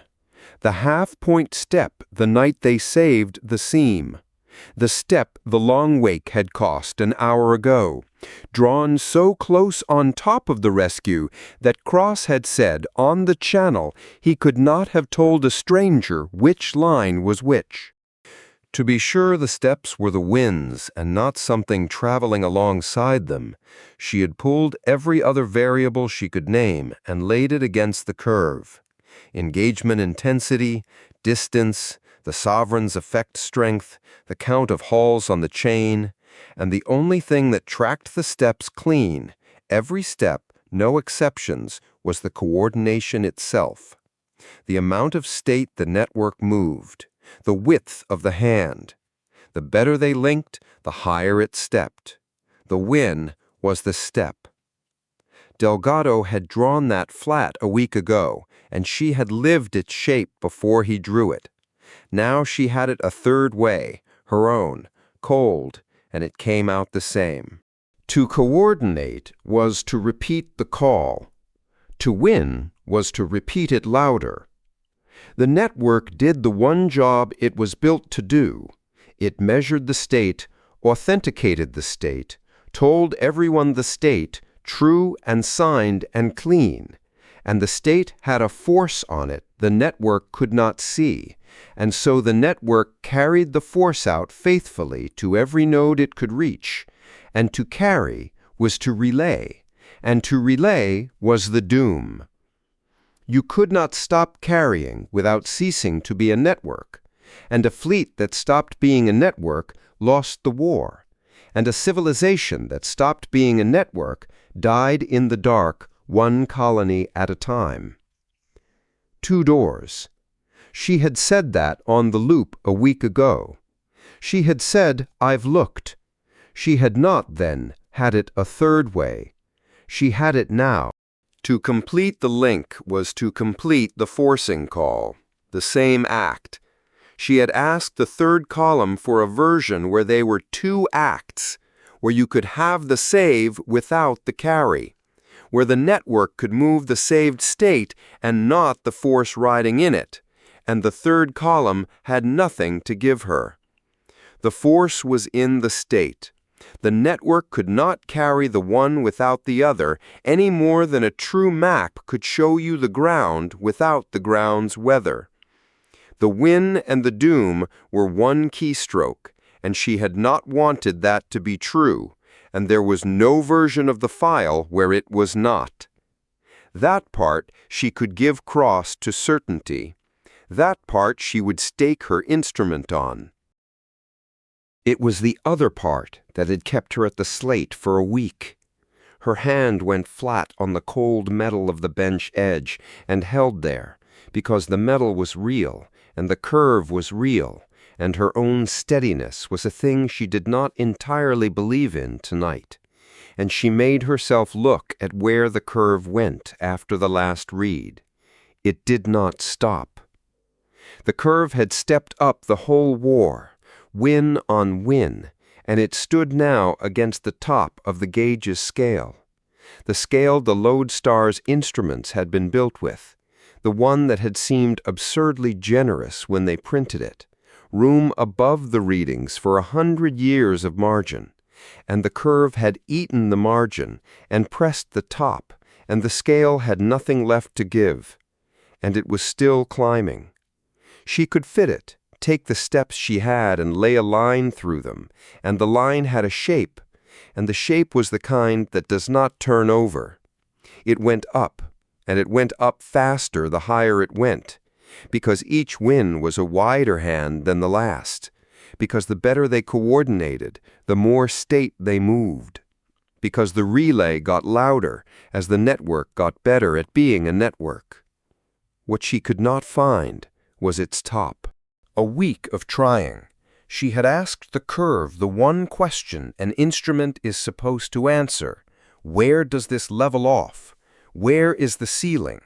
What is the worst case? And the curve had no level off in it. It did not asymptote. It did not roll over toward a maximum she could name and brace against. Every fit she ran with a top to it failed against the data. The data climbed through the top she had drawn for it, every time, the way the heavy element had been at the position before they got there, 8 for 8. She had drawn ceilings, and the curve had walked through them. There was no reed above the top of the scale because there was no instrument above it. The scale was where measurement ended, and the curve went past where measurement ended, and what it did past there, she could not see. That was the part she would have to give cross, too, and it was the part she did not know how to say without saying a word the data had not put in her mouth. To certainty, she knew that completing the link completed the call. To certainty, she knew there was no third door. And she did not know, could not see, the scale ran out and the instrument ran out, and the curve went on past both of them into a dark she had no read on how far past the edge completing it went. That it went past, she knew. That the curve had no top she could find, she knew. What was at the bottom of a thing with no top, she did not know. A clinician learns the difference between "I do not know" and "this cannot be known with what I have," and the second is the worse one, and she had the second one. To say more than that was not measurement, it was fear wearing measurement's coat. And the moment she let fear write the reed, she stopped being any use to the man who would have to choose. He needed the instrument, not the frightened woman holding it. The instrument said, "The curve has no top I can find." It said nothing about what was up there, because it could not reach it, and she would not invent what an instrument could not reach. Her hand had not moved off the cold metal. Her jaw had set so hard it ached, the small muscle at the hinge of it gone to wire, and she unset it deliberately, the way you reset a tool you have been gripping too tight to use well. Delgado came in some part of a watch later. She did not turn from the slate. "You've been here the whole stand down," he said, not a question. He had the look he got when an unexplained thing had him talkative, except he had run out of talk, which was its only kind of bad. "I ran the long wake reed 3 more times. The mirror is clean. It's not the instrument. So I keep going back because I want it to be the instrument." "It isn't the instrument." "I know it isn't the instrument." He came and stood at her shoulder, hands held a few inches off the slate, the way he held them off a thing that was hot. He understood columns. He went quiet at the third one. "You ran the no-seam case." 6 ways. There's no seam." She moved her finger along the line, slow where the steps were. "Sam, tell me what tracks them." Delgado looked a long time, because he was good, and because he did not perform a read he had not earned. "The coordination," he said finally, "not the winds as outcomes, the winds as the width of the link, the amount we move." His voice had gone the quiet way. "It's the relay. We knew it was the relay. I set it on the loop." "You set it on the loop. I'm telling you, the file says it now. Third way, cold, mine. Not a feeling, not your model, not my scar from the far pocket. The data. To complete the link is to complete the call. One act. You can't have the save without the carry. She said it flat, every word weight-bearing, the way she had said the 5 words a week ago. There's no third door. I've looked in the only 2 places there are to look, where I stood and here, in this, and there isn't one. The clever move is gone. It was gone before any of us got here. I'd give a great deal to be wrong, and I've spent a week trying to be, and I'm not. Delgado did not argue. He was the careful skeptic, dragged to belief once already, and he did not make her drag him twice. He looked at the place the curve stood against the top of the scale, and then at the place it went after. "What's above the line?" he said. "I don't know." "Hale," he said it carefully, "you always know the worst case. You give the worst case before anybody asks. That's the—" He stopped. "You don't have a worst case." "I have a worst case for everything I can measure." She kept her voice level, and it cost her, and she let it cost her rather than let it crack, because a crack would have been hers, and this was not about her. "The scale ends here. The instrument ends here. The curve goes past here. Every fit I draw with the top in it, the data climbs through the top. I can tell you it has no top I can find. I can't tell you what's up there because there's no reed up there, and I am not going to stand in front of the captain and make one up. The not knowing is the reed. And it's worse than any number I could put there, because a number I could brace against, and this I can't." The cold place under her sternum had been there a week, and she had stopped expecting it to go. She did not name it. She did not let it on to the slate. She put her finger back on the line where measurement ended, and the curve went on without her into the dark she had no instrument for, and left it there, true, and refused to draw past it. "So we can't tell him how bad," Delgado said, quiet. "We can tell him it's the same act. We can't tell him how far. We can tell him it's the same act to certainty, and that it has no top we can find. That's everything the instrument holds, and not one word past it." She looked at him. "Keep the raw, all 3 columns. When somebody reads this in whatever comes after, I want it clear we said exactly what we could see and stopped exactly where we couldn't. Not less, not more. The discipline's the only thing that makes the file worth anything." "Keeping it," Delgado said. He never had deleted the raw. Hale keyed the channel to the lodestar herself. A week ago on the loop, she had done the same, and for the same reason. There was a calm she could have left to Delgado, and she did not leave it, because the certainty was hers, and the certainty was the load, and you did not hand a man the load down a chain of other people's mouths. She held the Narusa beat, the held breath before a thing that has to be said exactly, and then she opened it. Lodestar, Hale on the long wake. The carrier came up, the bridge quiet behind it. Cross there at his rail with the one board and the gauge against the edge that he had moved to the center himself. "Captain, I've had the full file a week. I worked it 3 independent ways and run the no-scene case 6. I'm going to give you the read, exactly the read, and stop where the instrument stops. And I need you to hear the stopping as part of it, not as me hedging. Are you ready for it?" "Go."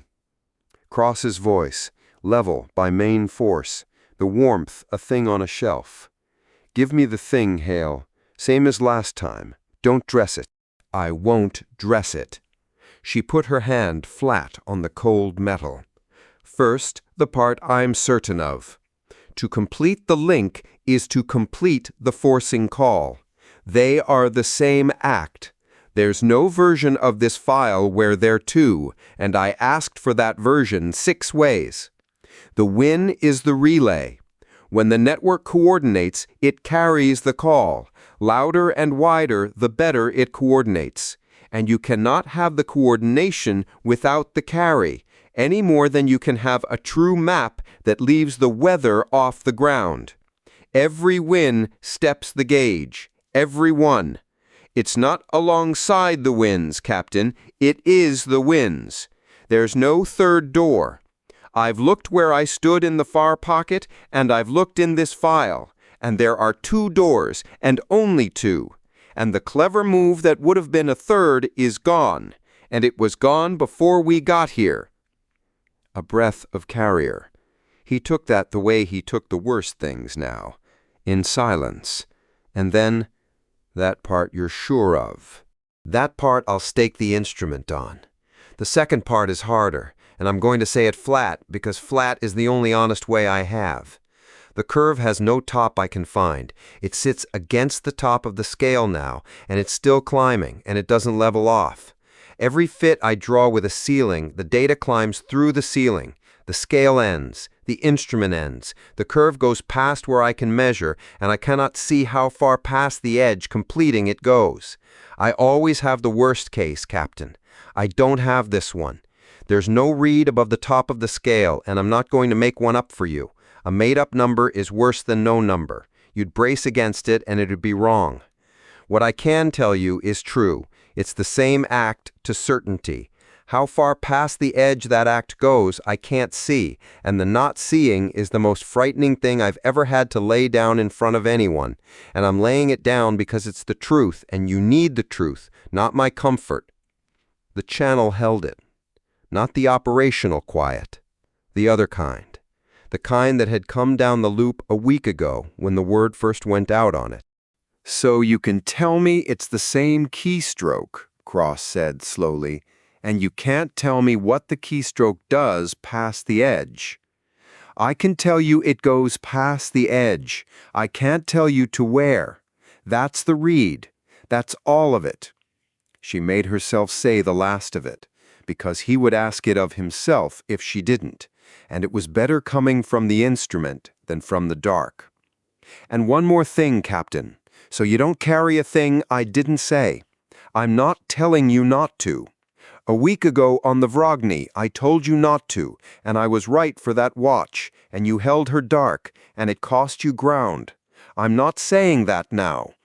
Both doors are still doors. I can't make either one cheap, and I can't make the cost certain. The choice isn't mine to make. I don't have a reading that makes it for you, and I wish I did.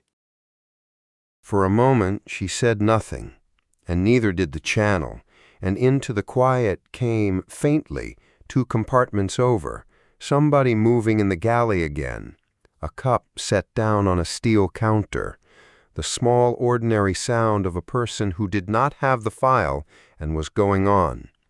And she held on to the sound the way you hold the cold metal under your hand, because it was real, and the curve was real, and both were true at once. "Captain," Mercer's voice came in off the spanward end, spare, the way he said everything now. "She's right. I went looking for the seam, too, on the thing out there, on the man it amplified, on this. There isn't one. She's giving you the floor and the wall and an honest dark above the wall. Don't ask her for the part she can't see. She'd give it to you if it existed. It doesn't." "I'm not asking her for it." Cross. A breath. Right. The 2 words, buying the second, and no warmth in what came after, because what came after had no room in it for warmth. Hail, Delgado, keep the raw. Every column, medium pause.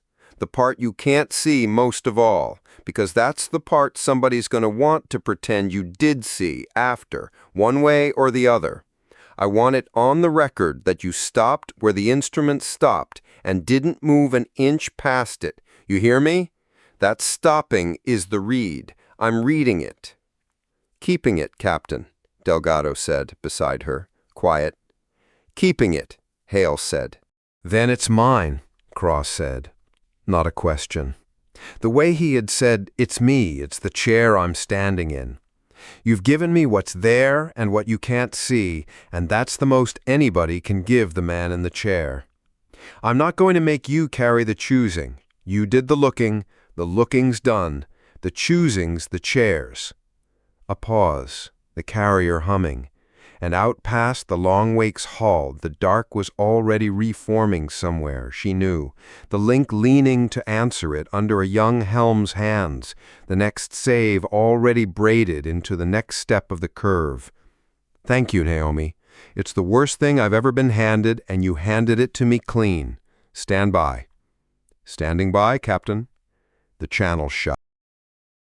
Hale set the slate flat on her knees and looked at the 3 columns and the curve, and the place where the line went past the top of the scale into the dark she had no instrument for. Delgado stood at her shoulder and did not reach for her, and did not reassure her, because he had learned from her that there was nothing true to reach with, and the reaching would only have been for himself. The galley sound came again, 2 compartments over, ordinary. Up the trunk the chain held its bright green nominal, true and signed and clean, the most faithful machine human beings had ever built, doing the one job it was built to do, carrying the state out across the long dark to every far hand that hung off it. And she knew now exactly what the state had a thumb on, and the knowing did not change a single reed. The equivalence was his now, to certainty the same act, no third door. The magnitude was nobody's, the curve climbing past the top of the only scale they had into a place measurement did not reach, and she had refused, to the end, to say a word about what was up there, because the discipline was the last instrument she had and the only thing that made the file worth keeping. The choice was Cross's. She had handed it to him only way she trusted, by laying the curve down, letting it speak, and stopping exactly where it stopped, not one word passed. Her hands were steady on the slate. They were always steady. She kept them there, flat on the cold metal, the curve standing in front of her, true, with no top she could find, and waited for the chair to decide what measurement could not. Chapter 29. The Weight of the Order. The link held a defensive tie, and the bridge breathed around it the way a bridge breathes between bad things. Cross stood at his rail with 2 fingers on the cold metal and did not tap them. The board in front of him showed the strong hand of it, 19 blocks, and the null anchor lines, and Tan's turned front, all of it green up the trunk, the most faithful machine human beings had ever built, doing its one honest job, measuring the state and signing it, and carrying it true to every far node that hung off the chain. Off the bottom corner of his board, where he had dragged it himself a watch ago, so he would not have the luxury of forgetting it, the gauge stood against the top of its scale. It did not move while the fleet only held. It would move the moment they did more than hold. Behind him, the ordinary war went on in its small voices, the watch officer reading a relay packet under her breath, a rating at the back console blowing on tea he was not supposed to have at the panel, and at the helm, half turned in his chair so the medbay channel could reach him, Ensign Jonah Vinter kept the next save braided into the next step, his hands light, his face still doing the thing Cross had not yet had the heart to break in him. "Salazar says hold the brace another 40 seconds, Vinter said, to the bridge, to no one. He says the spanward gap won't bloom till the combine hull rolls off it, and I should let it. A breath. It's beautiful from here, sir. The whole hand of it. I keep thinking nobody's ever flown anything this big at once." "No," Cross said. "Nobody has." He kept the warmth on. It cost him, and he kept it on, because the boy was right that it was beautiful, and because the boy did not know what beautiful was about to cost, and one of those 2 things was Cross's to carry, and the other was not, Not yet. The brace held. The gap did not bloom. Salazar's voice came faint off the medbay feed, coaching a pilot Cross could not see, through a fight Cross could not stop, and the chain stayed green, and the gauge stayed against the top of its scale, and the choice stayed exactly where Hale had set it down a watch ago and walked away from it. "Then it's mine," he had told her. He had meant it as the whole of an answer. It had turned out to be the start of one. Cross had the optimistic version ready before he knew he was building it. It came the way it always came, fluent, reasonable, a road through the trees. We relink, we answer the sovereign at scale, we win the war the only way it can be won, and the cost is a curve Hale couldn't see the top of, which is not the same as a curve with a top that's bad. It only means we don't know, and not knowing has been on our side before. 8 hulls came home from the far pocket that the arithmetic said wouldn't. Cross stopped it. He stopped it the way you stop a man you like from telling a lie you both want to believe. Hale had taken that road from him already. She had run the column that asked for the third door 6 ways, and there was no third door, and she had asked the curve where it leveled off, and it did not level off, and she had refused, flat, clinical, frightened in the only language she let fear speak in, to put a number above the top of the scale, because a made-up number was worse than none, because he would brace against it, and it would be wrong. The not seeing is the reed.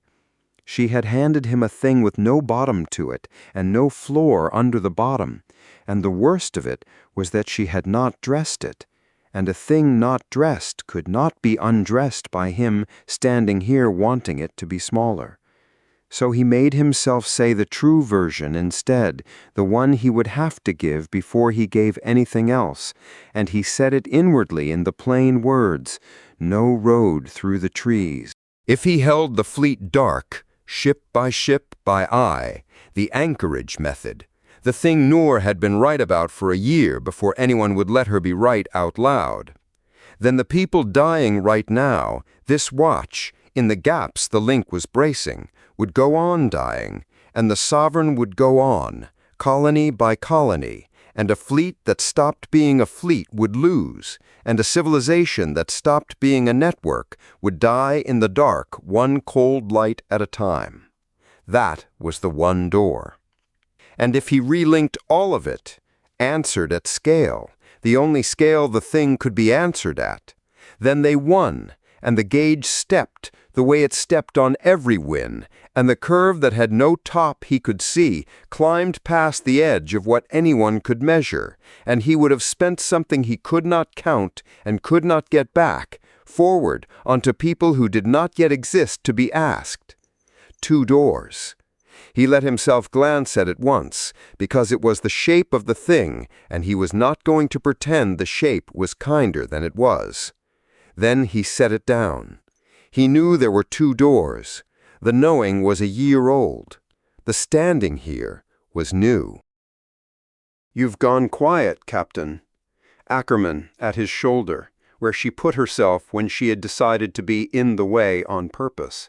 She had a slate in her hand. She was holding it square to the deck, both thumbs along its edges, and Cross knew that hold, had known it for 3 years and a war, and what it meant was a plan has gone wrong, and I am squaring the edges of the nearest object because I cannot square the plan.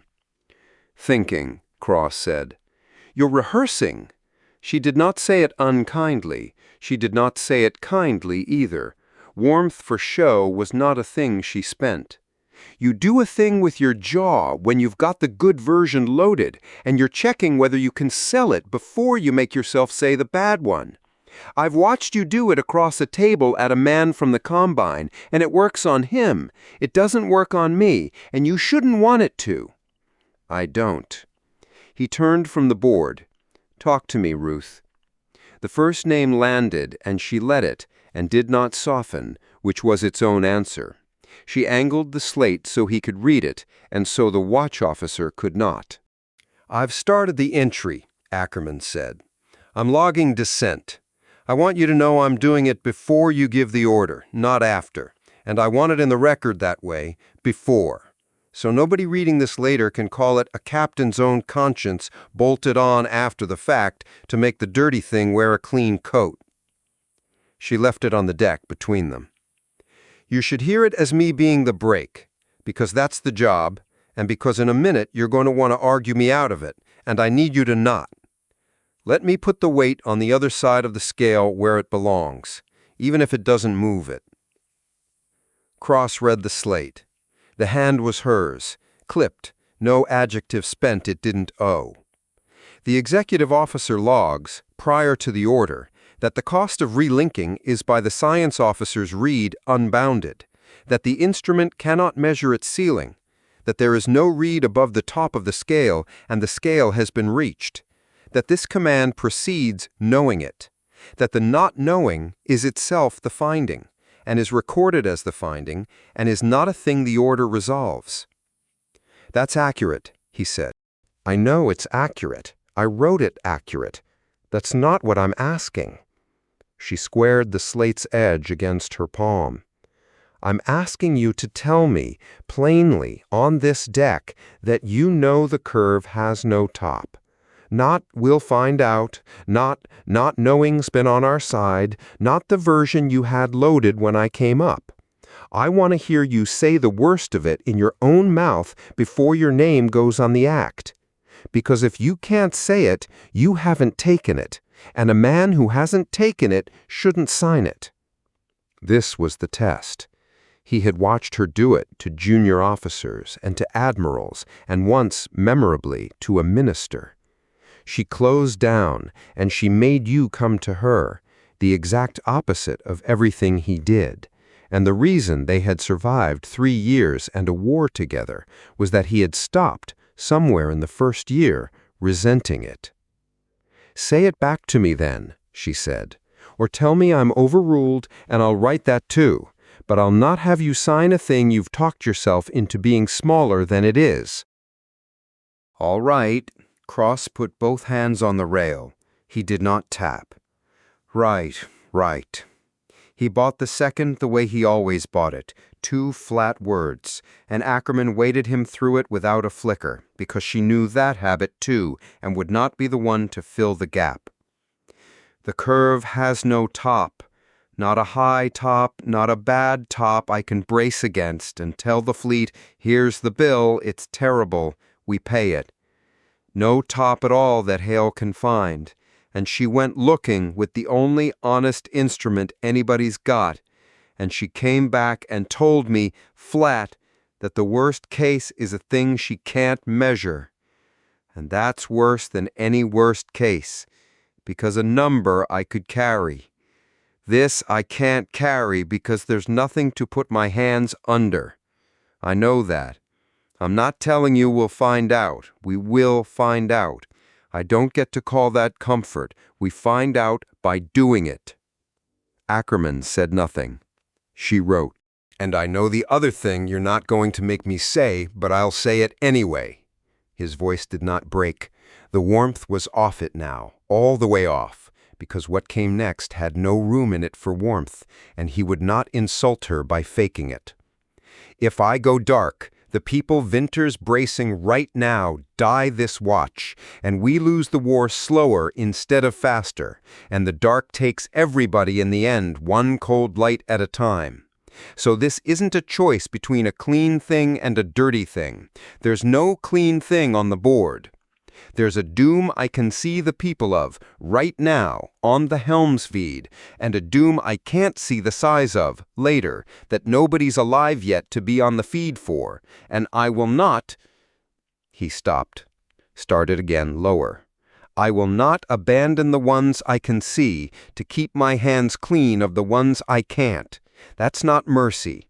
That's me deciding who's dying I can stand to watch. I know which it is. I'm choosing it anyway." "Noted, Captain." She said it the third way, not assent, not warning. I will be saying this again, and you will have to live in a world where I was the one who said it first, before, in the record. And for the log, I'd advise against it if I had anything to advise toward. I don't. There's no door I can point you to that doesn't go through this. The break is... For the first time something moved at the edge of her flatness, and it was not warmth, it was the opposite. It was the place the cold gets colder. The break feeds it too. If we slow, the slowing kills people. If we stop, the stopping kills people. I've spent this whole watch looking for the thing the executive officer's supposed to find, the safer road, the held option, the wait, and I'm telling you, for the record, there isn't one. I'm not logging dissent because I have a better idea. I'm logging it because somebody should stand in the record and say we knew, and we couldn't measure it, and we did it anyway, so that it's a decision and not an accident. That's all the break is good for now, marking that it was a choice. No, Ackerman said. It's not nothing. It's also not a break. She squared the slate one last time and stopped squaring it, set it flat. Done. I was right about going dark on the Vragny, you know, a week ago. I told you the link would cost more than it bought, and you relinked anyway, and Marchetti's gone. She did not say it to wound him. There was no satisfaction anywhere in her, only the cold, gone a degree further down. Being right didn't save her. Being right has never once in this whole war saved anybody. So you'll forgive me if I take no pleasure in the record showing I objected. I'd rather be wrong and have them all back. Ackerman held his eye a moment, the break with nothing left to break against, and then she went back to her station and finished the entry and time-stamped it before the order, in the record, beside his name. The Medbay Channel crackled. Lodestar Bridge, Salazar. The veteran's voice came thin, the way a voice comes when the body under it has been spent, and the man is using what's left to do the only thing he's still good for. Whoever's flying my helm, Venter, you let that gap bloom yet? Not yet, sir, Venter said. You said 40 seconds. I said 40 seconds 40 seconds ago, son. A sound that might have been a laugh if Salazar still had the breath to make one whole. Roll off it now, easy. Don't grab it. Let the hull carry you off and just be there when it opens. You don't fly the gap. You fly to where the gap's going to be and you wait for it to come to you. That's the whole of it. Flying to where it's going to be, Venter said, and his hands did the light thing, and the spanward gap bloomed exactly where Salazar had said it would, and the brace took the load, and a save Cross would never know the name of happened down at the bottom of the hand. The gauge did not move. They were still only holding. Good, Salazar said. That's good flying. Don't let it go to your head. You'll need the head. The channel thinned further. Tell the captain I'm out of useful for a while. Tell him I'm sorry it's only my mouth that's left. Venter started. I heard him. Cross found the channel key himself. Marco, your mouth just flew a hull off a wall. Get your wind back. We're not done needing it. He let the warmth come for that, real and not built, because it was true, and Salazar, of all of them, had earned a true thing. Then he closed the key, and the warmth went off again, because the boy at the helm was looking at him, with that face still on, the one the war hadn't gotten to yet, and Cross was about to be the reason it changed. Venter caught the look and reddened slightly, the way he did, and turned back to his board, and quoted nothing, and did not overtalk it, and Cross saw the boy decide not to ask the question he could see forming, and was grateful, and could not say so. The relay light from Earth had been blinking patiently in the corner for the length of the descent. Cross opened it last because Cole was the one voice on the chain that would not be advising him toward anything, and a man wants the thing that asks nothing of him last when he has the least to give. "Captain." The connection was old by the time it arrived, bounced down a degrading trunk, the picture stuttering, the audio whole. Cole's face in it was an old man's at the end of an old man's day, the institutional layer worn down to something underneath that Charleston had put there before any ministry had. "I won't keep you. I can see your board's lit. I only wanted to be a voice that wasn't telling you a number." "You and everybody," Cross said. "Nobody's got a number, Minister. That's the trouble." "No." Cole let the conscience pause come, the one that meant he was about to name the thing the room had been walking around. "I've read Hale's read. They patched it to me. The equivalents, the curve she couldn't top out.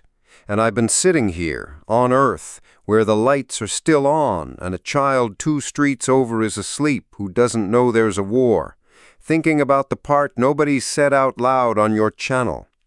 He leaned in, and the institutional layer thinned all the way out, and what was left was just the old man.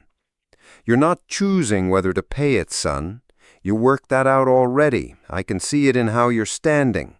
You're choosing whether to pay it with your name on it, in the light, where it can be read, or whether to find a way to do the same thing in the dark, where no one can. And I've watched men do both across a longer life than I wanted. The ones who did it in the dark told themselves it was kindness. It wasn't. It was them not wanting to be the one who'd carried it." Cross said nothing. The bridge said nothing, only its small voices, the T, the relay packet, the helm. "Put it in the light," Cole said. Quiet. Not an order. He had no orders to give, and that was the weight of it. "Whatever it costs. And it'll cost more than either of us will live to count. Put your name on it where the people who pay it can see who chose. That's the only mercy that's left in the thing. Not that it's smaller, that it's owned." He sat back, and the old face folded into something almost like a smile, the kind that has no happiness in it, only company. "I'll be here after. Somebody has to be. You make the call, Captain. I'll keep watch this end for as long as I'm given to keep it." "Marcus!" It was all Cross had. The grief came up under the name and stopped his throat the way it always did, the one place the charm failed completely, the one road that did not go through the trees, and he could not get a sentence to stand up on top of it. "I know," Cole said. "You don't have to. I've sat in a chair too, not yours, but I know what it weighs." The picture stuttered, held. "Go on, son. They're waiting on you." Cross stood at the rail with 2 fingers on the cold metal. The gauge was against the top of its scale.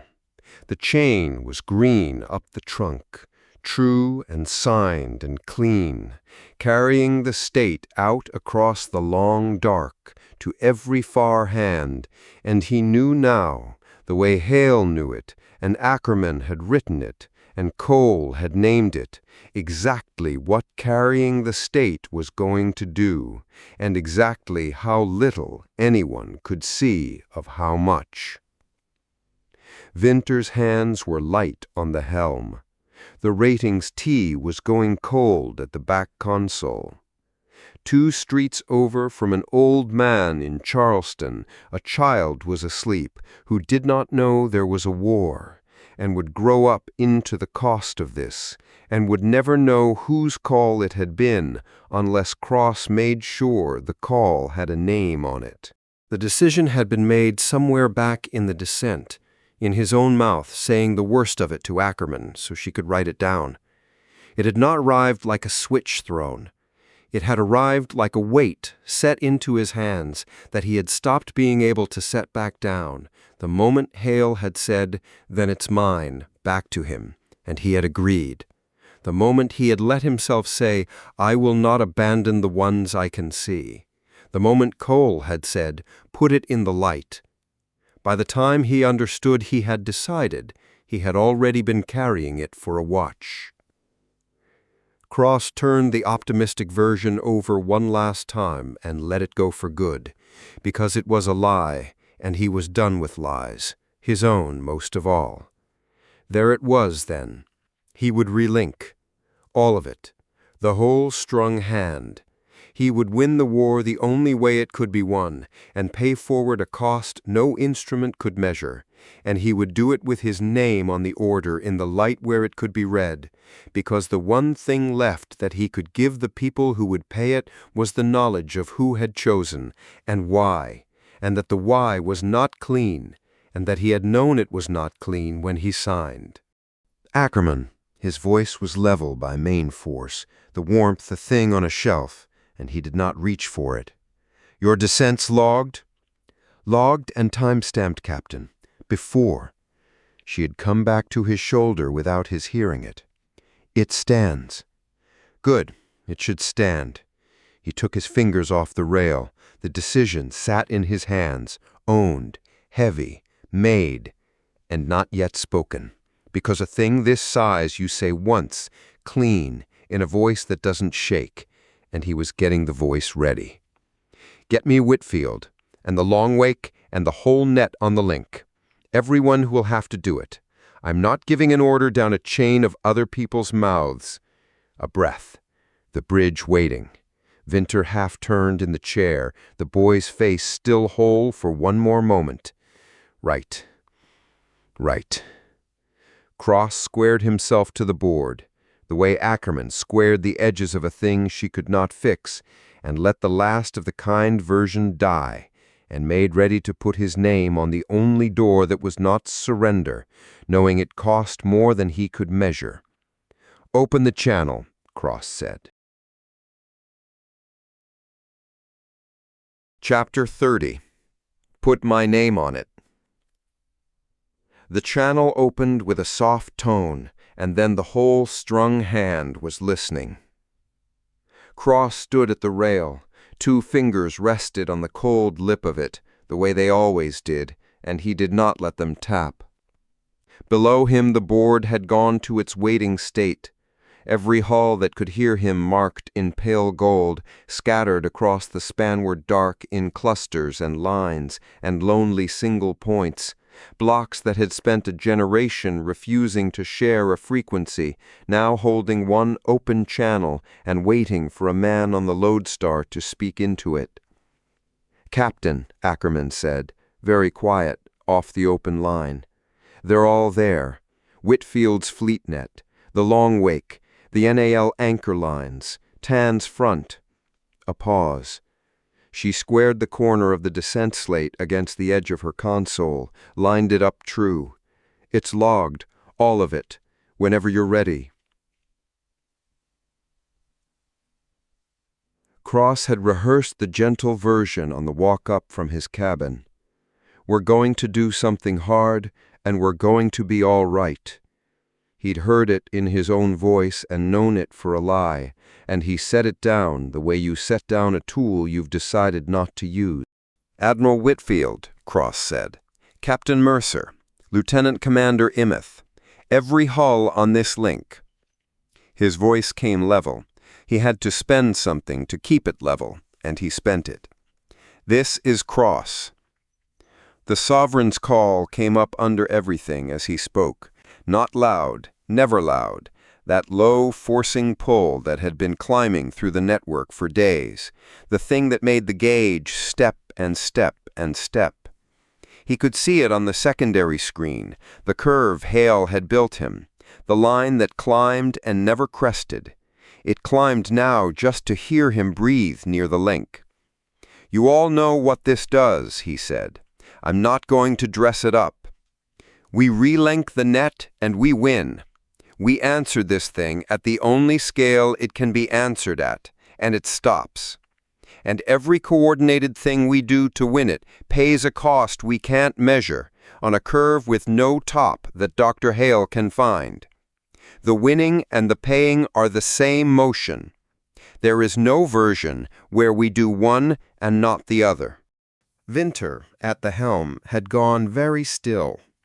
The boy's hands rested light on the yoke, and he was looking at the gold-scattered board, the way he looked at every new piece of the frontier, except the wonder in his face had something underneath it now, something that had not been there at the start of all this. "I've heard the case for going dark," Cross said. "It's a good case. It saves the curve. It also loses the war slowly, and everyone on this link knows it. So I'm not going to insult you by pretending it's a choice we haven't already had." He breathed once. "We are going to win, and it's going to cost what it costs." Cross thought about who was on the link, not the hulls, the people, the squadron leads who'd lost wingmen to Ton's guns before Ton turned, the in Hull holding their anchor lines along the spine, paying a corps they'd never asked the human fleet to understand.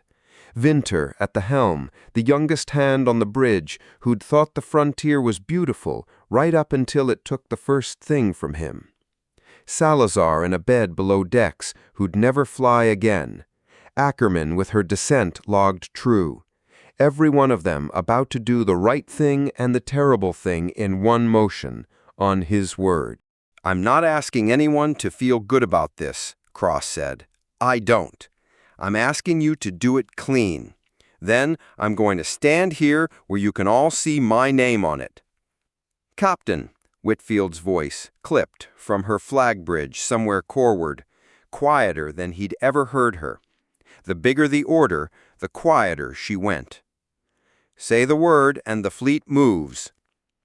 "One thing first." Cross looked at the rail under his fingers, then up at the board.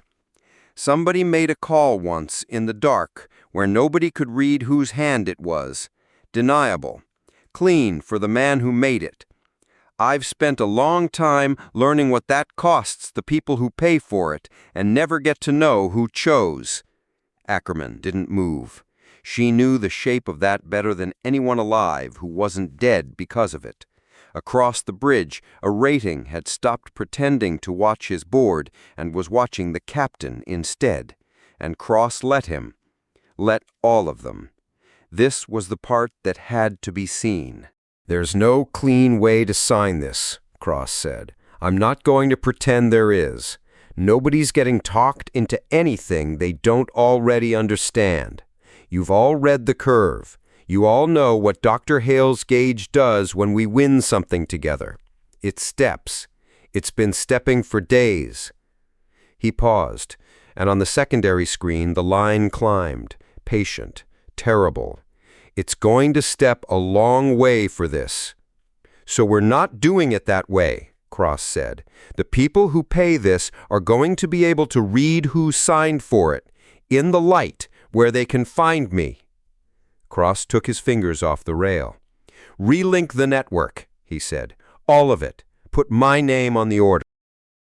For a beat, nothing answered but the tone of the open channel and the climb of the call underneath it.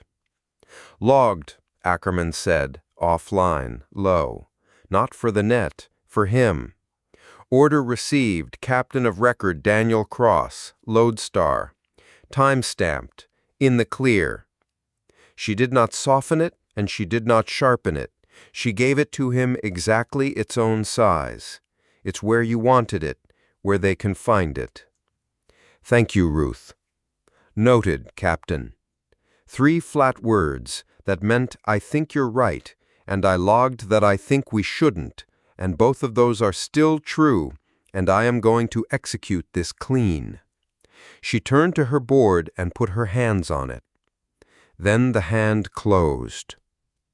"FleetNet, execute," Whitfield said, and her voice went down the chain not as ceremony, but as tonnage. Squadrons that had been holding loose formation drawing in along their assigned vectors. Drives lighting in sequence down the coreward arm. The gold points on Cross's board beginning to stitch themselves together with the thin bright lines of confirmed link. All blocks, all hulls, on the captain's order, Relink. Longwake confirms, Mercer. Spare from spanward. A breath of carrier hiss behind it. Delgado's voice fainter still, calling numbers off a board. Hail somewhere near.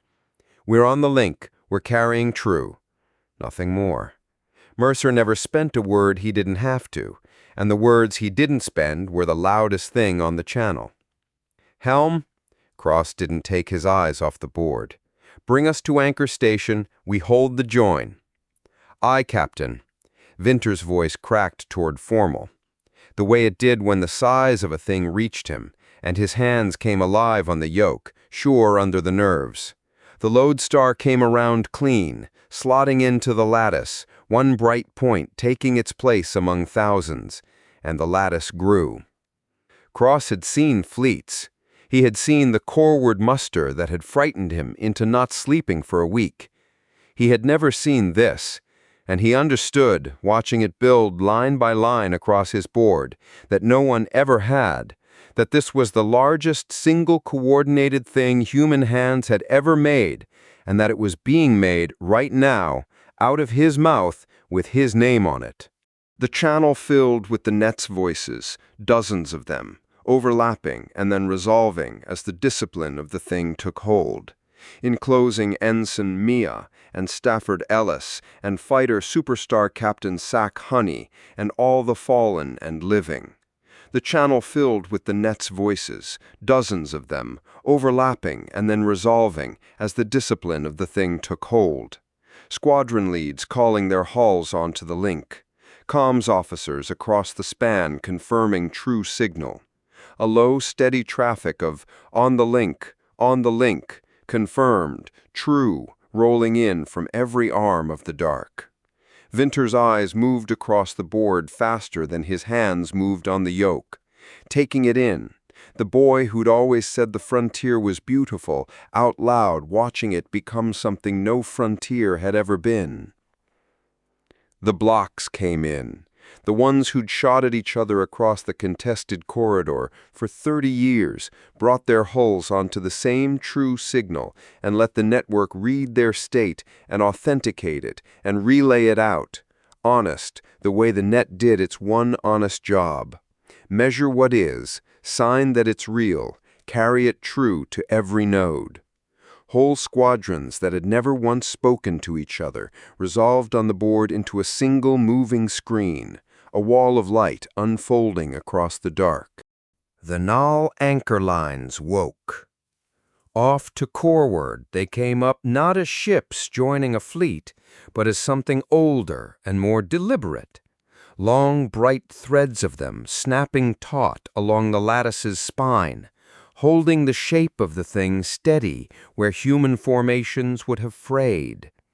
On the channel, low, Imeth's measured voice, the precision that was the only warmth her acquired English allowed her. Anchor lines true, cor. She did not gloss it. She never did. Tan's turned front came last, and came strange. His hulls sliding in from the flank, where for years they'd been the thing the fleet braced against. Falling into the lattice now, alongside the blocks they'd hunted. His ships taking their assigned vectors clean. No voice from Tan, only his ships, doing the right thing, in the right places, fully external. A man's whole war turned inside out and showing as movement on a board. That's the front, Captain, Ackerman said, flat. She read it off the board and squared a stylus against the console edge as she said it. All of it, Tan's in the lattice. Whitfield? 91% linked. Quieter again. 94. We have never... She stopped because there was no end to that sentence that wasn't a feeling, and she didn't spend feelings on an open channel. 97. In the med bay, on a side channel patched to the bridge, Salazar's voice came up, the maimed flight officer who would never sit a cockpit again, listening to the whole net close from a bed. "Bring 'em in tight on the corward arm, Jonah," he said, rough, coaching the only way left to him. "Don't let the lattice frill at the edges. Hold your point." And Vinter, without looking away from the board, "Holding, Marco." The boy's voice steadier for having the old man's in his ear. The board was almost solid gold now. Cross looked at it and felt the size of it go through him like cold water. Every hull a screen, every screen a node, every node carrying the true state of all the others, thousands of human hands, and the null threads, and tons turned guns, all holding the one shape, all reading as one. One network, one hand, closed. And the call, the sovereign's forcing pull, broke against it. It didn't break like a thing dying. There was no roar. The call had been climbing in a steady, forcing pull, the pressure of it a weight Cross had stopped being able to feel because it was always there, like the hum of the ship. He felt it now because it changed. The network answered it at full scale. The whole closed hand read the sovereign's pattern and authenticated it and relayed it true, and the answer that came back up the lattice was the pattern returned to it whole, matched at a scale the thing had never been met at, and the forcing call stumbled. Cross felt it in his chest before he saw it on the board, the way you feel a sound stop. The thing that had been leaning on the lodestar for days, on him, on the back of his neck and the bottom of his stomach, eased, a fraction, then more. A weight he'd forgotten was a weight coming off because it was finally moving. "Pressure's dropping," said the watch officer, fast, half out of his chair. "Captain, across the front, the pull's coming off. It's—" On the board, the dark spaces between the gold began to clear. The thing that had been pushing on every hull on the link, the weight that had bent their formations and fouled their boards and made the gauge climb, came apart. Not all at once, not cleanly, in pieces. The pattern of it faltering and stuttering and losing its hold the way a held note loses the breath behind it. A great pressure lifting off the fleet, hull by hull, the boards clearing, the climb of the forcing call breaking into fragments, and the fragments coming apart into nothing. Out at the lattice's far edge, where Ton's front met the place the sovereign had been, something gave. Cross saw it on the board as a clearing, the marks that had read as the enemy effect for days, simply ceasing to read, the pattern that had organized all that pressure coming undone. A scrap of signal crossed the channel from Ton's halls, a fragment of a voice that wasn't words, broken, external, gone, cutting off mid-sound the way a transmission cuts when the thing transmitting stops. His ships held their stations. Whatever the sovereign had been doing to all of them, to Ton, to the fleet, to the dark between, it stopped doing. "Far edge is clearing," the watch officer said. "Captain, it's just gone. Where it was, it's not there anymore." He said it like a man who didn't trust his own board, and checked it again, and it stayed true. "The whole front's reading clean." On the channel, the net's voices had changed. The disciplined, on the link confirmed, true, had loosened into something raw. Squadron leads across the span reporting the pressure off their hulls. Somebody laughing once, sharp, and somebody else cutting them off because there was nothing yet to laugh at, and the good officers could feel it. The wind was real on the board, and no one on the link sounded like they'd won. "It's breaking." Vinter said it almost soft, almost the old way. The frontier is beautiful way. And then it reached him what it cost, and the wonder in it dimmed mid-word. "Captain, the front's clearing. We did it." "Mercer." Cross kept his eyes on the board. "Confirm." A pause. Carrier hiss. Hale's voice in the background. Sharp, not triumphant. Then Mercer. "Confirmed. The pattern's coming apart. The pressure's off across the span.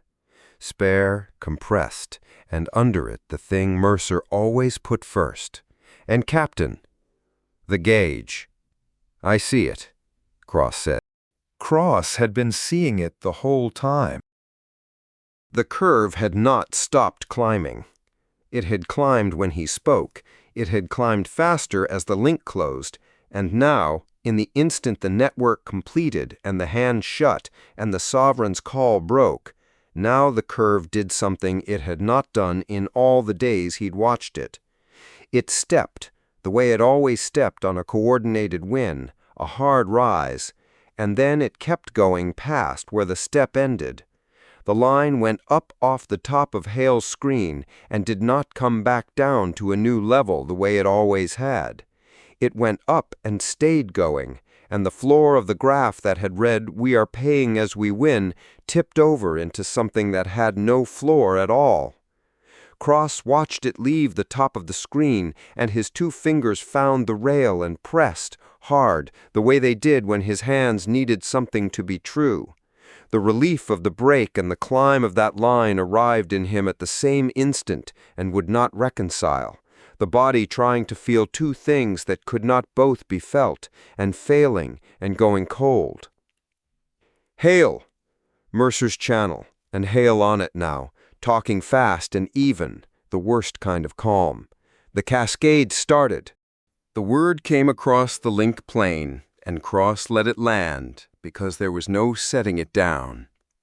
"Say again, Longwake," Whitfield said, very quiet now, the quietest he'd heard her. "The cascade," Hale said. "It's fired. The curve isn't stepping anymore. Stepping means there's a level to step to. There isn't. It's gone past that.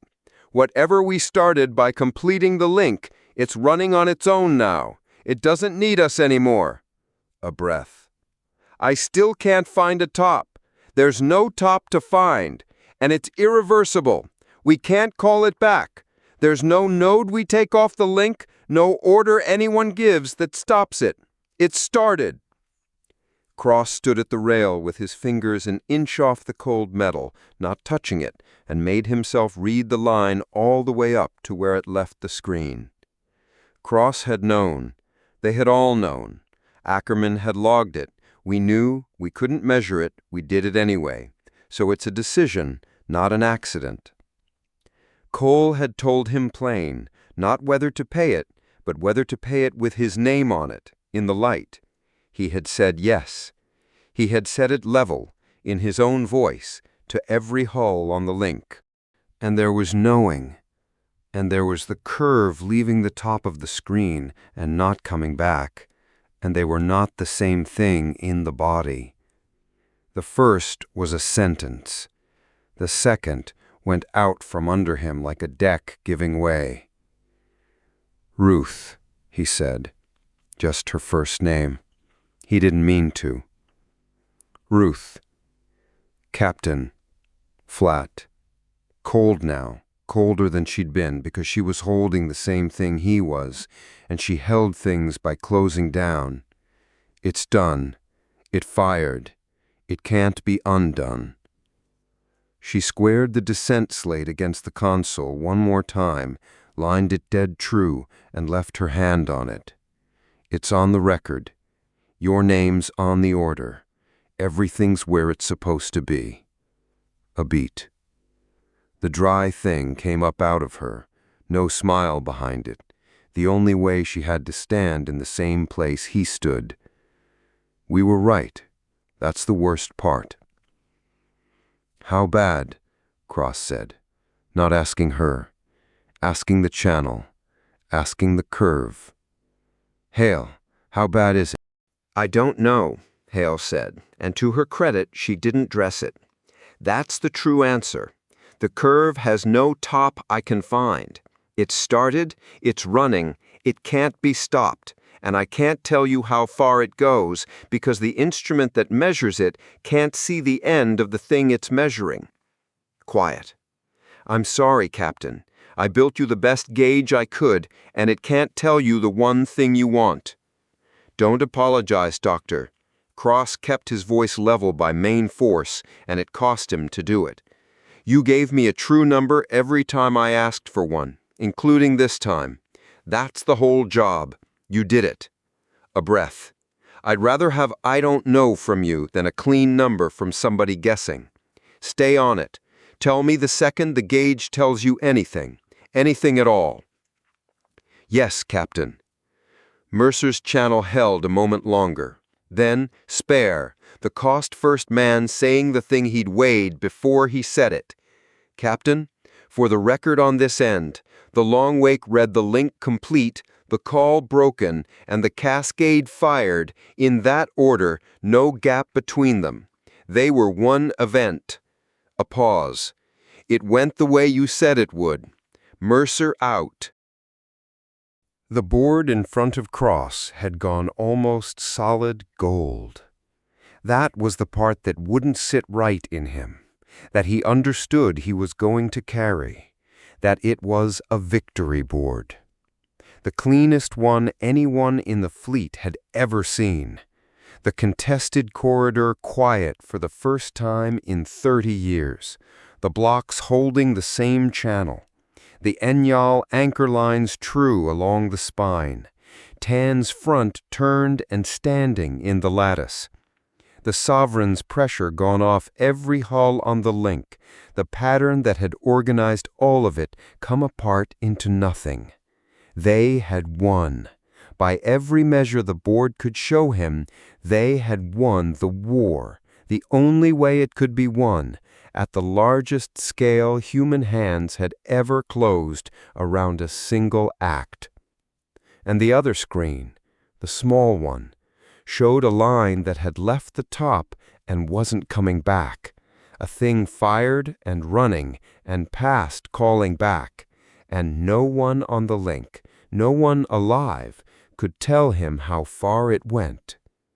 One board in one hand, fired cascade in the other, the same two hands, the same one motion.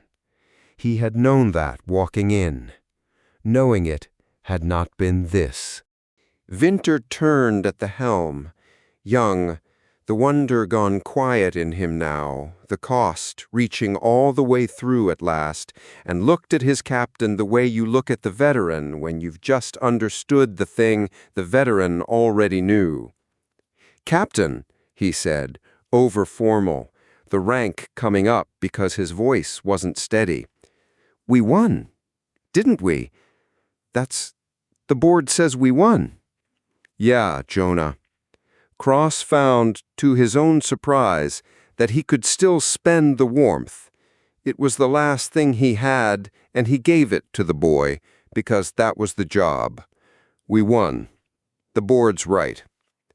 But, Winter knew there was a but. The boy who always asked the question nobody else would.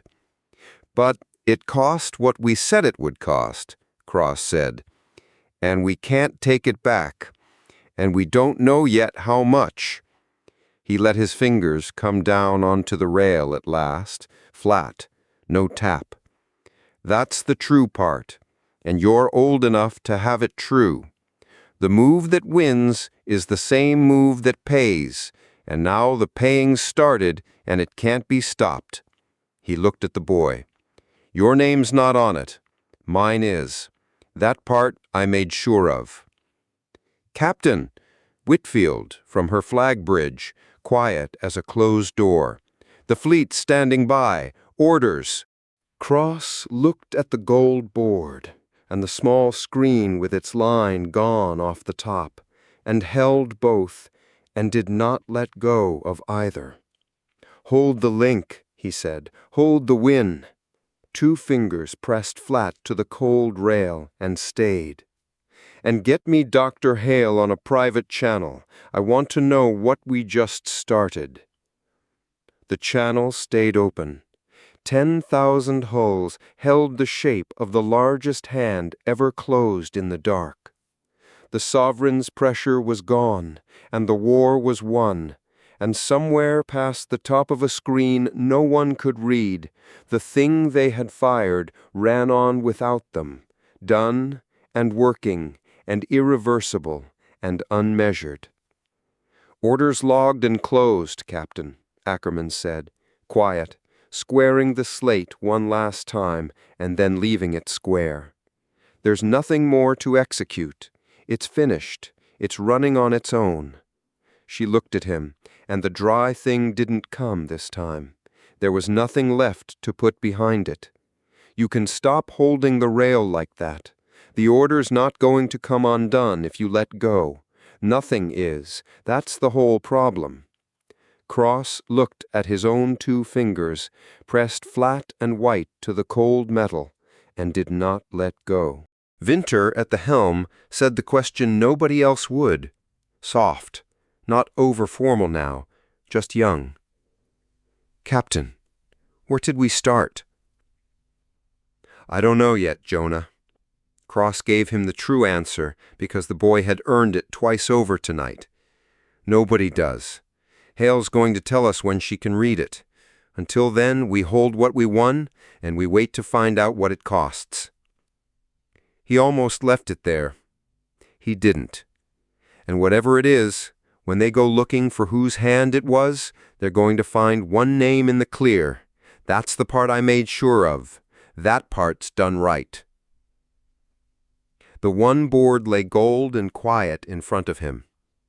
The small screen beside it showed a line gone off the top, a thing fired and running and past calling back, a cost with no top that Hale could find. Cross stood between the 2 of them with his name on the order, in the light, where the people who would pay it could read who chose.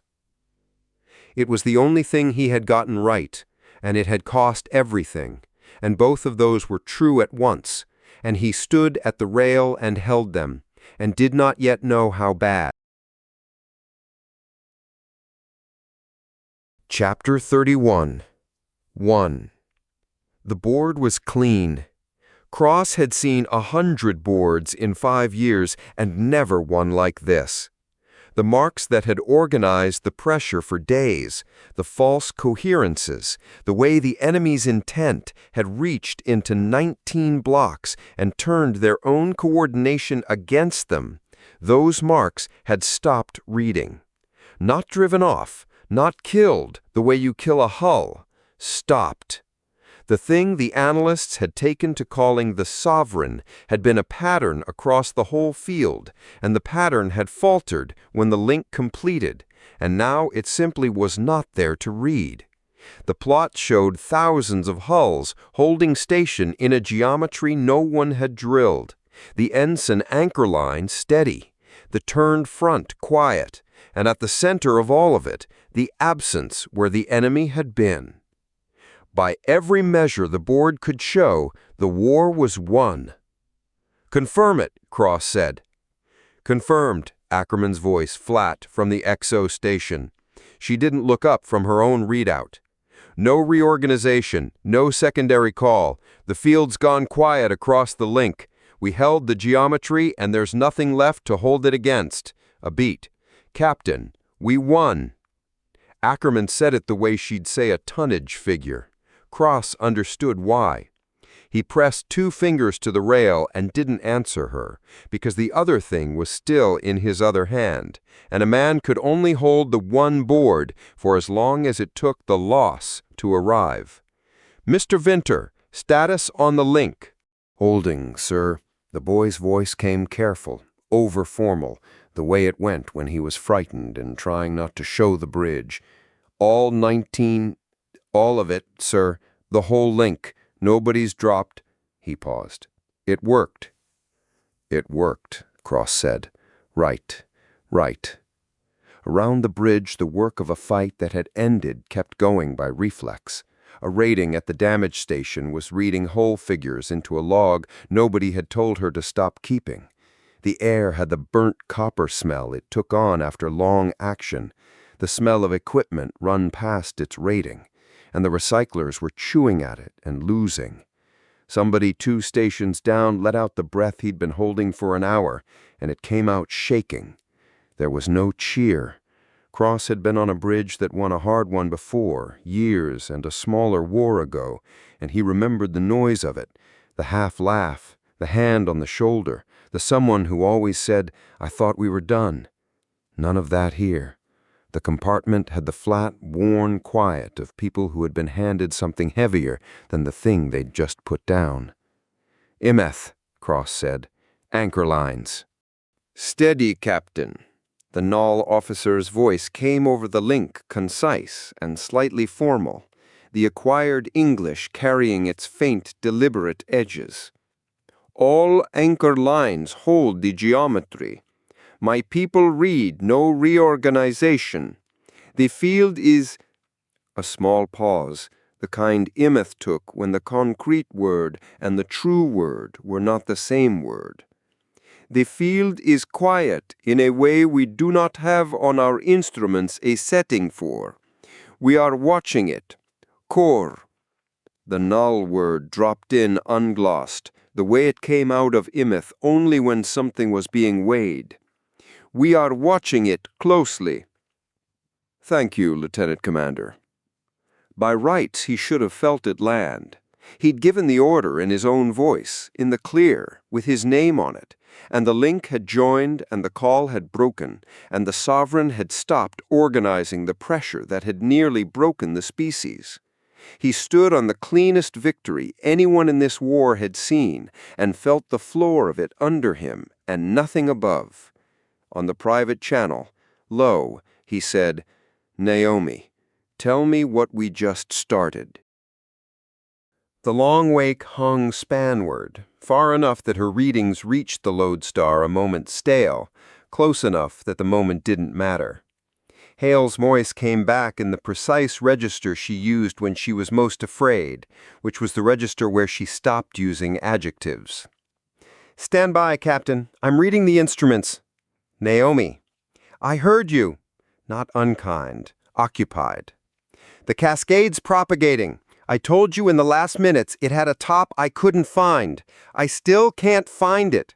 What I can do now is measure it, which I couldn't before, because before there was nothing to measure, and now there is."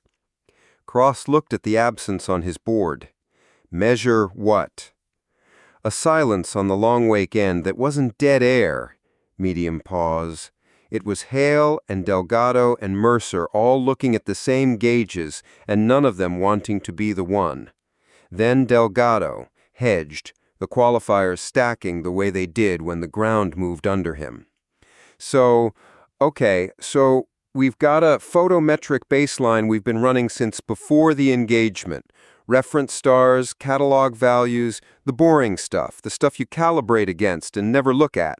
And so the reference values are coming back low. Low how much? Low a little. Like, the catalog says a star puts out a number, and we measure it, and we get fractionally less than the catalog, which is nothing, which is the kind of thing you'd write off as instrument drift on a normal day. You recalibrate, and you move on. A breath. So I recalibrated, and it's still low. And then it was lower. "Delgado," Hale said. "The curve." "Laying it in now, Doctor." A pause, and his voice came back tighter. So here's the thing I don't like. I picked the reference star because it's boring. It's the one you point out when you want to be sure the instrument's honest because it doesn't do anything. It just sits there putting out its number year on year, decade on decade in every catalog anybody's ever built. And it's down. Not flickering, not varying, down. The boring star isn't boring anymore, and I checked it 4 ways, and it's the star. It's not me. He stopped. "I left the raw in. I'm not cleaning the raw. Whatever this is, somebody's going to want the raw exactly how it came off the sensor, untouched, and I'm not going to be the guy who tidied it." "Good," Hale said. "Don't touch it." Cross waited. He found on the rail that he'd started to tap once, twice, and made his hand stop because Ackerman was 3 feet away and she missed nothing, and he would not give the bridge the picture of a captain whose hand had a question in it. "Captain Cross," Hale, back, exact. "I have a curve. I'm going to read you what it shows, and I'm not going to tell you what it means because I don't know what it means. And the second I tell you a story about it, I'll have stopped reading the instrument. Is that acceptable? Read it. Photometric confidence on the reference set is falling. It was at a figure I'd have called clean. It dropped a decimal place across the propagation front. While I was looking at it, it dropped another. Baseline energy across the same field is sliding in the same direction at the same time. It is slow, but it feels slow. It is not stepwise. It is not a switch thrown, a slide. And the field is colder than it was. A pause that cost her. There is a cold beginning where there is no mechanism for a cold to begin. I have checked the instrument. The instrument is correct. The cold is real and it is starting, and I have no figure for where it stops because the curve does not turn over. It keeps going down and it does not turn over. Naomi, Cross said, and his voice came out level only because he'd built it that way before he opened his mouth. How fast? Slow. By the gauge, slow. Slow enough that no one on this bridge will feel it on their skin in our lives. She left it a beat and then took it back, because she would not leave him a comfort she couldn't certify. And it does not stop. Slow and it does not stop is a different thing than slow, Captain. I can give you the rate. I can't give you the end. Then what is it? Cross heard her decide. He heard the clinician choose the smallest true word over the large, frightening one, which was its own kind of fear, the kind that didn't perform. "It's a dimming," Hale said. "The light is measurably less, and the cold is real, and it's spreading along the same front the cascade is running on. I'm not going to call it more than that. The instruments call it a dimming. I'll call it the dimming until something corrects me." Nobody corrected her. "Naomi," Cross kept his voice flat to match hers because she needed flat, because flat was where she could keep working. "The cold, you said no mechanism. Walk me to the edge of what you'll certify and then stop. The edge is this. No adjectives, no hedge. The precision itself, the thing that frightened. A field doesn't get colder for no reason. Heat goes somewhere. It doesn't just leave. I have a field that's getting colder, and I cannot show you where the heat is going. I have looked, Delgado has looked. The instruments are good, and the instruments agree, and the answer they give me is that energy I can account for at the start of a reading is not all there at the end of the reading, and it is not anywhere I can point to. That's the edge, Captain. I won't go past it. Past it is a story, and I don't tell stories on instruments. A beat. But it's real, and it's measured, and it's going one way. Vinter had the helm readout that fed off the Long Wake's feed for environmental, because the junior hand drew the housekeeping watch, and so the boy saw the numbers before Cross told the bridge. "Sir," Vinter's voice had gone small. "Sir, my environmental baseline it stepped down. The reference figures, they're lower than they were. I thought it was my board. I ran the check. It's not my board." "It's not your board, Ensign. It's everyone's board. Hold your station." "Yes, sir." And then, because he was the youngest hand on the bridge, and the one who'd stood here weeks ago and said out loud that the frontier was beautiful before the first of them died and took the saying away from him, because that boy was still in there under the over-formal rank. "Sir, is the war over?" Ackerman answered before Cross could. She didn't soften it. She'd have considered softening it a discourtesy. "The war's over, Mr. Vinter. We won it." She squared the corner of her readout against the edge of the console once with 2 fingers, the way she did when the plan had gone somewhere the plan hadn't gone before. "Watch your numbers." The boy watched his numbers. Cross watched the boy watch them, and watched the wonder that had already dimmed in him, dim by another decimal. And that was the cost arriving. Not on the board, Not on Hale's curve, but in Vinter's face going still as the figure under his hand slid down and didn't come back up. The one board glowed clean above them all. Nobody on the bridge sounded like they'd won. The compartment had the air of a rune where the count had come back wrong, and everyone was checking their own arithmetic before they said so aloud. "Captain?" Mercer on the channel from the long wake. "Spare." He hadn't spoken since the link completed. "Julian." "Tan's front." A pause that wasn't hesitation. It was Mercer choosing words the way a man chooses load-bearing members. "His hull's gone dark. The turned segment, the one that fought with us at the end." Cross looked. On his own plot, the turned front showed where Tan's people had held the flank in the last minutes, diverged human, all of them, the thing Mercer had stood among in the far pocket and come back from quieter. The marks that had been Tan's command had been steady through the link. Now one of them wasn't there, and the cluster around it had the loose, undirected drift of hulls that had lost the thing that aimed them. "Confirm Tan," Cross said. "Confirming," Delgado from the long wake. "We had a signal off his command hull through the join. It's... okay, so... it's not there anymore. It didn't cut. It ended. There's a difference. A cut, you get the edge of it. You get the carrier dropping. This just... the thing transmitting stopped, and so the transmission stopped, and there's no edge. There's nothing after it." A breath. "His hull's reading as a hull now, not as a command. As a hull." Mercer let Delgado finish.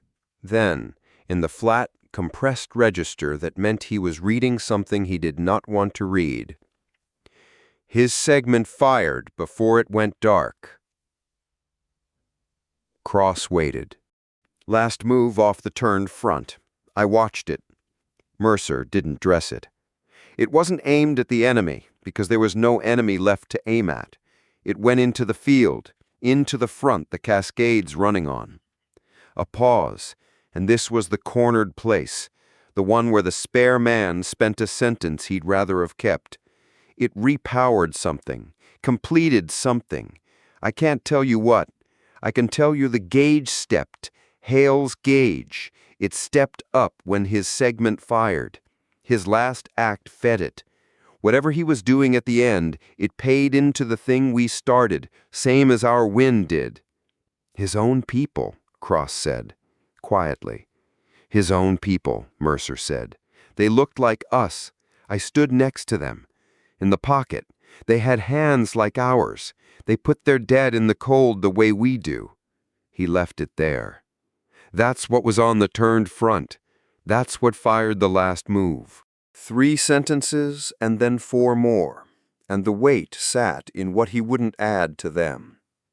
Mercer didn't tell Cross what Tan had been in the end, or why a man who'd turned his front to fight beside them would spend his last act feeding the thing that was killing everyone. He didn't have the why, and he didn't reach for it. The signal that had ended without an edge had carried no surrender, no message, no last word of meaning. Delgado had said it. There was nothing after it. And the segment had fired into the field, and the gauge had stepped, and the man was dead, and it had changed nothing about what was already running. "He's dead, Julian," Cross said, "and it didn't matter." "No." Mercer's voice didn't move. "Killing him didn't stop anything. It was already loose. He died into it the same as everyone's going to. A beat. He wins even dead. They all do. The thing doesn't care who pays it."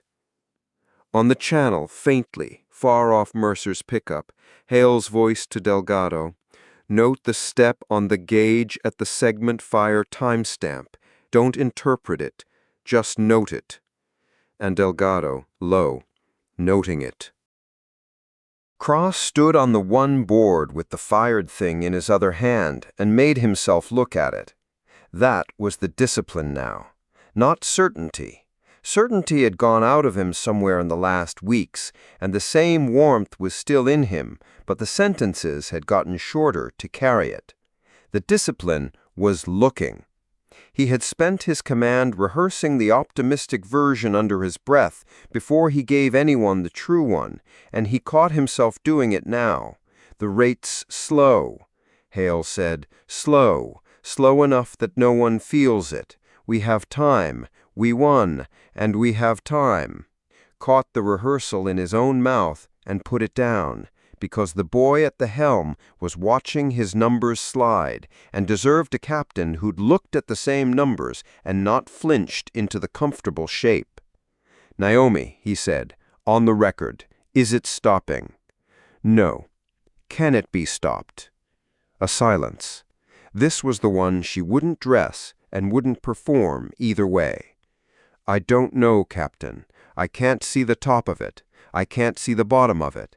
I can see that it started when the link completed, and it's running on the same front the cascade's running on, and it goes one direction.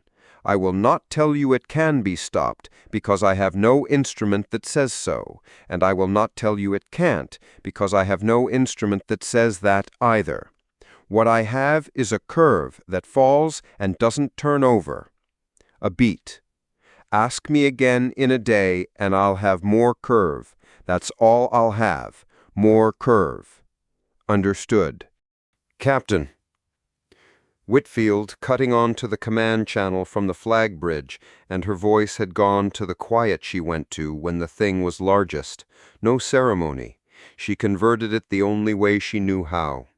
"I'm reading a fleet that won, and a doctor on the long wake telling my staff the stars are coming back low. I need to know which one to put in the dispatch." "Both, Admiral," Cross said. "Both." A pause on the flag channel. "How bad?" "We don't know yet. Hale has a curve. The curve falls and doesn't turn over. The cold's real and it's starting. We won the war and we started—" He looked at the absence on the board and at the boy and at Ackerman squaring her corners. "We started a thing we can't see the end of. The cleanest thing I can give you is that the win is total and the cost is real and the cost doesn't have a number yet." "Then I'll send the win," Whitfield said, "and I'll send that the cost is being counted." Quieter still. "Count it well, Cross, whatever it is. We owe it that." The channel dropped. Ackerman came across the bridge to him. She kept her voice under the level of the room, which from her was a courtesy she extended about twice a year. "I logged the descent, Captain. Not a reproach, a fact, laid down. Before the order. I want it on the record I'm not—" The dry, near thing she did instead of softening. "I'm not standing here saying I told you so. I'd give a year's pay to have been wrong." "I know you would, Ruth." "The order was right." She said it flat, and it cost her more than warmth would have, because she'd argued the other side, and now she was holding to the truth of the thing over the satisfaction of the thing, and she got colder doing it, not warmer.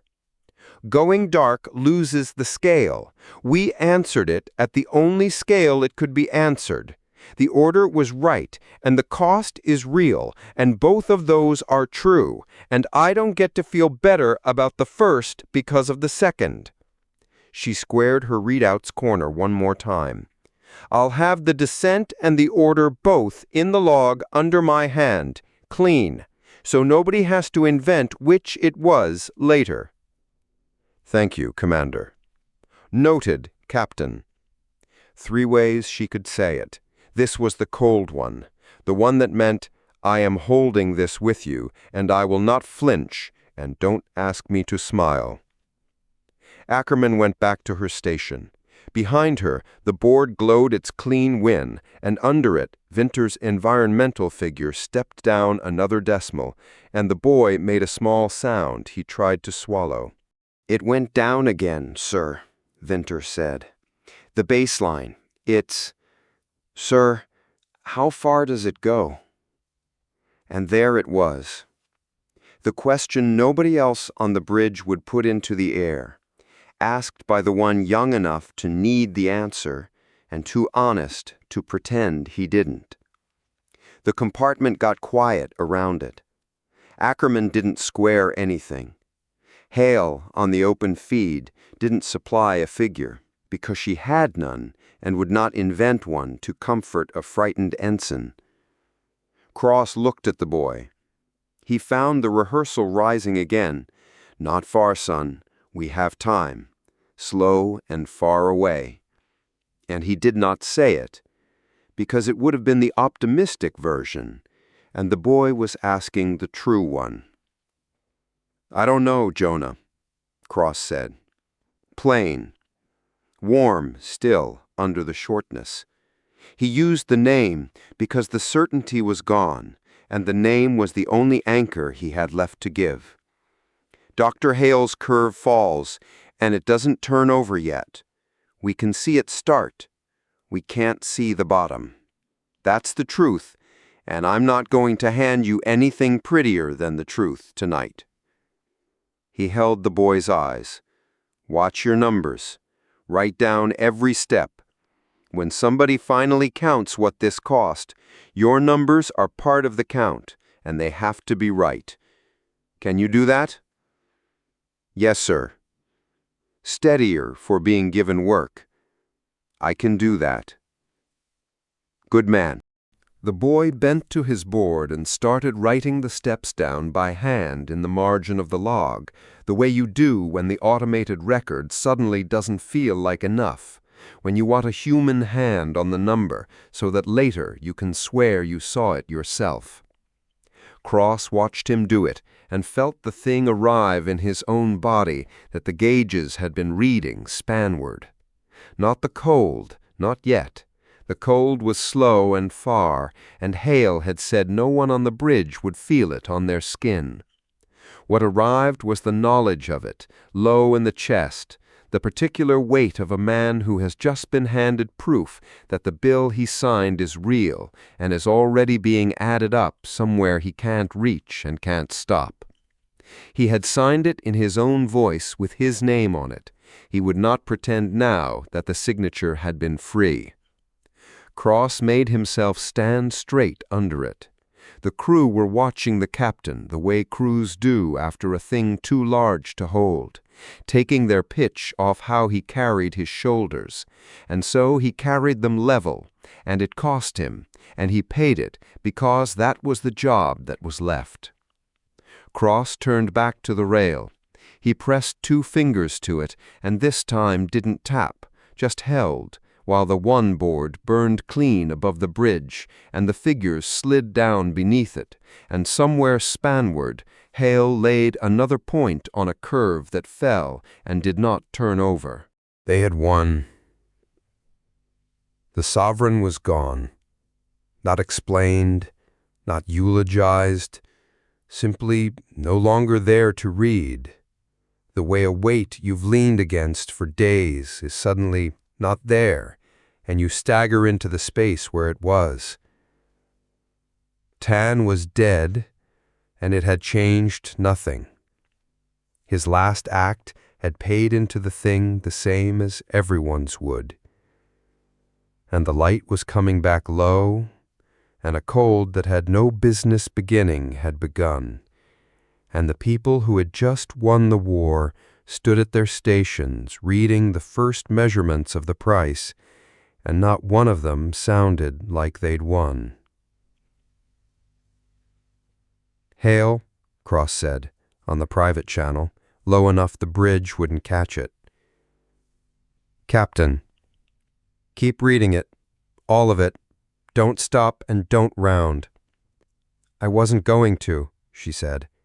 "Captain, for the record, since you'll want it later, the instruments call it a dimming." the smallest pause. "I'm going to keep calling it the dimming. We're going to need a name for the thing we're counting, and that's the one the gauges gave me." "The dimming," Cross said. "The dimming," she said. "I'll have more curve in the morning."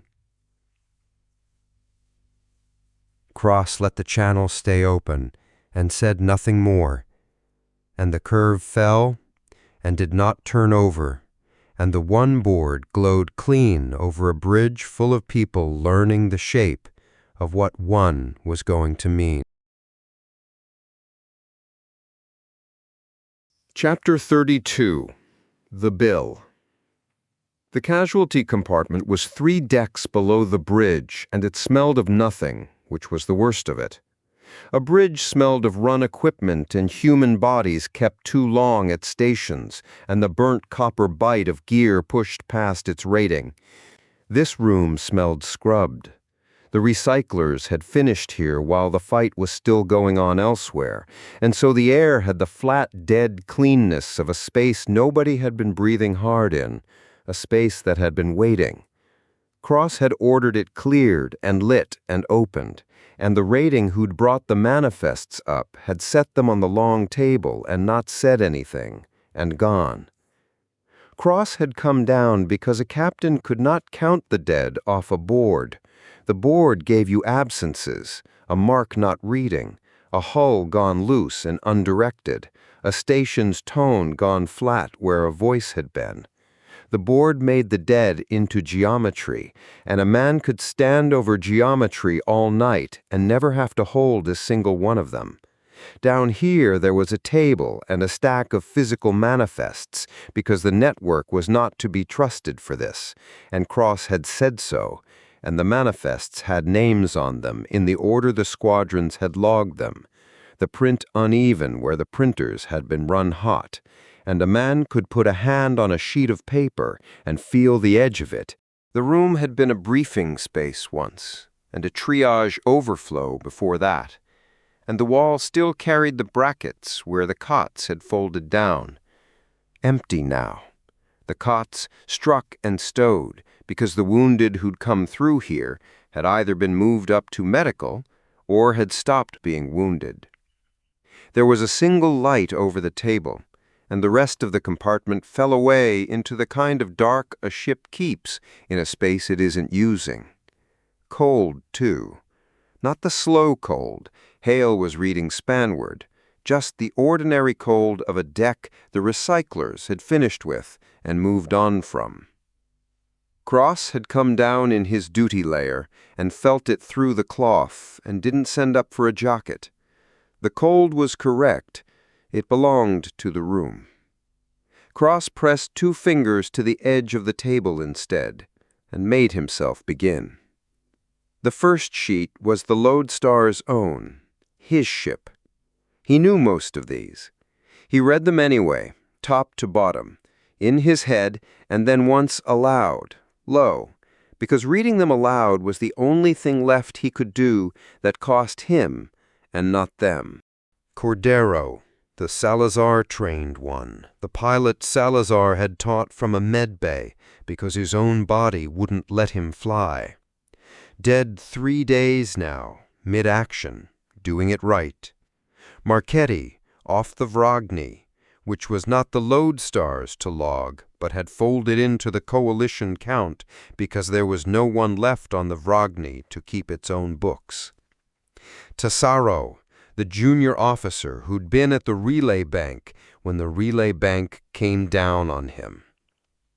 Ashford, Ray Ashford, a rating, dead for no reason anyone had been able to give, in the middle of a thing that had had nothing to do with her, the universe not caring who it took.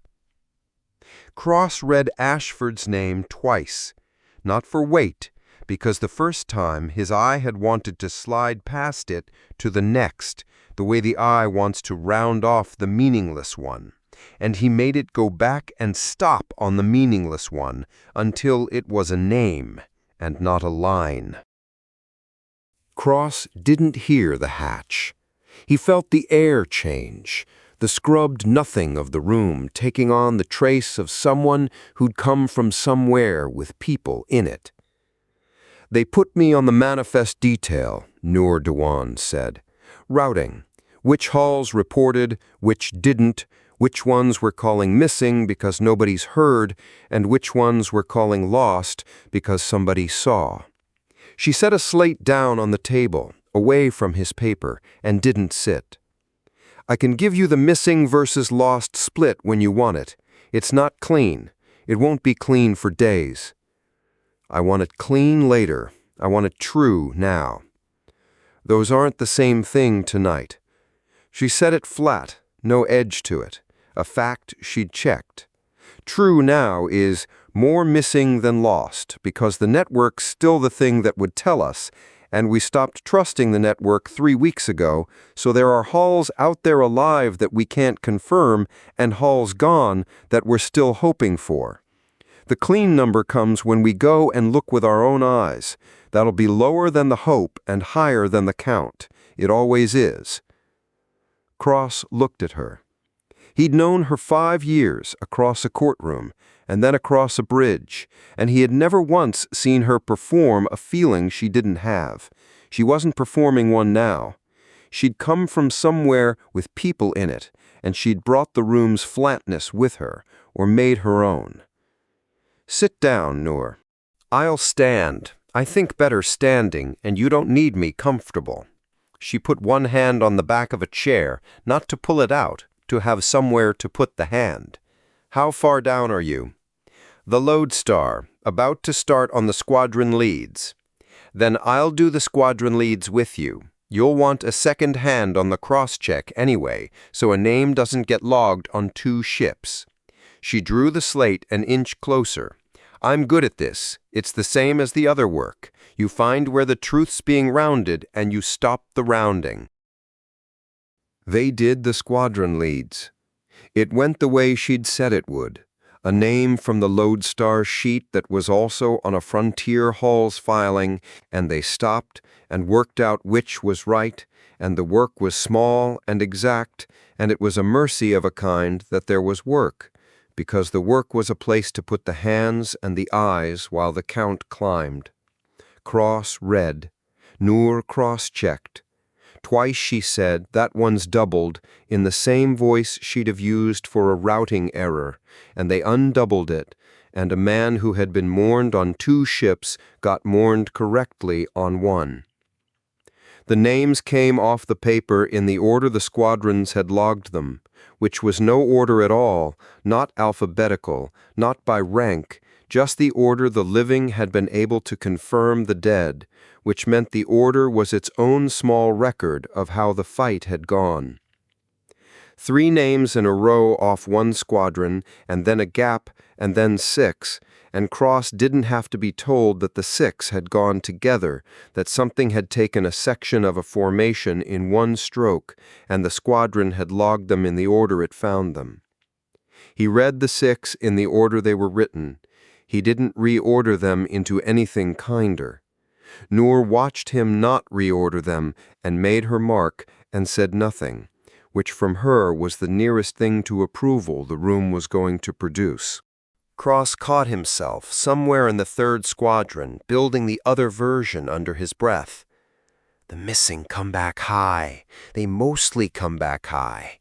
We'll go and look, and half the missing are running dark and they're alive, and the number's smaller than tonight's number." He had it half formed in his mouth, the comfortable shape, the optimist's draft he wrote first and gave to no one, and he put it down, because the woman across the table did not round things, and he was not going to round this where she could hear him do it. Noor watched him do it. He saw her see it. "You were about to tell me the missing come back high," Noor said. "I was. They do sometimes. No softness in it. A correction. Exact. And sometimes a hull's running dark because she's a hull, and there's nobody left to run her, and she'll drift dark until something finds her in a year, and we'll log her lost then, and feel the same thing we'd feel now, only later, and worse for the waiting." She made a small mark on the slate. Tell yourself the high version if it gets you through the table. Don't tell me. I've spent 20 years being told the high version by people who knew better. Is that what this is? This is the count, Captain. She looked up. I'll do the count straight, or I'll go back to routing. I don't have a third way to be in a room like this. I used it up. Cole came in by relay, low priority, the way a man calls who knows the people he's calling are doing something he shouldn't interrupt, and is calling anyway because he can't not. Captain Cross. The voice came earthside and thinned by distance, the Charleston still in it under the long institutional years, 90 years old, and most of them spent learning to say hard things in soft rooms. I'm told you're counting. We're counting, Minister. Then I won't keep you long. A pause. The conscience pause. The one that meant he was about to name the thing the call was actually about, and was choosing whether the room could hold it. "Our sat on a thing for 40 years, son. You know that now. The institution knew what the network was doing to the floor under all of us, knew it before you were born, and held it, and I was one of the hands it was held in. I want to say to you, while there's a count being taken, that the count being taken 3 decks below your bridge tonight is partly mine. I'd like that on the record somewhere, a record's being kept honest." Cross didn't answer at once. Across the table, Noor had gone still. Not the stillness of someone not listening. The other kind. "It's on the record, Minister. Commander Ackerman's keeping it honest. I'll see your line gets into it." "Thank you." And then, because the institutional layer had thinned, and the man under it was old and far away and could not be in the room, "Is the engineer with you? Dewan?" "I'm here, Minister," Noor said. She didn't move toward the pickup. She set it to the table. A silence from Earthside that was not dead air. "I prosecuted people who tried to tell me," Cole said. "Not you. Your part of it came before my desk did. But people like you, with your case, your evidence, your warning, I had a hand in calling them criminals for it. I won't ask you to take anything from me tonight. I'd only have you hear me say it where it was said wrong before. You weren't wrong." Noor looked at the pickup then. Her face didn't change. "I know, Minister," she said. "It doesn't help, but I'll note you said it." The relay stayed open a moment, and then Cole let it drop, the way you let a door close on a room you've finished being in. The room had its scrubbed nothing again. Cross and Noor and the manifests and the slate and the table. "He's not wrong either," Cross said, "about his part. The institution knew. It held it. People died of the holding before tonight, and more died of it tonight. And his name's on the holding." "His name's on the holding, and mine's on the breaking, and we both lost." Noor said it the way she'd say a doubled name. "That's the thing nobody's going to write down right. So I'll say it once in this room where it's true, and then I'll go back to the count. The institution knew the cost and buried it. We knew the danger and got jailed for knowing it. Both right, both lost. The bill came in tonight, and it didn't read either of our names off the wall before it took what it took. It doesn't care who buried it, and it doesn't care who went to a cell over it. Cordero's dead, Tesaro's dead. The boy upstairs is watching his light go down a decimal at a time. The fact that I was right," and here her voice didn't rise, it dropped. It went colder the way a thing goes cold when the last warmth's been pulled out from under it. "The fact that I was right is a thing I get to carry, and it weighs exactly the same as if I'd been wrong. That's the part they never tell you. Being right doesn't lighten it." Cross set his hand flat on the table. "You do it again," he said. Not a question. He knew the answer. He wanted it in the room. I'd do it again. Flat. Final. I committed the sabotage. I was guilty of it. You didn't pull me out of that court because I was innocent. I wasn't. And we both knew it. And you knew it when you did it. You pulled me out because the court was dishonest, because they were going to hang a falsehood on a true thing, and you wouldn't have the falsehood stand. She held his eyes. I never thank you for it. I'm not going to start tonight. We don't owe each other thanks. We owe each other a straight count. That's the whole of what's between us, and it's enough. It's enough, Cross said. Neither of them looked at the table for a moment. Neither of them built it into a speech. There was a count to take, and the count was the only honest thing the room had to offer either of them. They finished the squadron leads. The number at the bottom of the Lodestar's own sheet was a number Cross would carry. The coalition number, missing and lost together, was a number he would carry and would not say aloud in this room, because Noor had been right that it wasn't clean, and saying an unclean large number aloud was its own small dishonesty. Winter came down near the end of it, the youngest hand, sent on an errand by Ackerman that Cross suspected Ackerman had invented, a sheet to bring down, environmental logs the casualty detail did not need. The boy had them in his hand and didn't know what to do with himself in a room like this, having never been in one, and stood at the hatch with the over-formal stillness he went to when frightened. Commander Ackerman said you'd want the environmental, sir, the baseline steps from upstairs. He held the sheet out and didn't come all the way in. I wrote them down by hand, every step, like you said. Good man. Cross took the sheet. Come here, Jonah. The boy came. He looked at the manifests on the table and at the names on them, and he was young enough that his face lost its arrangement for a moment before the discipline caught it. These are the ones, Winter said. Not a question, either. These are the ones. Noor watched the boy. She didn't soften toward him. She didn't have it in her tonight, and wouldn't have faked it. But she put one finger on the bottom of his handwritten environmental sheet, on the last figure, the lowest one. You wrote these down yourself, she said, by hand. Why? Because... Winter looked at her, this engineer he half knew, the Anchorage one the older hands talked around. Because the automated record didn't feel like enough. I wanted a human hand on the number, so later I could swear I saw it myself. That's the right instinct, Noor said. Hold on to it. The machines are honest right up until somebody decides they shouldn't be. A number in your own hand, in the margin, that you watched go down, that's the one no one can round on you later. She took her finger off the sheet. Keep doing it. Every step. You're part of the count now, whether you wanted to be or not. Yes, ma'am.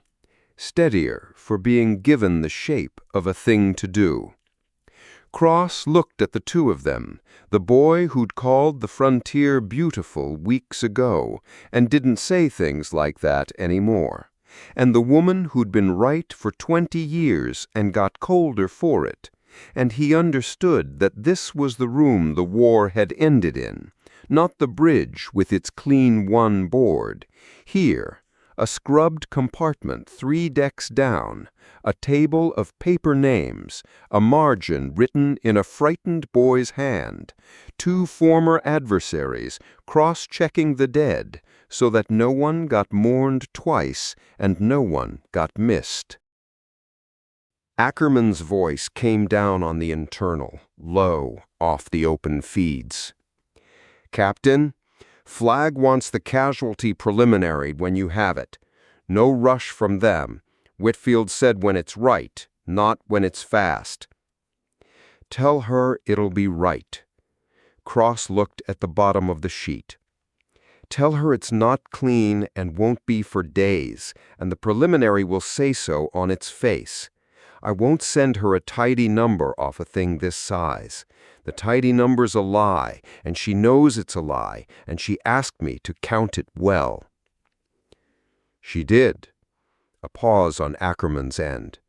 I've got the descent and the order both in the log under my hand. Clean. I'll bind the count to it. The whole thing reads as one document. What we argued, what we decided, what it cost. So nobody pulls one page out of it later and tells a story with it. Thank you, Commander. Noted. The cold one. The one that meant I'm holding this with you. The internal dropped. Cross squared the manifests, the lodestars on top because it was his, and set Vinter's handwritten environmental sheet beside them, the lowest figure at the bottom, the human hand on the number. He found the optimistic version rising in him one more time. We counted it straight, we'll send it straight. Straight counts are the start of putting a thing right. And he held it a moment, turning it over. And then he set it down, too, because a straight count was not the start of putting anything right. It was only the bill, read honestly, after the thing was already spent. Noor. Captain, stay on the cross-check through the night. When the look with our own eyes count starts coming in, I want your hand on it, not the network's. Yours. You'll have it. She picked up her slate. At the hatch, she stopped. Not for ceremony. Noor didn't do ceremony, but because there was one more true thing, and she'd say a true thing if it was there to say. We won, Captain. I heard them on the bridge. The board's clean. Her voice didn't rise. It's the most expensive clean board anybody's ever going to look at, and I was right about every part of how we got here, and I'd give all of being right to have the count come out shorter by one name. Cordero, any one of them. She looked at the table. That's the whole of it. We were right. It doesn't help. Noor went. Cross stood in the scrubbed nothing of the room with the paper names under his hand and the boys' handwritten figures beside them, and read the Lodestar's own sheet through one more time, top to bottom, low, aloud, because it was the only thing left he could do that cost him and not them. Chapter 33. Hand and Eye. The receiving bay was warm, which after the last weeks was the first thing Petrov's body told her about it, ahead of anything her eyes did. Somebody had brought the heat up past the ship's mean, because there were going to be cold people coming through the lock, and cold people did worse, and the small lie of the warmth, a degree the wrong way against everything the engineers were reading spanward, a degree nobody in the bay would comment on because it was hers and she'd ordered it, sat on the back of her neck the whole time, and she let it. Petrov had the bay laid the way she laid every receiving, blankets in 2 stacks by weight. The warm fluid line bled and capped and hanging where a hand could find it without looking. The kit open on the near cart in the order she reached for it, and not the order it shipped in. An orderly stood at the inner hatch with the manifest slate and the good sense not to fill the waiting with talk. The thing about receiving was that it was 9 parts waiting, and the waiting was when you found out what kind of room you had. Petrov rolled a suture pack between her fingers, end over end, a thing her hands did when there was nothing yet for them to do that mattered. "Hard dock confirmed," the orderly said. "Pressurous match. They're equalizing." "How many's the hauler saying?" "Hauler's not saying much. Comms came up 2 minutes ago, and the man on it sounds like he hasn't slept since the routes went bad." A pause while the orderly read. He gave a head count, and then he gave it again different, so I logged the lower one. He said, the orderly stopped, the way people stopped when they were about to repeat a thing that it moved them and didn't want to be caught moving. He said, they ran the whole way dark, no network, hand and eye. He said it twice, like we'd argue. We won't argue. Petrov set the suture pack down. Nobody argues with a thing that worked. They came through slow. You could tell a dark crossing by how people came off a hauler. The ones who'd run bright, who'd had the network holding their hand the whole route and only lost it at the end, came off fast and angry and looking for somebody to be owed by. The ones who'd run dark came off the way these came off. Careful, blinking, a hand always on a wall or a strap or a child. The gait of people who'd spent weeks not trusting the floor to stay where they'd left it. They'd navigated home by the old methods because the new ones had become the thing that killed you, and the old methods got into a body and didn't leave when the trip did. Petrov worked the line the way she worked every line. Old man first, dehydrated to the point his skin tinted when she pinched it. No complaint in him, just the patient endurance of someone who decided complaining cost water. Warm fluid, a blanket, an orderly to keep him from standing too soon. A woman with a hand she'd broken somewhere in the crossing and set herself, badly, and lived with, because there'd been no one to set it and a kid to mind. Petrov re-broke nothing, splinted what was there, told her the truth, which was that it would knit crooked and she'd curse it on cold mornings, and it would hold. The woman took the truth the way the dark crossing people took everything, as a thing she could plan around now that she had it. It is what it is, Petrov did not say to any of them, because none of them were going to die in her bay, and she only spent that one on the ones who were. The count came off the slate as they processed. Fewer than the hauler had hoped on the first reading, and exactly the lower number the orderly had logged. One of the freighters that had set out with them hadn't come through. The man at comms hadn't said it as a tally. He'd said a name that was a hull's name and not a person's. And then he'd stopped, and the orderly had written lost in the column because somebody had seen it go, and that was the only kind of certainty the dark gave you. The kind you saw with your own eyes. Petrov heard it the way she heard everything she couldn't fix. She put it where it went and kept her hands on the body in front of her, because the body in front of her was the only argument she got to win. The convoy had survived. It had paid to. Those were both true, and she'd learned a long time ago not to let either one stand in for the other. Petrov had half forgotten to expect them, and then they were the next ones in the line, and she hadn't.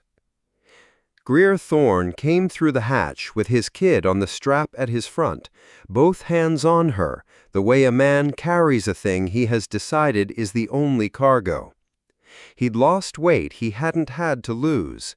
The careful tiredness he'd worn weeks ago had set into something past tired, the face of a man who'd been the one awake while everyone else slept because somebody had to read the dark, and had done it for as many nights as there were, and would do it again tonight if the Bay asked him to.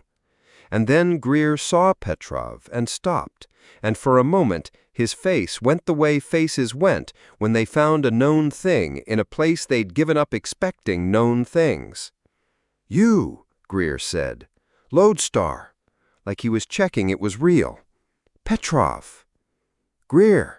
She came to them and did not put a hand out because his were full. "You made it." "We made it." He said it the way the man at comms had said dark twice over, like the universe might still take it back. "Maddox put us down inside a week, and we ran the rest ourselves. After the bright road started..." He squared his shoulders and abandoned the sentence, which she remembered him doing, the move of a man who knew which sentences weren't survivable and wouldn't waste breath dying inside one. "We went dark. I ran us home by hand. I didn't know I could do that. Turns out you can do a lot of things." "You can." Petrov was already reading him while he talked, the way she couldn't not, the lips, the eyes, the set of him against the strap. Dehydrated, but not dangerously. worn to the nerve, a man running on the last of something and not yet allowed to find out he was empty. You'll fall over in about 6 hours, and it'll scare you, and it shouldn't. That's just the body sending the bill after the work's done.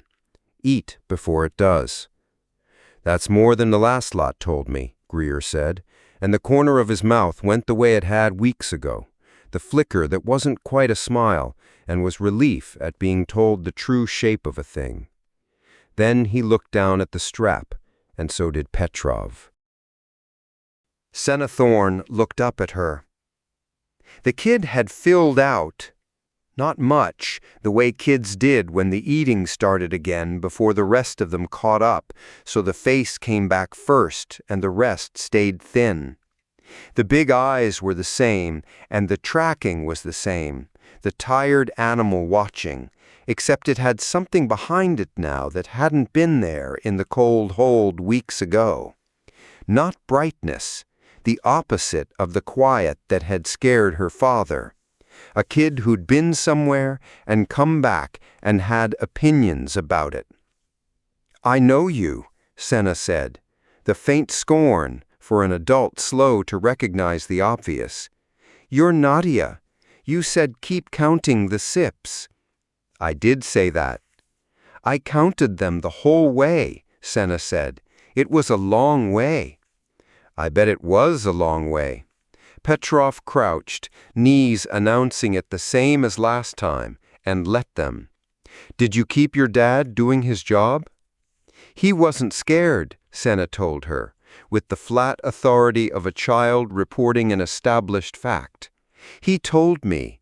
Every time the float dropped, he said he wasn't scared, and that's how I knew it was fine." Above the kid's head, Greer's face did a small thing and held. He'd lied to her cheerfully, every drop, all the way home in the dark. Not scared, not scared. And the kid had banked it as fact, and the lie had been the floor she'd stood on the whole crossing. And he was not going to look at Petrov while his daughter laid it out, because if he looked at Petrov, the lie might show its seams. "Sounds like he had it handled," Petrov said to the kid, and did not look up at the father, which was the only mercy in her bag he'd take. The kid's hand was where Petrov had known it would be before she looked, on the dog. The wooden dog hung from the same clip, still on the strap so it couldn't go in the dark when the float dropped, and the kid's thumb was on it, not gripping, just resting, finding the smooth where a corner used to be, the way a thumb finds a worn place it knows. It was more worn than weeks ago. You could see it. A child clutching a thing through every drop of a dark crossing wears a thing down, and the corners that someone had sanded off so a frightened kid couldn't catch an eye or a cheek on a point had gone smoother still. The wood gone the soft gray-brown of a thing handled past counting. The head of it darker, where a small palm had closed on it 1,000 times in the dark. "Palm made it too," Sina said, the same certainty she'd shared his name with weeks ago, the one fact worth the words. "Course he did," Petrov said. "He's a good dog. Good dogs hang on." The kid considered this and found it correct and went quiet, the way she went quiet, pulling the dog up under her chin against the strap. Petrov looked at the dog, at the worn, smoothed place under the small thumb, the corners someone had taken off with sandpaper one winter so a baby couldn't poke herself. The mother had done that. The mother had sat with a knife and a piece of wood and a square of grit and thought about exactly what a thing could do to a small body in a bad moment, and had done the small, dull work so it couldn't. And that work had ridden home through a dark crossing on a strap at a kid's chest and come out smoother, while the hand that did it was corward and unreachable, and no one anyone still trusted could say whether it was a living hand. It was the kind of thing Petrov approved of, and never said so.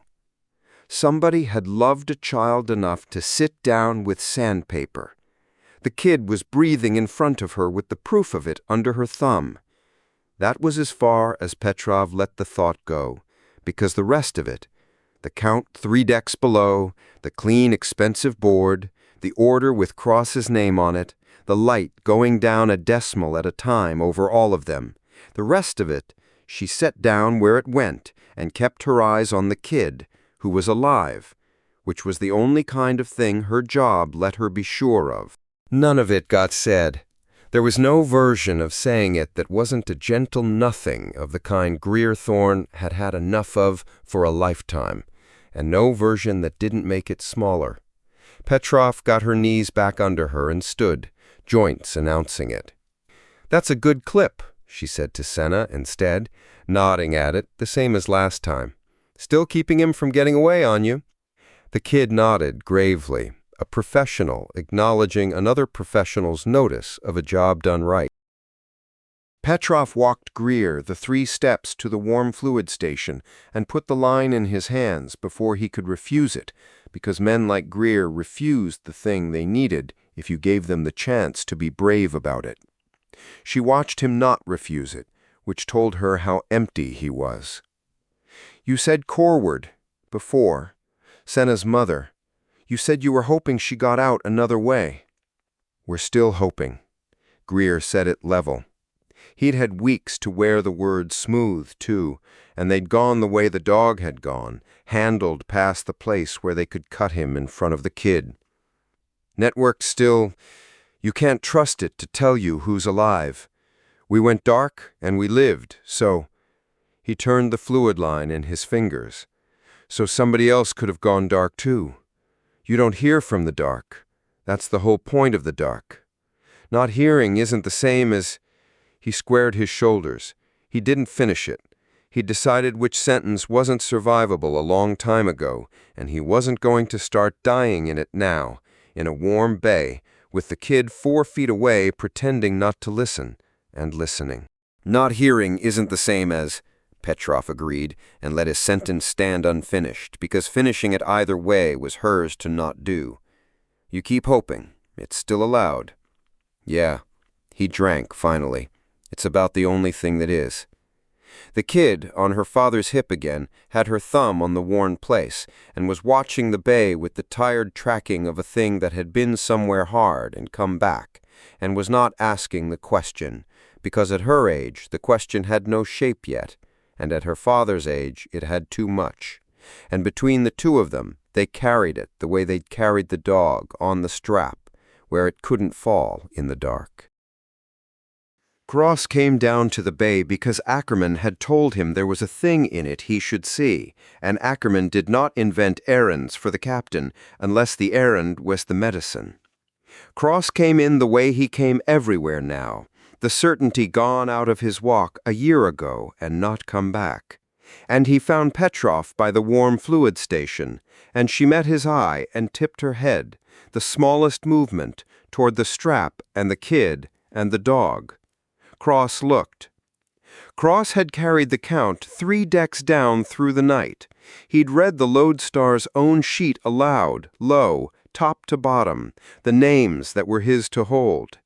He'd put his name on the order, and the order had cost what it cost, and he had not let himself round any of it.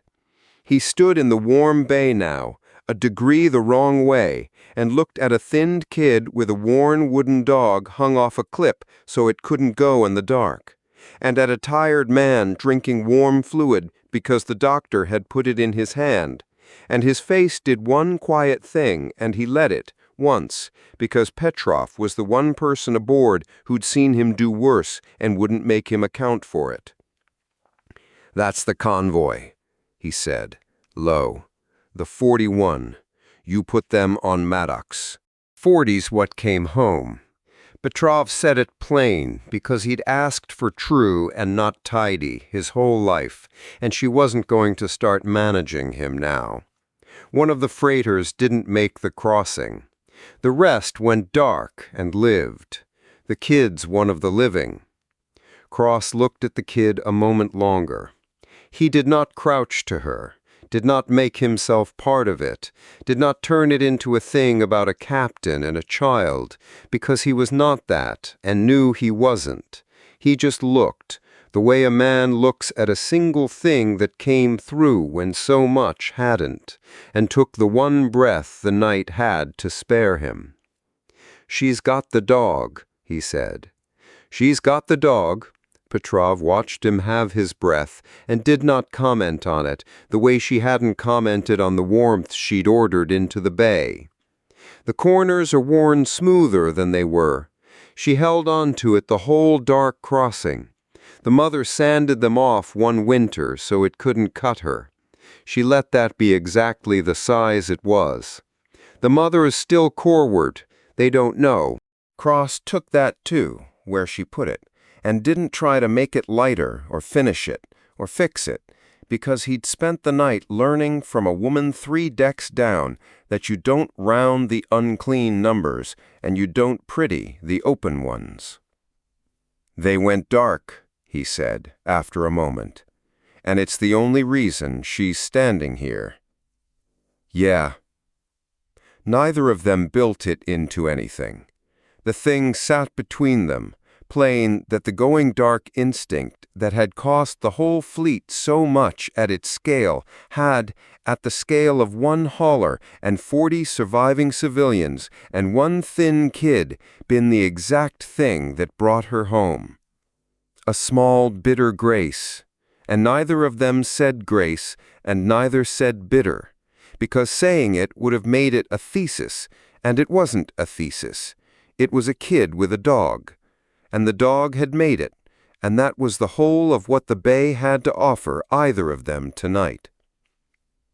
"Get them fed and bedded," Cross said. "Whatever the bay's got. Take it off my line if anyone asks." "Nobody's going to ask, Daniel," Petrov said, and used the name the safe way, the not bad news way, so the line of his shoulders eased a notch. "And I already did. Off your line. You can yell at me later." "I won't yell at you later." "I know," she said. "It's why I did it first." Cross went back up to wherever the night still needed him, and the bay had its warmth again. The degree the wrong way nobody would comment on, and Petrov went back down the line because there were more bodies, and the bodies were the only argument she got to win. Petrov stopped, last, at the thorn berth, where they'd settled the kid into a real cot with a real blanket for the first time in weeks, because you finished where the kid was. That was just sense. Senna was already most of the way under, the eating and the warmth and the having arrived ganging up on her the way they did, her thumb on the worn place even in the slack of nearly sleep.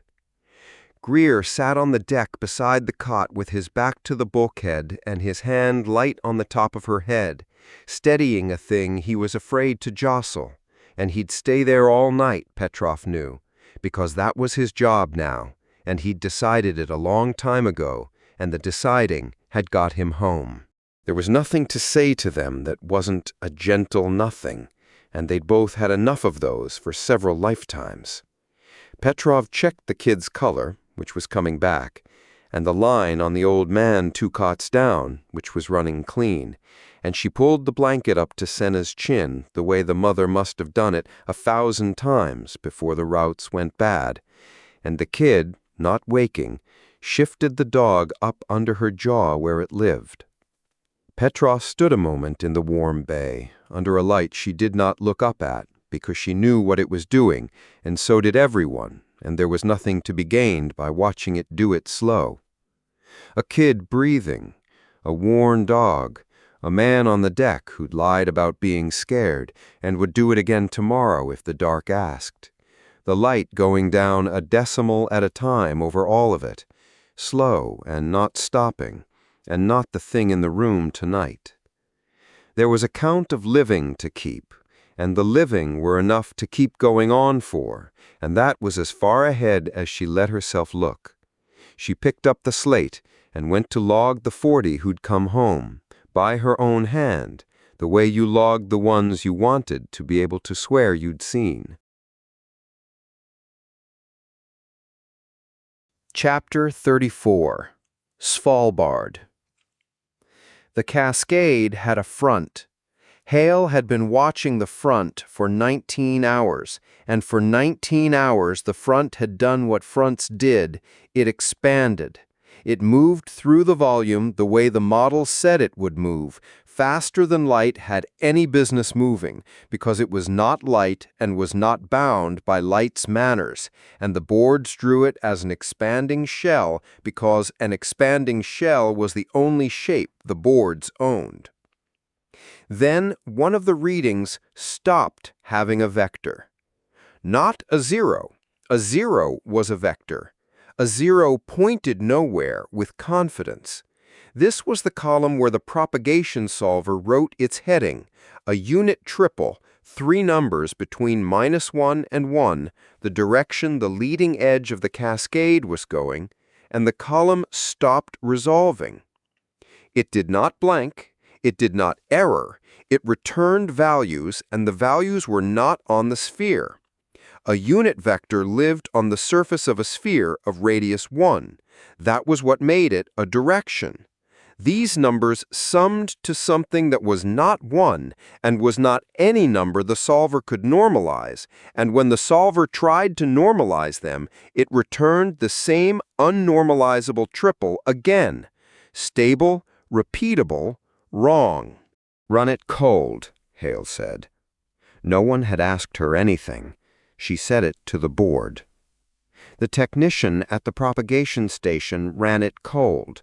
The solver reinitialized, took the raw interferometric phase, and built the heading from first principles with no prior.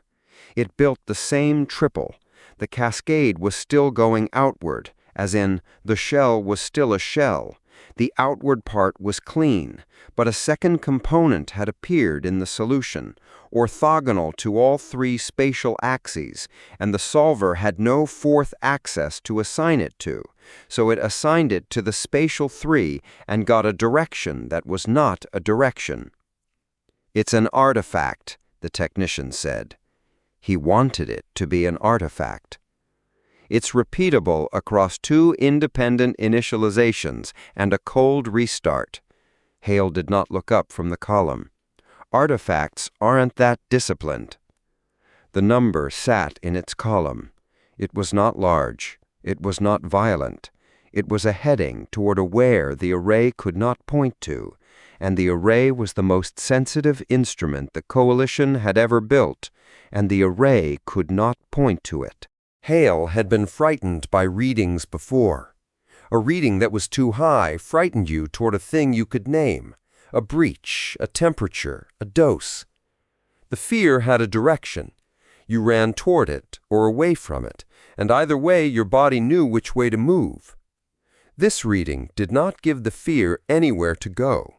There was a quantity, and it was leaving, and the curve she had fitted to its leaving did not bend, and she could measure all of that to as many decimal places as the board would draw, and not one of those decimal places told her which way to be afraid. "I want the axis," Cross said, from behind her. He had been there a while. "Give me the axis it's pointing down, and I'll turn the ship and look at it." "There is no axis."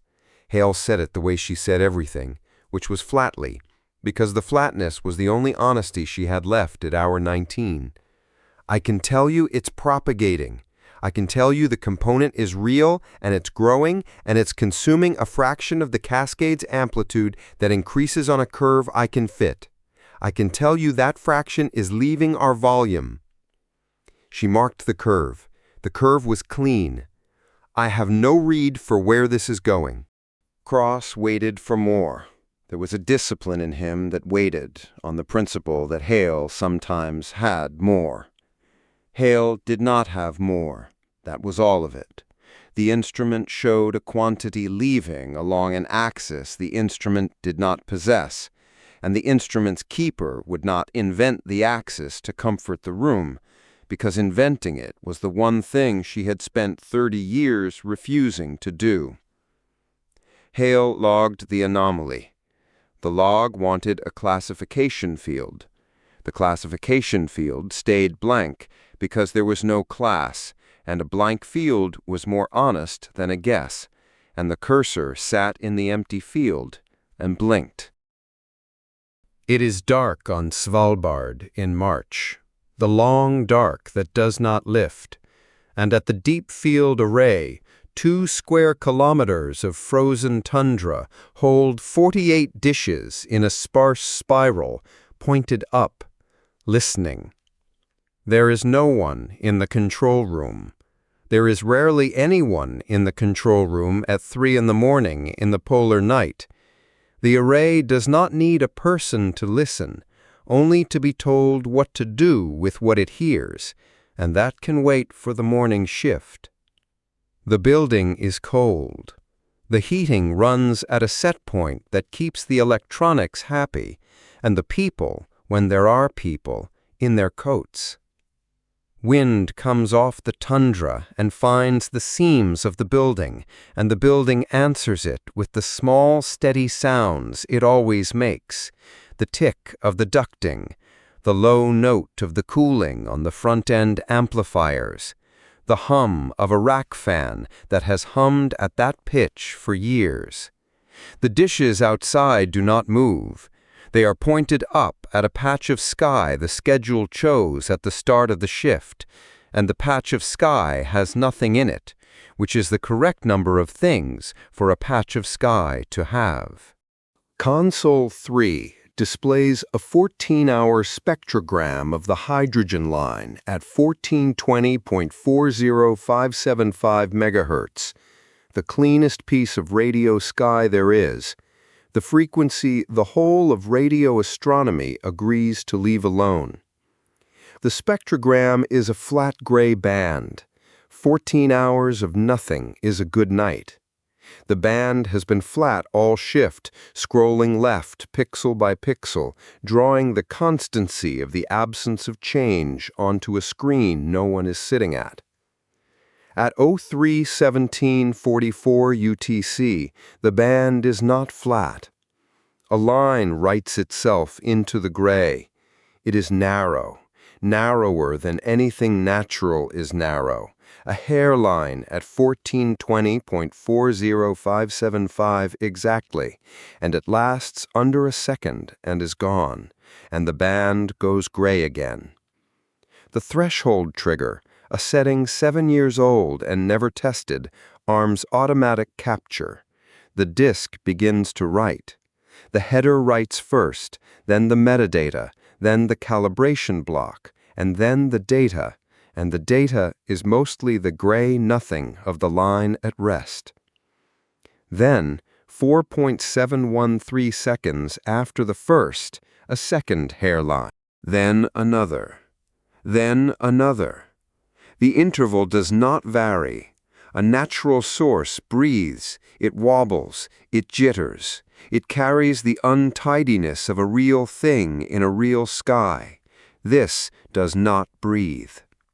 The pulses arrive 4.713 seconds apart, and the spacing holds to 8/10,000ths of a second, pulse after pulse, the way an atomic clock holds and a star does not. A metronome struck somewhere with no hand near it, and no orchestra behind it, and no reason in the sky for it to be struck at all. The disk writes. The spectrogram builds, line by line, a comb of hairlines marching down the hydrogen frequency, each one identical, each one 4.713 seconds from the last. The time-stamping subsystem is GPS-locked to the universal time signal and puts a leading-edge time on every pulse to the nanosecond. The GPS has not lost lock in 24 hours.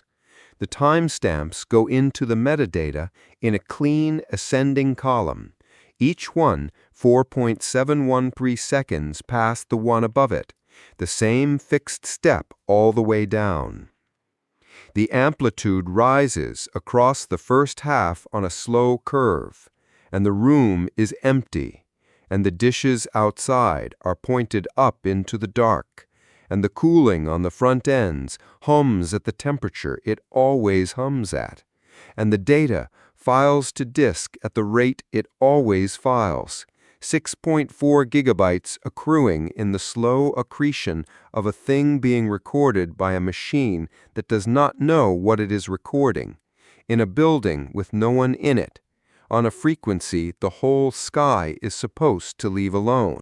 The pulses keep coming. They peak near the midpoint and begin very slowly to fall, the amplitude tapering on the same symmetrical curve, the way a beam tapers when something swept it across the dish field and is swinging away. The interval does not change as the amplitude falls, 4.713 seconds. The discipline of the spacing is the same at the end as it was at the start. At 04:05:25 UTC, the 608th pulse writes itself into the gray, and the band goes flat and stays flat. The capture runs on for a margin, and then the threshold trigger, finding nothing above the line for long enough, closes the recording. The closing checksum writes, "The file is 47 minutes and 33 seconds long and is, in the array's binary format, 6.4 gigabytes, and it sits on the disk with its header and its metadata and its calibration block and its 608 pulses and its checksum, complete, internally consistent, named in the convention the array has used for years. Anomaly 2047-03174.svdfa.dat. The console returns to its scrolling gray.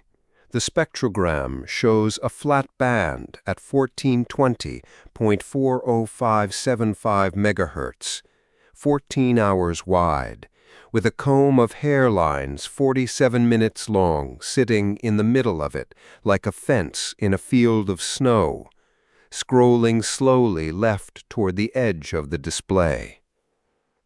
Outside, the dishes are pointed up. The tundra is frozen, and the night does not lift. The building holds its low electronic warmth and its empty chairs and its one calibration maser 200 meters west, ticking its stable tone into the cold for the morning that will need it. The file is on the disk. No one has opened it. It is 3 in the morning in the Arctic dark, and the morning shift is hours away, and the comb of pulses scrolls quietly toward the left edge of console 3 and waits. Chapter 35. After. The watch changed, and nobody marked it. That was the first thing Cross noticed, standing at the back of the bridge with a cup of something the galley still called coffee. For years, the watch change had been a small ceremony, names called, stations passed hand to hand, the log signed at the turn. Now the night watch simply got up, and the day watch sat down, and the two of them moved past each other without a word, the way people move in a house where someone has died. Cross drank the coffee. It was bad. He drank it anyway. Down on the lower decks, the living were going off watch, the way the deeply tired go off watch. Not to sleep, most of them, but to sit. He'd walked it earlier, the long way around, because a captain who only ever came to the bridge stopped knowing what his ship felt like. The mess was full and quiet. People who'd been at their stations for the worst of it sat with their hands around mugs and didn't talk, were talked in the low half-sentences of a crew that had run out of the big things to say and hadn't found the small ones yet. Somebody had pinned the casualty list by the hatch, and somebody else had taken it down again, and the clean rectangle where it had been was worse than the list. The pressure of the war was gone. That was the strange part nobody had warned him about.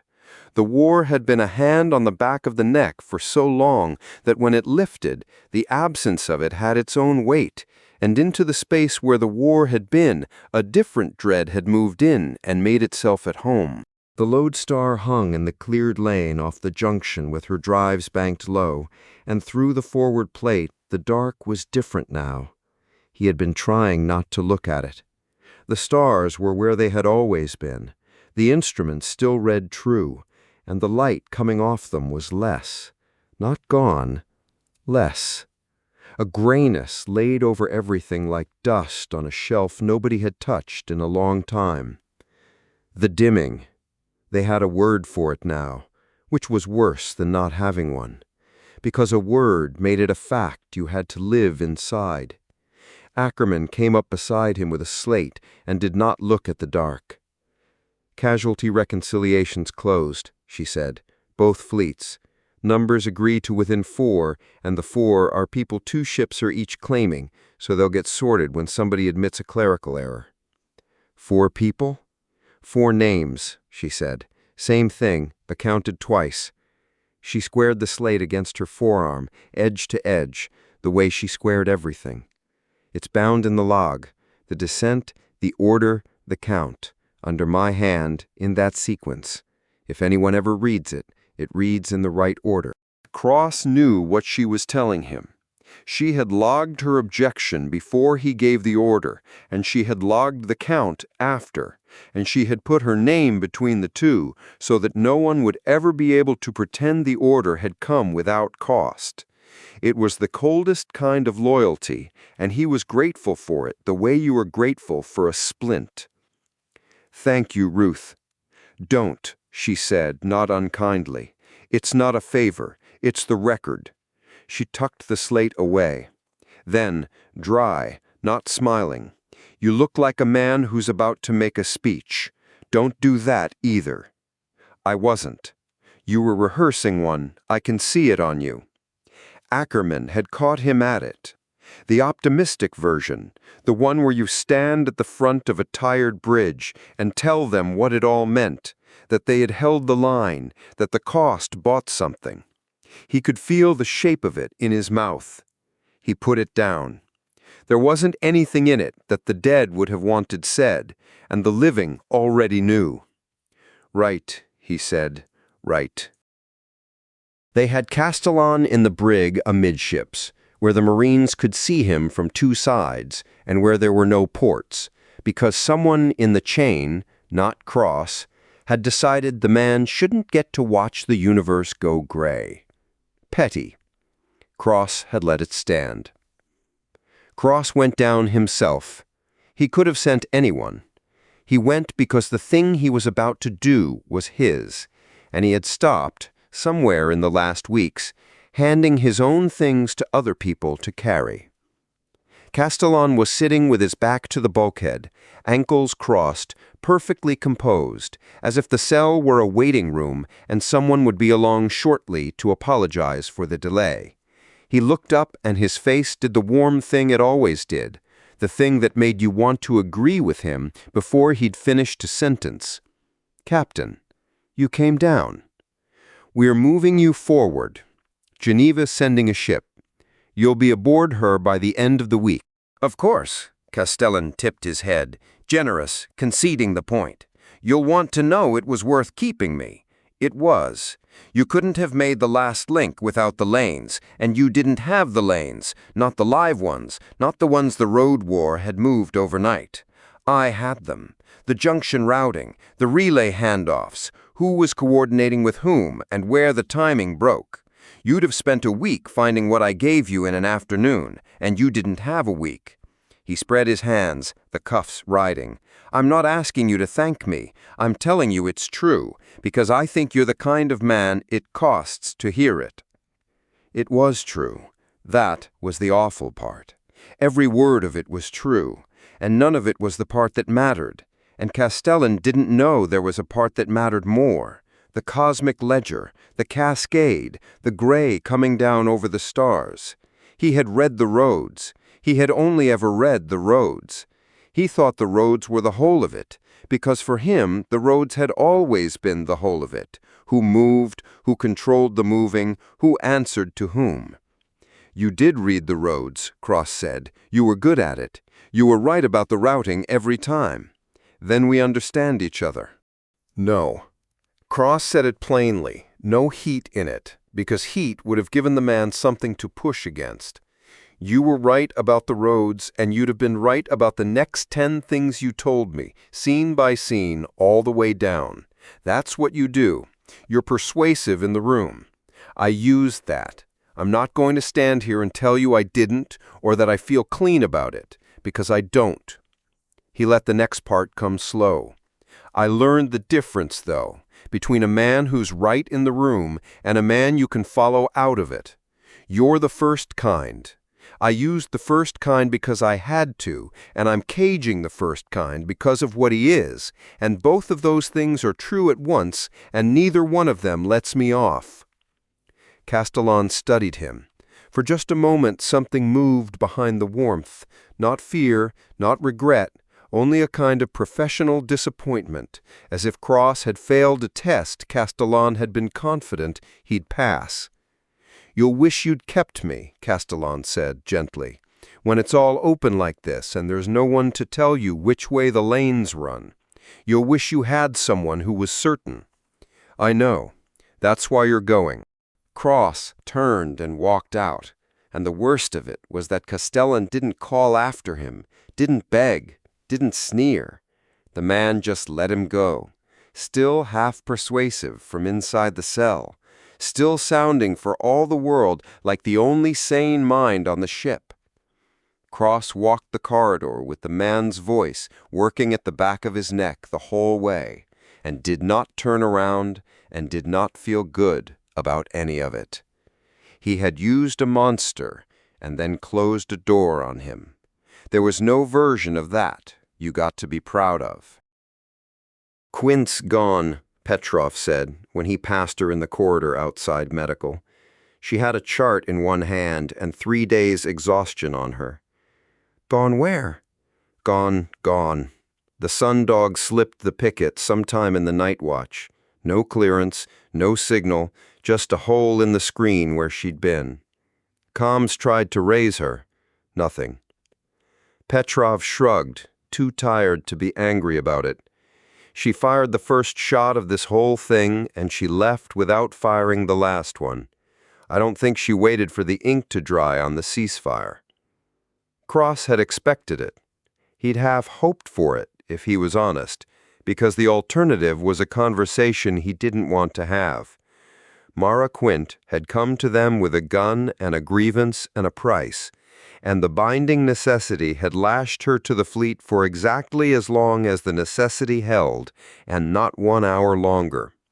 The moment it lifted, she'd gone back to the dark, where there were no flags, which was the only place she had ever wanted to be. No turn, no farewell, no secret decency under the privateer's coat that someone might have coaxed out with kindness. She had been exactly what she'd always said she was, and she'd proved it by leaving the way she'd come, for herself. Let her go, he said. She doesn't owe us a goodbye, and we don't owe her a chase. I logged her departure as unauthorized. Good. That's accurate. His mouth almost moved. It's the most honest thing anyone's said about her since she got here. Petrov went back into medical. Cross stood a moment longer in the corridor with the gray light coming faint through a port, and thought, without wanting to, that he would probably never know what happened to Mara Quint, and that she would have liked it that way. The long wake hailed at the change of the afternoon watch, voice only, the channel scrubbed of everything but the words. Lodestar, long wake, we're standing down from the link. Mercer's voice was the same as it had always been. Too few words, each one carrying more than it should. Hales secured the instrument. The hull's released from the line. Cross took it himself, leaning on the comms rail. "Understood, Julian. How's your ship?" A pause. On the long wake, there was always a pause, because Mercer never said the first thing, only the third. "Whole," Mercer said, which is more than she had any right to be. They had nearly lost the long wake twice in the link, the boxed and saved hull, the one they'd pulled back from the brink and refit and thrown forward again because there hadn't been another ship to do the work. Now she came off the line whole, and Cross could hear in the single word whole everything Mercer wasn't going to say about the cost of getting her there. "Get your people some rest," Cross said. "They're resting. I'm not good at it." Another pause. Then spare and changed, and worn down to something harder and humbler than the man who'd first taken that chair. "It worked, Daniel. The physics held. The cost is what we said it would be, and it's running, and it won't stop." A breath. "I keep waiting to feel like we won." "Yeah," Cross said. "I'll let you know if I figure out how that's supposed to feel." "Don't," Mercer said. "I don't think there's a how." And then, because Mercer always left first, long wake out. The channel closed. Cross stood with his hand still on the rail. He had thought about saying something about what came next for the long wake, about Mercer, about the chair. And he'd put it down, the way you put down a gift you mean to give later, when the moment can carry it. Not now, not over a scrub channel with the gray coming down. That belonged to a fire and a room and people in it, and they weren't there yet. Winter found him on the observation deck, which was empty because no one wanted to look out the windows anymore. The boy, and he was still that, the youngest hand aboard, stood at a respectful distance with a slate against his chest. "Sir, the relay from Geneva, Minister Cole's office acknowledged your proposal." "Already?" "It came back fast. They flagged it priority." Winter swallowed. "It's about the station, sir. The hub, at the junction." Cross took the slate. He'd sent the proposal up 2 days ago, in the gray hour after the count closed, when he couldn't sleep, and the only thing that helped was making something exist on paper that hadn't existed before. A permanent installation at this junction, not a fortress, not a picket, a hub, a place ships could put in, a place to keep watch on the open dark, now that the dark was open and dimming, and nobody knew the half of what lived in it. A place to coordinate the convoys and the surveys, and whatever came next, because something always came next, and he had stopped believing the next thing would announce itself politely. Cross had put a name on it. He read the acknowledgement, and there it was, repeated back to him in Geneva's flat official font, and under it a single line that wasn't official font at all, that someone had typed in by hand. He says yes. He says he doesn't deserve it. He says, build it anyway. Marcus Cole. They'd named the hub for Cole, the old man who'd carried the alarm across 40 years while everyone called him a crank. And Geneva had asked Cole, and Cole had said, build it anyway. Cross felt the corner of his mouth go, the first honest movement his face had made all day. Confirm it, he told Winter. Tell them to start the survey for the moorings. We can have the first frame out here before the convoy clears. He handed the slate back. And Jonah, tell them the name stands. He doesn't get a vote on that part. Yes, sir. Winter hesitated, the slate against his chest. Sir, is this the kind of thing that lasts? A place like that? Out here? Cross looked at the young hand who had been a child when the war started and was something else now, something the war had made faster than it should have. He thought about lying. He thought about the optimistic version, The one where you tell the kid, yes, it lasts. We build it and it stands, and your grandchildren poured in here someday. He could feel the shape of it. Then he put it down. I don't know, he said. I think it might. I'd like it to. He looked out the dark window, at the dimmed stars and the cleared lane and the place where a station that didn't exist yet would stand. We build it and we find out. That's all anybody ever gets to do. We build the thing and we find out. Winter took that the way the young take an answer they'd hoped would be larger, with a small nod and a recalibration and a resolve that hadn't been there a second before. He left to confirm the order. Cross stayed on the observation deck after the boy had gone. He was tired in a way that sleep wasn't going to fix. He'd been tired like this since the clear morning when he'd signed the thing in plain sight with his name on it and started the cascade that could not be unstarted, and watched the gray begin to come down and stood there while it did, because there had been 2 doors, and he had walked through one. He didn't restate that to himself. He'd worn the groove of it smooth, and there was nothing left in the retelling. What he kept coming back to, instead, was Hale's finding. The thing on the Longwake's instruments at the end, the part of the cascade the gray didn't account for. A component running somewhere the instruments couldn't follow, along no axis they had a name for. No read for where this is going, Hale had said. And her face when she'd said it had been the face of a scientist looking at a measurement she'd have given a year of her life to untake. Cross didn't understand it. He didn't try to. It sat in him as one more open thing. The dimming he could see, the cascade he'd fired, and under both of them this third thing with no axis, going somewhere he had no instrument to follow and no certainty to comfort himself with. Certainty was what he'd been raised on. That was the joke of it, if you wanted a joke. The golden age, the long good run, the gospel his whole generation had been handed, that the universe was knowable and the line was holdable, and a good man with good instruments could see the road ahead and steer. He had believed it the way you believe the floor will be there when you put your foot down.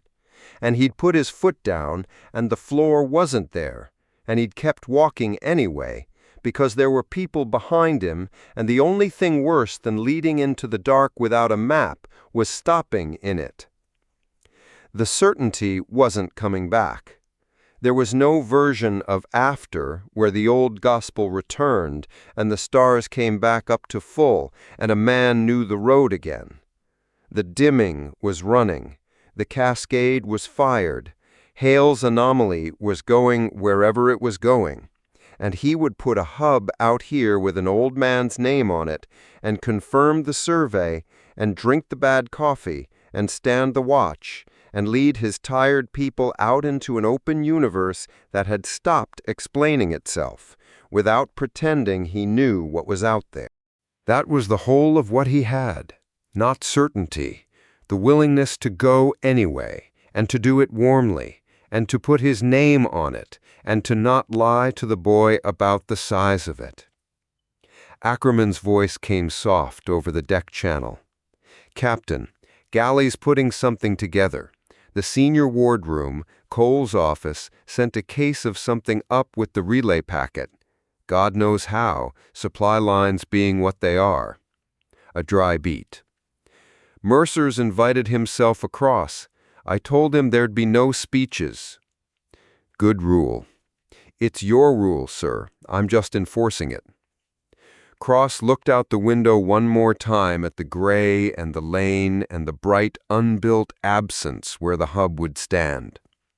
Then he turned his back on the dark, which was a thing he could only do now, after, with the war won and the cost owned and the count closed, turn his back on it for an hour, and go where the living were, and let the dark wait. It would still be there. It would always be there now. "Tell him I'll be down," he said, "and Ruth, Tell them all I'll be down." Kroos left the observation deck with the lights coming up warm in the corridor ahead of him, walking toward the sound of his crew into the open dark he could not see the end of, on his own 2 feet, unsure and not pretending otherwise. Chapter 36. The Cold Evening. The fire took on the 3rd match.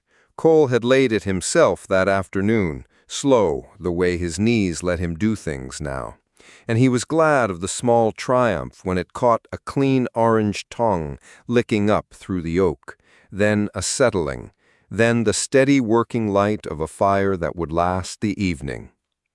He drew the chair back from it half a foot. 90 years had taught him that the body wants less heat than the eye thinks it does. The yard was Charleston cold, which is to say, not cold to a Norwegian, and bitter to a man who had lived here all his life. The marsh out past the fence had gone to silver under what light there was. Somewhere down toward the water a heron complained once, and gave it up. Hana came out through the kitchen door with 2 glasses and the bottle pinned under her arm, and she did not offer to help him with the fire, which was the kindest thing she could have done. She set a glass by his hand and took the chair to his left, where she always sat, where she could watch the door and the dark both. Old habit. He had stopped teasing her about it sometime around the 2nd decade of knowing her. "You laid it yourself," she said. "I did." She poured. Not much for either of them. They were both past the age where much was a good idea, and neither of them said so. "It's holding. It'll hold." That was the whole of the exchange, and it was enough. The Admiral and the Minister, the 2 old pillars, sitting by a fire with their small, careful pours, and between them the thing that did not need saying, that they were both still here to sit when so many of the chairs were empty now. She drank. He watched the fire and let her have the dark to look at. They came in 2s and 3s through the evening, the ones who could. The yard filled the way a yard fills when the people in it have nowhere they have to be and no performance left to give. Somebody had brought a pot of rice and shrimp that was now warming on the edge of the coals, and somebody else a flat box of pastry from a bakery on East Bay that Cole had been eating from since before half of them were born. The talk was low and ran in the channels talk runs in among people who have survived the same thing. Nothing about the thing. The price of fuel. Whose knee was worse? A bad joke about an admiral's parking, told twice because it landed better the 2nd time. Told by a man who had been on a bridge when the bridge nearly came apart, and who would, tonight, talk only about parking. Somebody found a sleeve of paper bowls in Cole's kitchen, and they went down the line, hand to hand.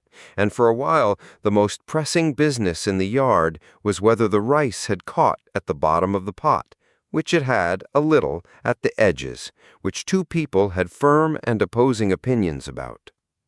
A rating from the engine gang had appointed herself to the coals and fussed them with a stick of kindling nobody had asked her to use. The smell of it got into everyone's coats. Nobody had eaten properly in days, and nobody quite wanted to be first to fill a bowl, until Hana said the shrimp would be rubber if they all kept being polite at it. And after that there were people standing around the fire eating off bent paper with their fingers, getting in each other's way at the pot, which is its own kind of grace. Greer Thorne stood near the back fence with a beer he wasn't drinking, watching the dark past the marsh the way a man watches when he has gotten into the habit of watching, and his daughter, Senna, the Thorne girl, who'd come up out of the convoy with the wooden dog clipped to her so it couldn't be lost in the dark, sat on the cold flagstones close to the fire, with her legs folded under her and her whole attention given to that same carved dog. Cole had noticed the dog earlier and not said anything. It was a poor little thing, honestly. A blunt wooden animal, 4 legs and a tail and a snout, the kind of carving a tired father makes with a pocket-knife over several evenings and is privately proud of. The child had worn one corner of it smooth. Her thumb went to that place without her looking, the way a thumb goes to the place it knows, around and around, while the rest of her watched the fire. "Pom," he said, "isn't it?" Senna looked up. She had her father's flat, steady eyes. "He's Pom," she agreed, as if Cole had been slow to a fact everyone held. She turned the dog so the fire was on it. "He's looking at the fire.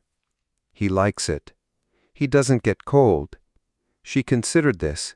"I get cold." "Come closer in, then." He nudged the empty footstool toward her with his cane, and she dragged it the last of the way and sat on it, nearer the coals. The dog sat on her knee facing the heat, and she was satisfied, and went back to ignoring all of them, which is the highest compliment a child pays a gathering of adults. She trusted it enough to stop minding it. Julian Mercer came late and quiet, the way he did everything now.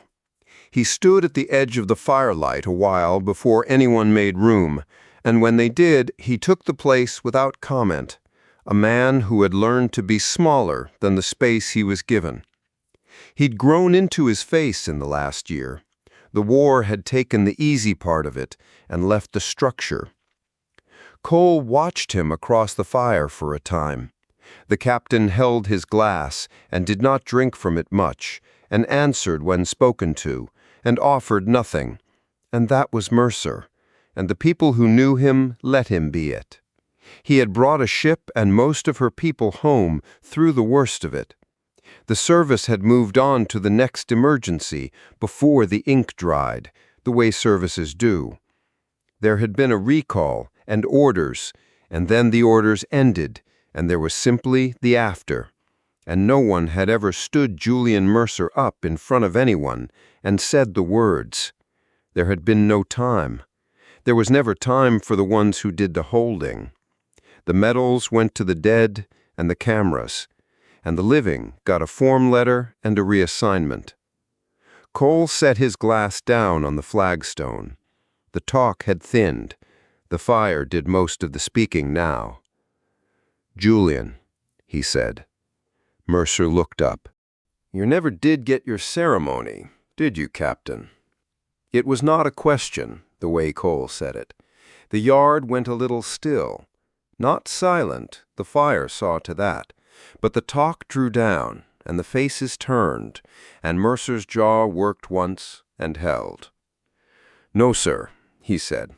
"I suppose I didn't." Cole didn't get up. His knees wouldn't have allowed the dignity of it, and the dignity was not in the standing. He looked at the man across the coals, at the worn captain who had answered the recall and lost people and brought a ship through a thing that should not have been survivable, and had been told, in effect, "Well done, see the duty officer about your billet." "I haven't got a band," Cole said. "I haven't got a flag detail or a man with a sash to read your record. I've got a fire and the people who'd have followed you anywhere, which between us is the only part of it that was ever real." He let the Charleston into it now, the institutional starch going out of his voice the way it did when he stopped being the minister and was only the old man. "So I'll say the part that matters, and you'll have to take the rest as said. You brought them home, Julian. Most of them. You did the work nobody thanks, and you'll carry the rest of it the rest of your life. And you did it right. That's the whole record. That's all of it." He picked his glass back up. "Consider yourself recognized." Mercer didn't say anything for a moment. Then he gave a single nod, not the brisk service nod, the other kind, the kind that costs something, and lifted his glass a few inches off his knee toward the old man, and drank, finally, properly, and the talk came back up around them like water closing over a stone, and that was the ceremony. It took less than a minute. The smallness of it was the size of it. Hana, beside Cole, said nothing at all, but her hand, which had been around her glass, came to rest a moment on the arm of his chair, 2 fingers on the old wood, and then went back. Off duty, in the 1 yard where she could, the Admiral let the thing she never let show in a hangar or a chamber sit on her face for the length of a breath. Then she put it away again, because she was who she was, and reached for the bottle to give Mercer the splash he'd earned. Daniel Cross came in toward the back of the evening, alone, in a coat too thin for the cold and unbothered by it. He'd come home. Cole had not been sure he would. The man had been certain of so much for so long, and had watched all of it come apart in his hands, and a lesser man would have stayed out in the dark where there was no one to face. Cross had come to the fire. Cross didn't make anything of it. He found the wall by the gate and leaned on it and let Greer pass him a beer, and stood there among them not leading anything, which Cole understood was the hardest thing in the world for him, and the surest sign he was going to be all right. The captain who'd believed, the captain who didn't now, and had not lain down anyway. He caught Cole's eye once across the yard and lifted his chin a fraction, and Cole lifted his, and that was all either of them needed. The young to the old, I'm here. The old to the young, I see you. There was nothing to recap. They had both read the same terrible file. They both lived after it. Senna had got up off her footstool and was carrying Palm on a slow tour of the yard's edge, narrating to him under her breath, holding him up at intervals to show him things. The fire, the marsh, a particular brick. She brought him at last to Cross, held the dog up at the tall stranger, and announced, "This is Palm. He doesn't get cold." Cross crouched down to the dog's level, knees cracking, and considered the carving with complete seriousness. "No," he agreed. "He's got the build for it." He touched the worn corner with one finger. "Somebody loves this dog." "I do," Senna said, as if he might have doubted, and took Palm back and carried him on. The evening burned down the way evenings do. The pot went cold and was carried in. Somebody banked the fire so it would keep. The talk found the lulls more often and stayed in them longer. And the lulls were good, were the best part, the comfortable kind that only happen among people who don't have to fill them. Cole found himself in one of them, looking up. Cole did it the way he'd always done it, since he was a boy in this same city, under skies that ran cleaner then, tipped his head back and let the dark come down into his eyes. The stars were out over the marsh, what there were of them, and there it was, the thing he had not been able to stop seeing since they'd come home. The dark was darker. Not in any way a man could prove standing in his own yard with the naked eye and a glass of bourbon in his hand, but he had read the numbers, and once you have read the numbers, the eye obliges. The faint ones at the edge of seeing were gone past seeing now. The bright ones had lost a hair of their brightness. The sky was dimming, slow and sure and forever, and there was no instrument and no fleet and no prayer that would turn it back, and every soul under it would live the rest of their days beneath a sky going quietly, patiently dark. For 40 years he had been right about it. He had stood up in rooms with good carpet and bad faith and said the cost was real, and watched better-dressed men trade the small particular look that means the old man's at it again. And he had gone home and been right, and there was no part of being right that he had ever wanted. They'd had a word for him in the committee years, several words, most of them polite to his face. Cassandra, one of them had called him once, meaning it as the insult it is when a man uses the educated version. Cole had let it stand. He'd had his answer ready and never used it, which was that the trouble with Cassandra was never that she was wrong. A man should get to be wrong about a thing like this. He had earned the right to be wrong all those years, and the universe had declined to grant it.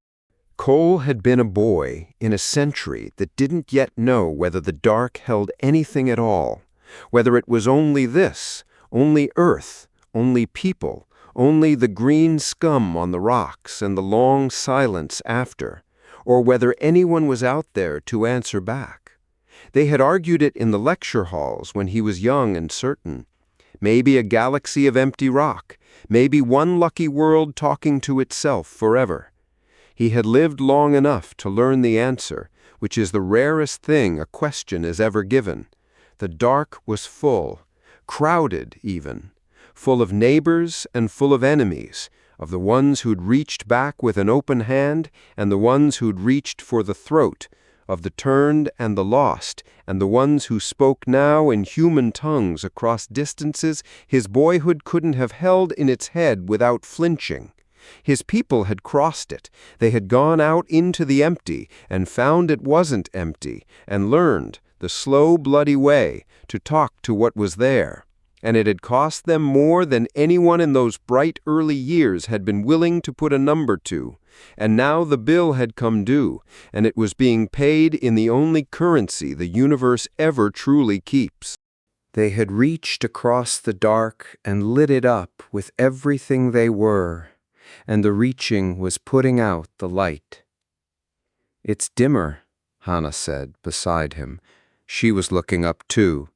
She'd followed his eyes the way she'd followed them for 50 years. "It is. You can't see it, not really." "No." Cole brought his head back down level, slow, the marsh and the fence and the firelight swimming back into place. "But it's there. We'll get used to it. She will." He nodded toward the child, off in the dark edge of the yard with her wooden dog. "She'll never know it any other way. To her it'll just be the sky." Hana was quiet a while. "Maybe that's the mercy," she said.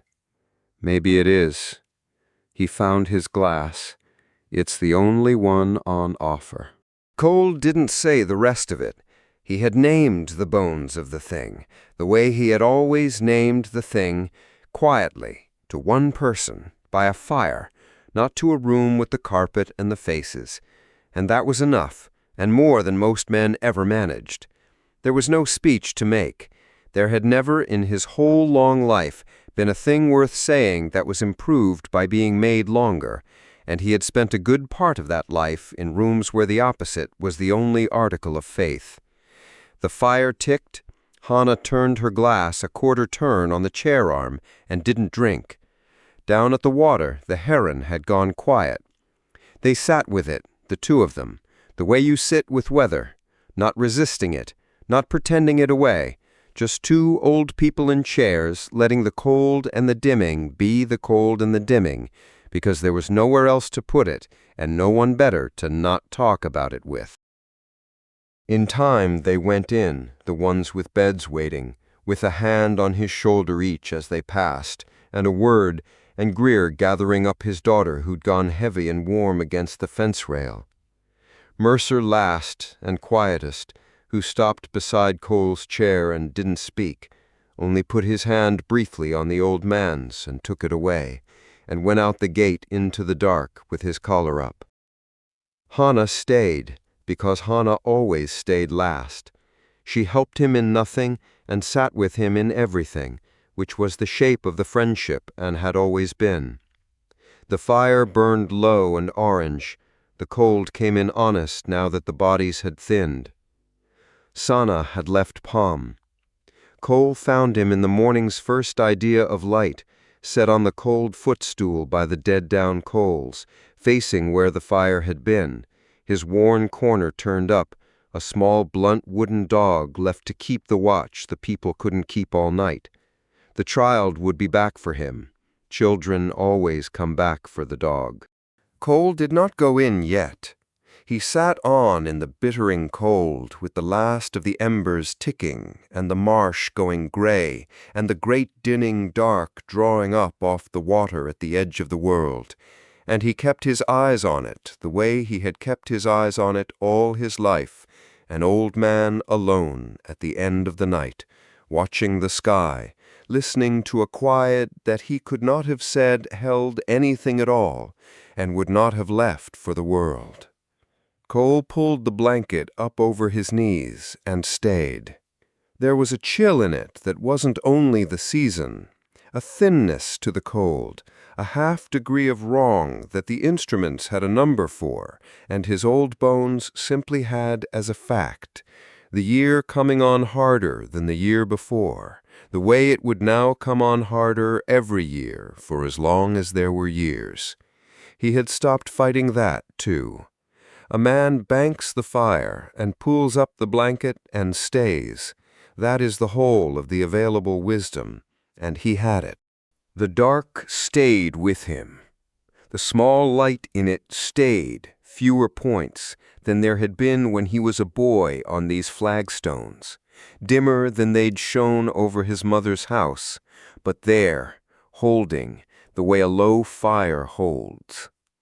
The both of them kept the watch together, the old man and the dimming sky, the way it had always been done, the way it would go on being done after him by hands he would never see and names he would never know. The heron called once more, down at the water, out into the dimming. Cole tipped his head back. He listened to nothing, for nothing. The long way out into the dark his people had crossed, the way he had listened all his life, and the night listened back, and gave him, as it had always given him, no answer at all that a man could prove. He stayed for it anyway. He had always stayed for it. It was the one watch nobody had ordered him to keep, and the only one he had never once put down.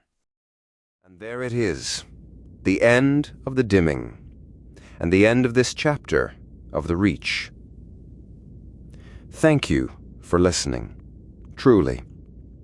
If these hours stayed with you, I'd love to know what you made of it. So jump down into the comments and tell me what you thought.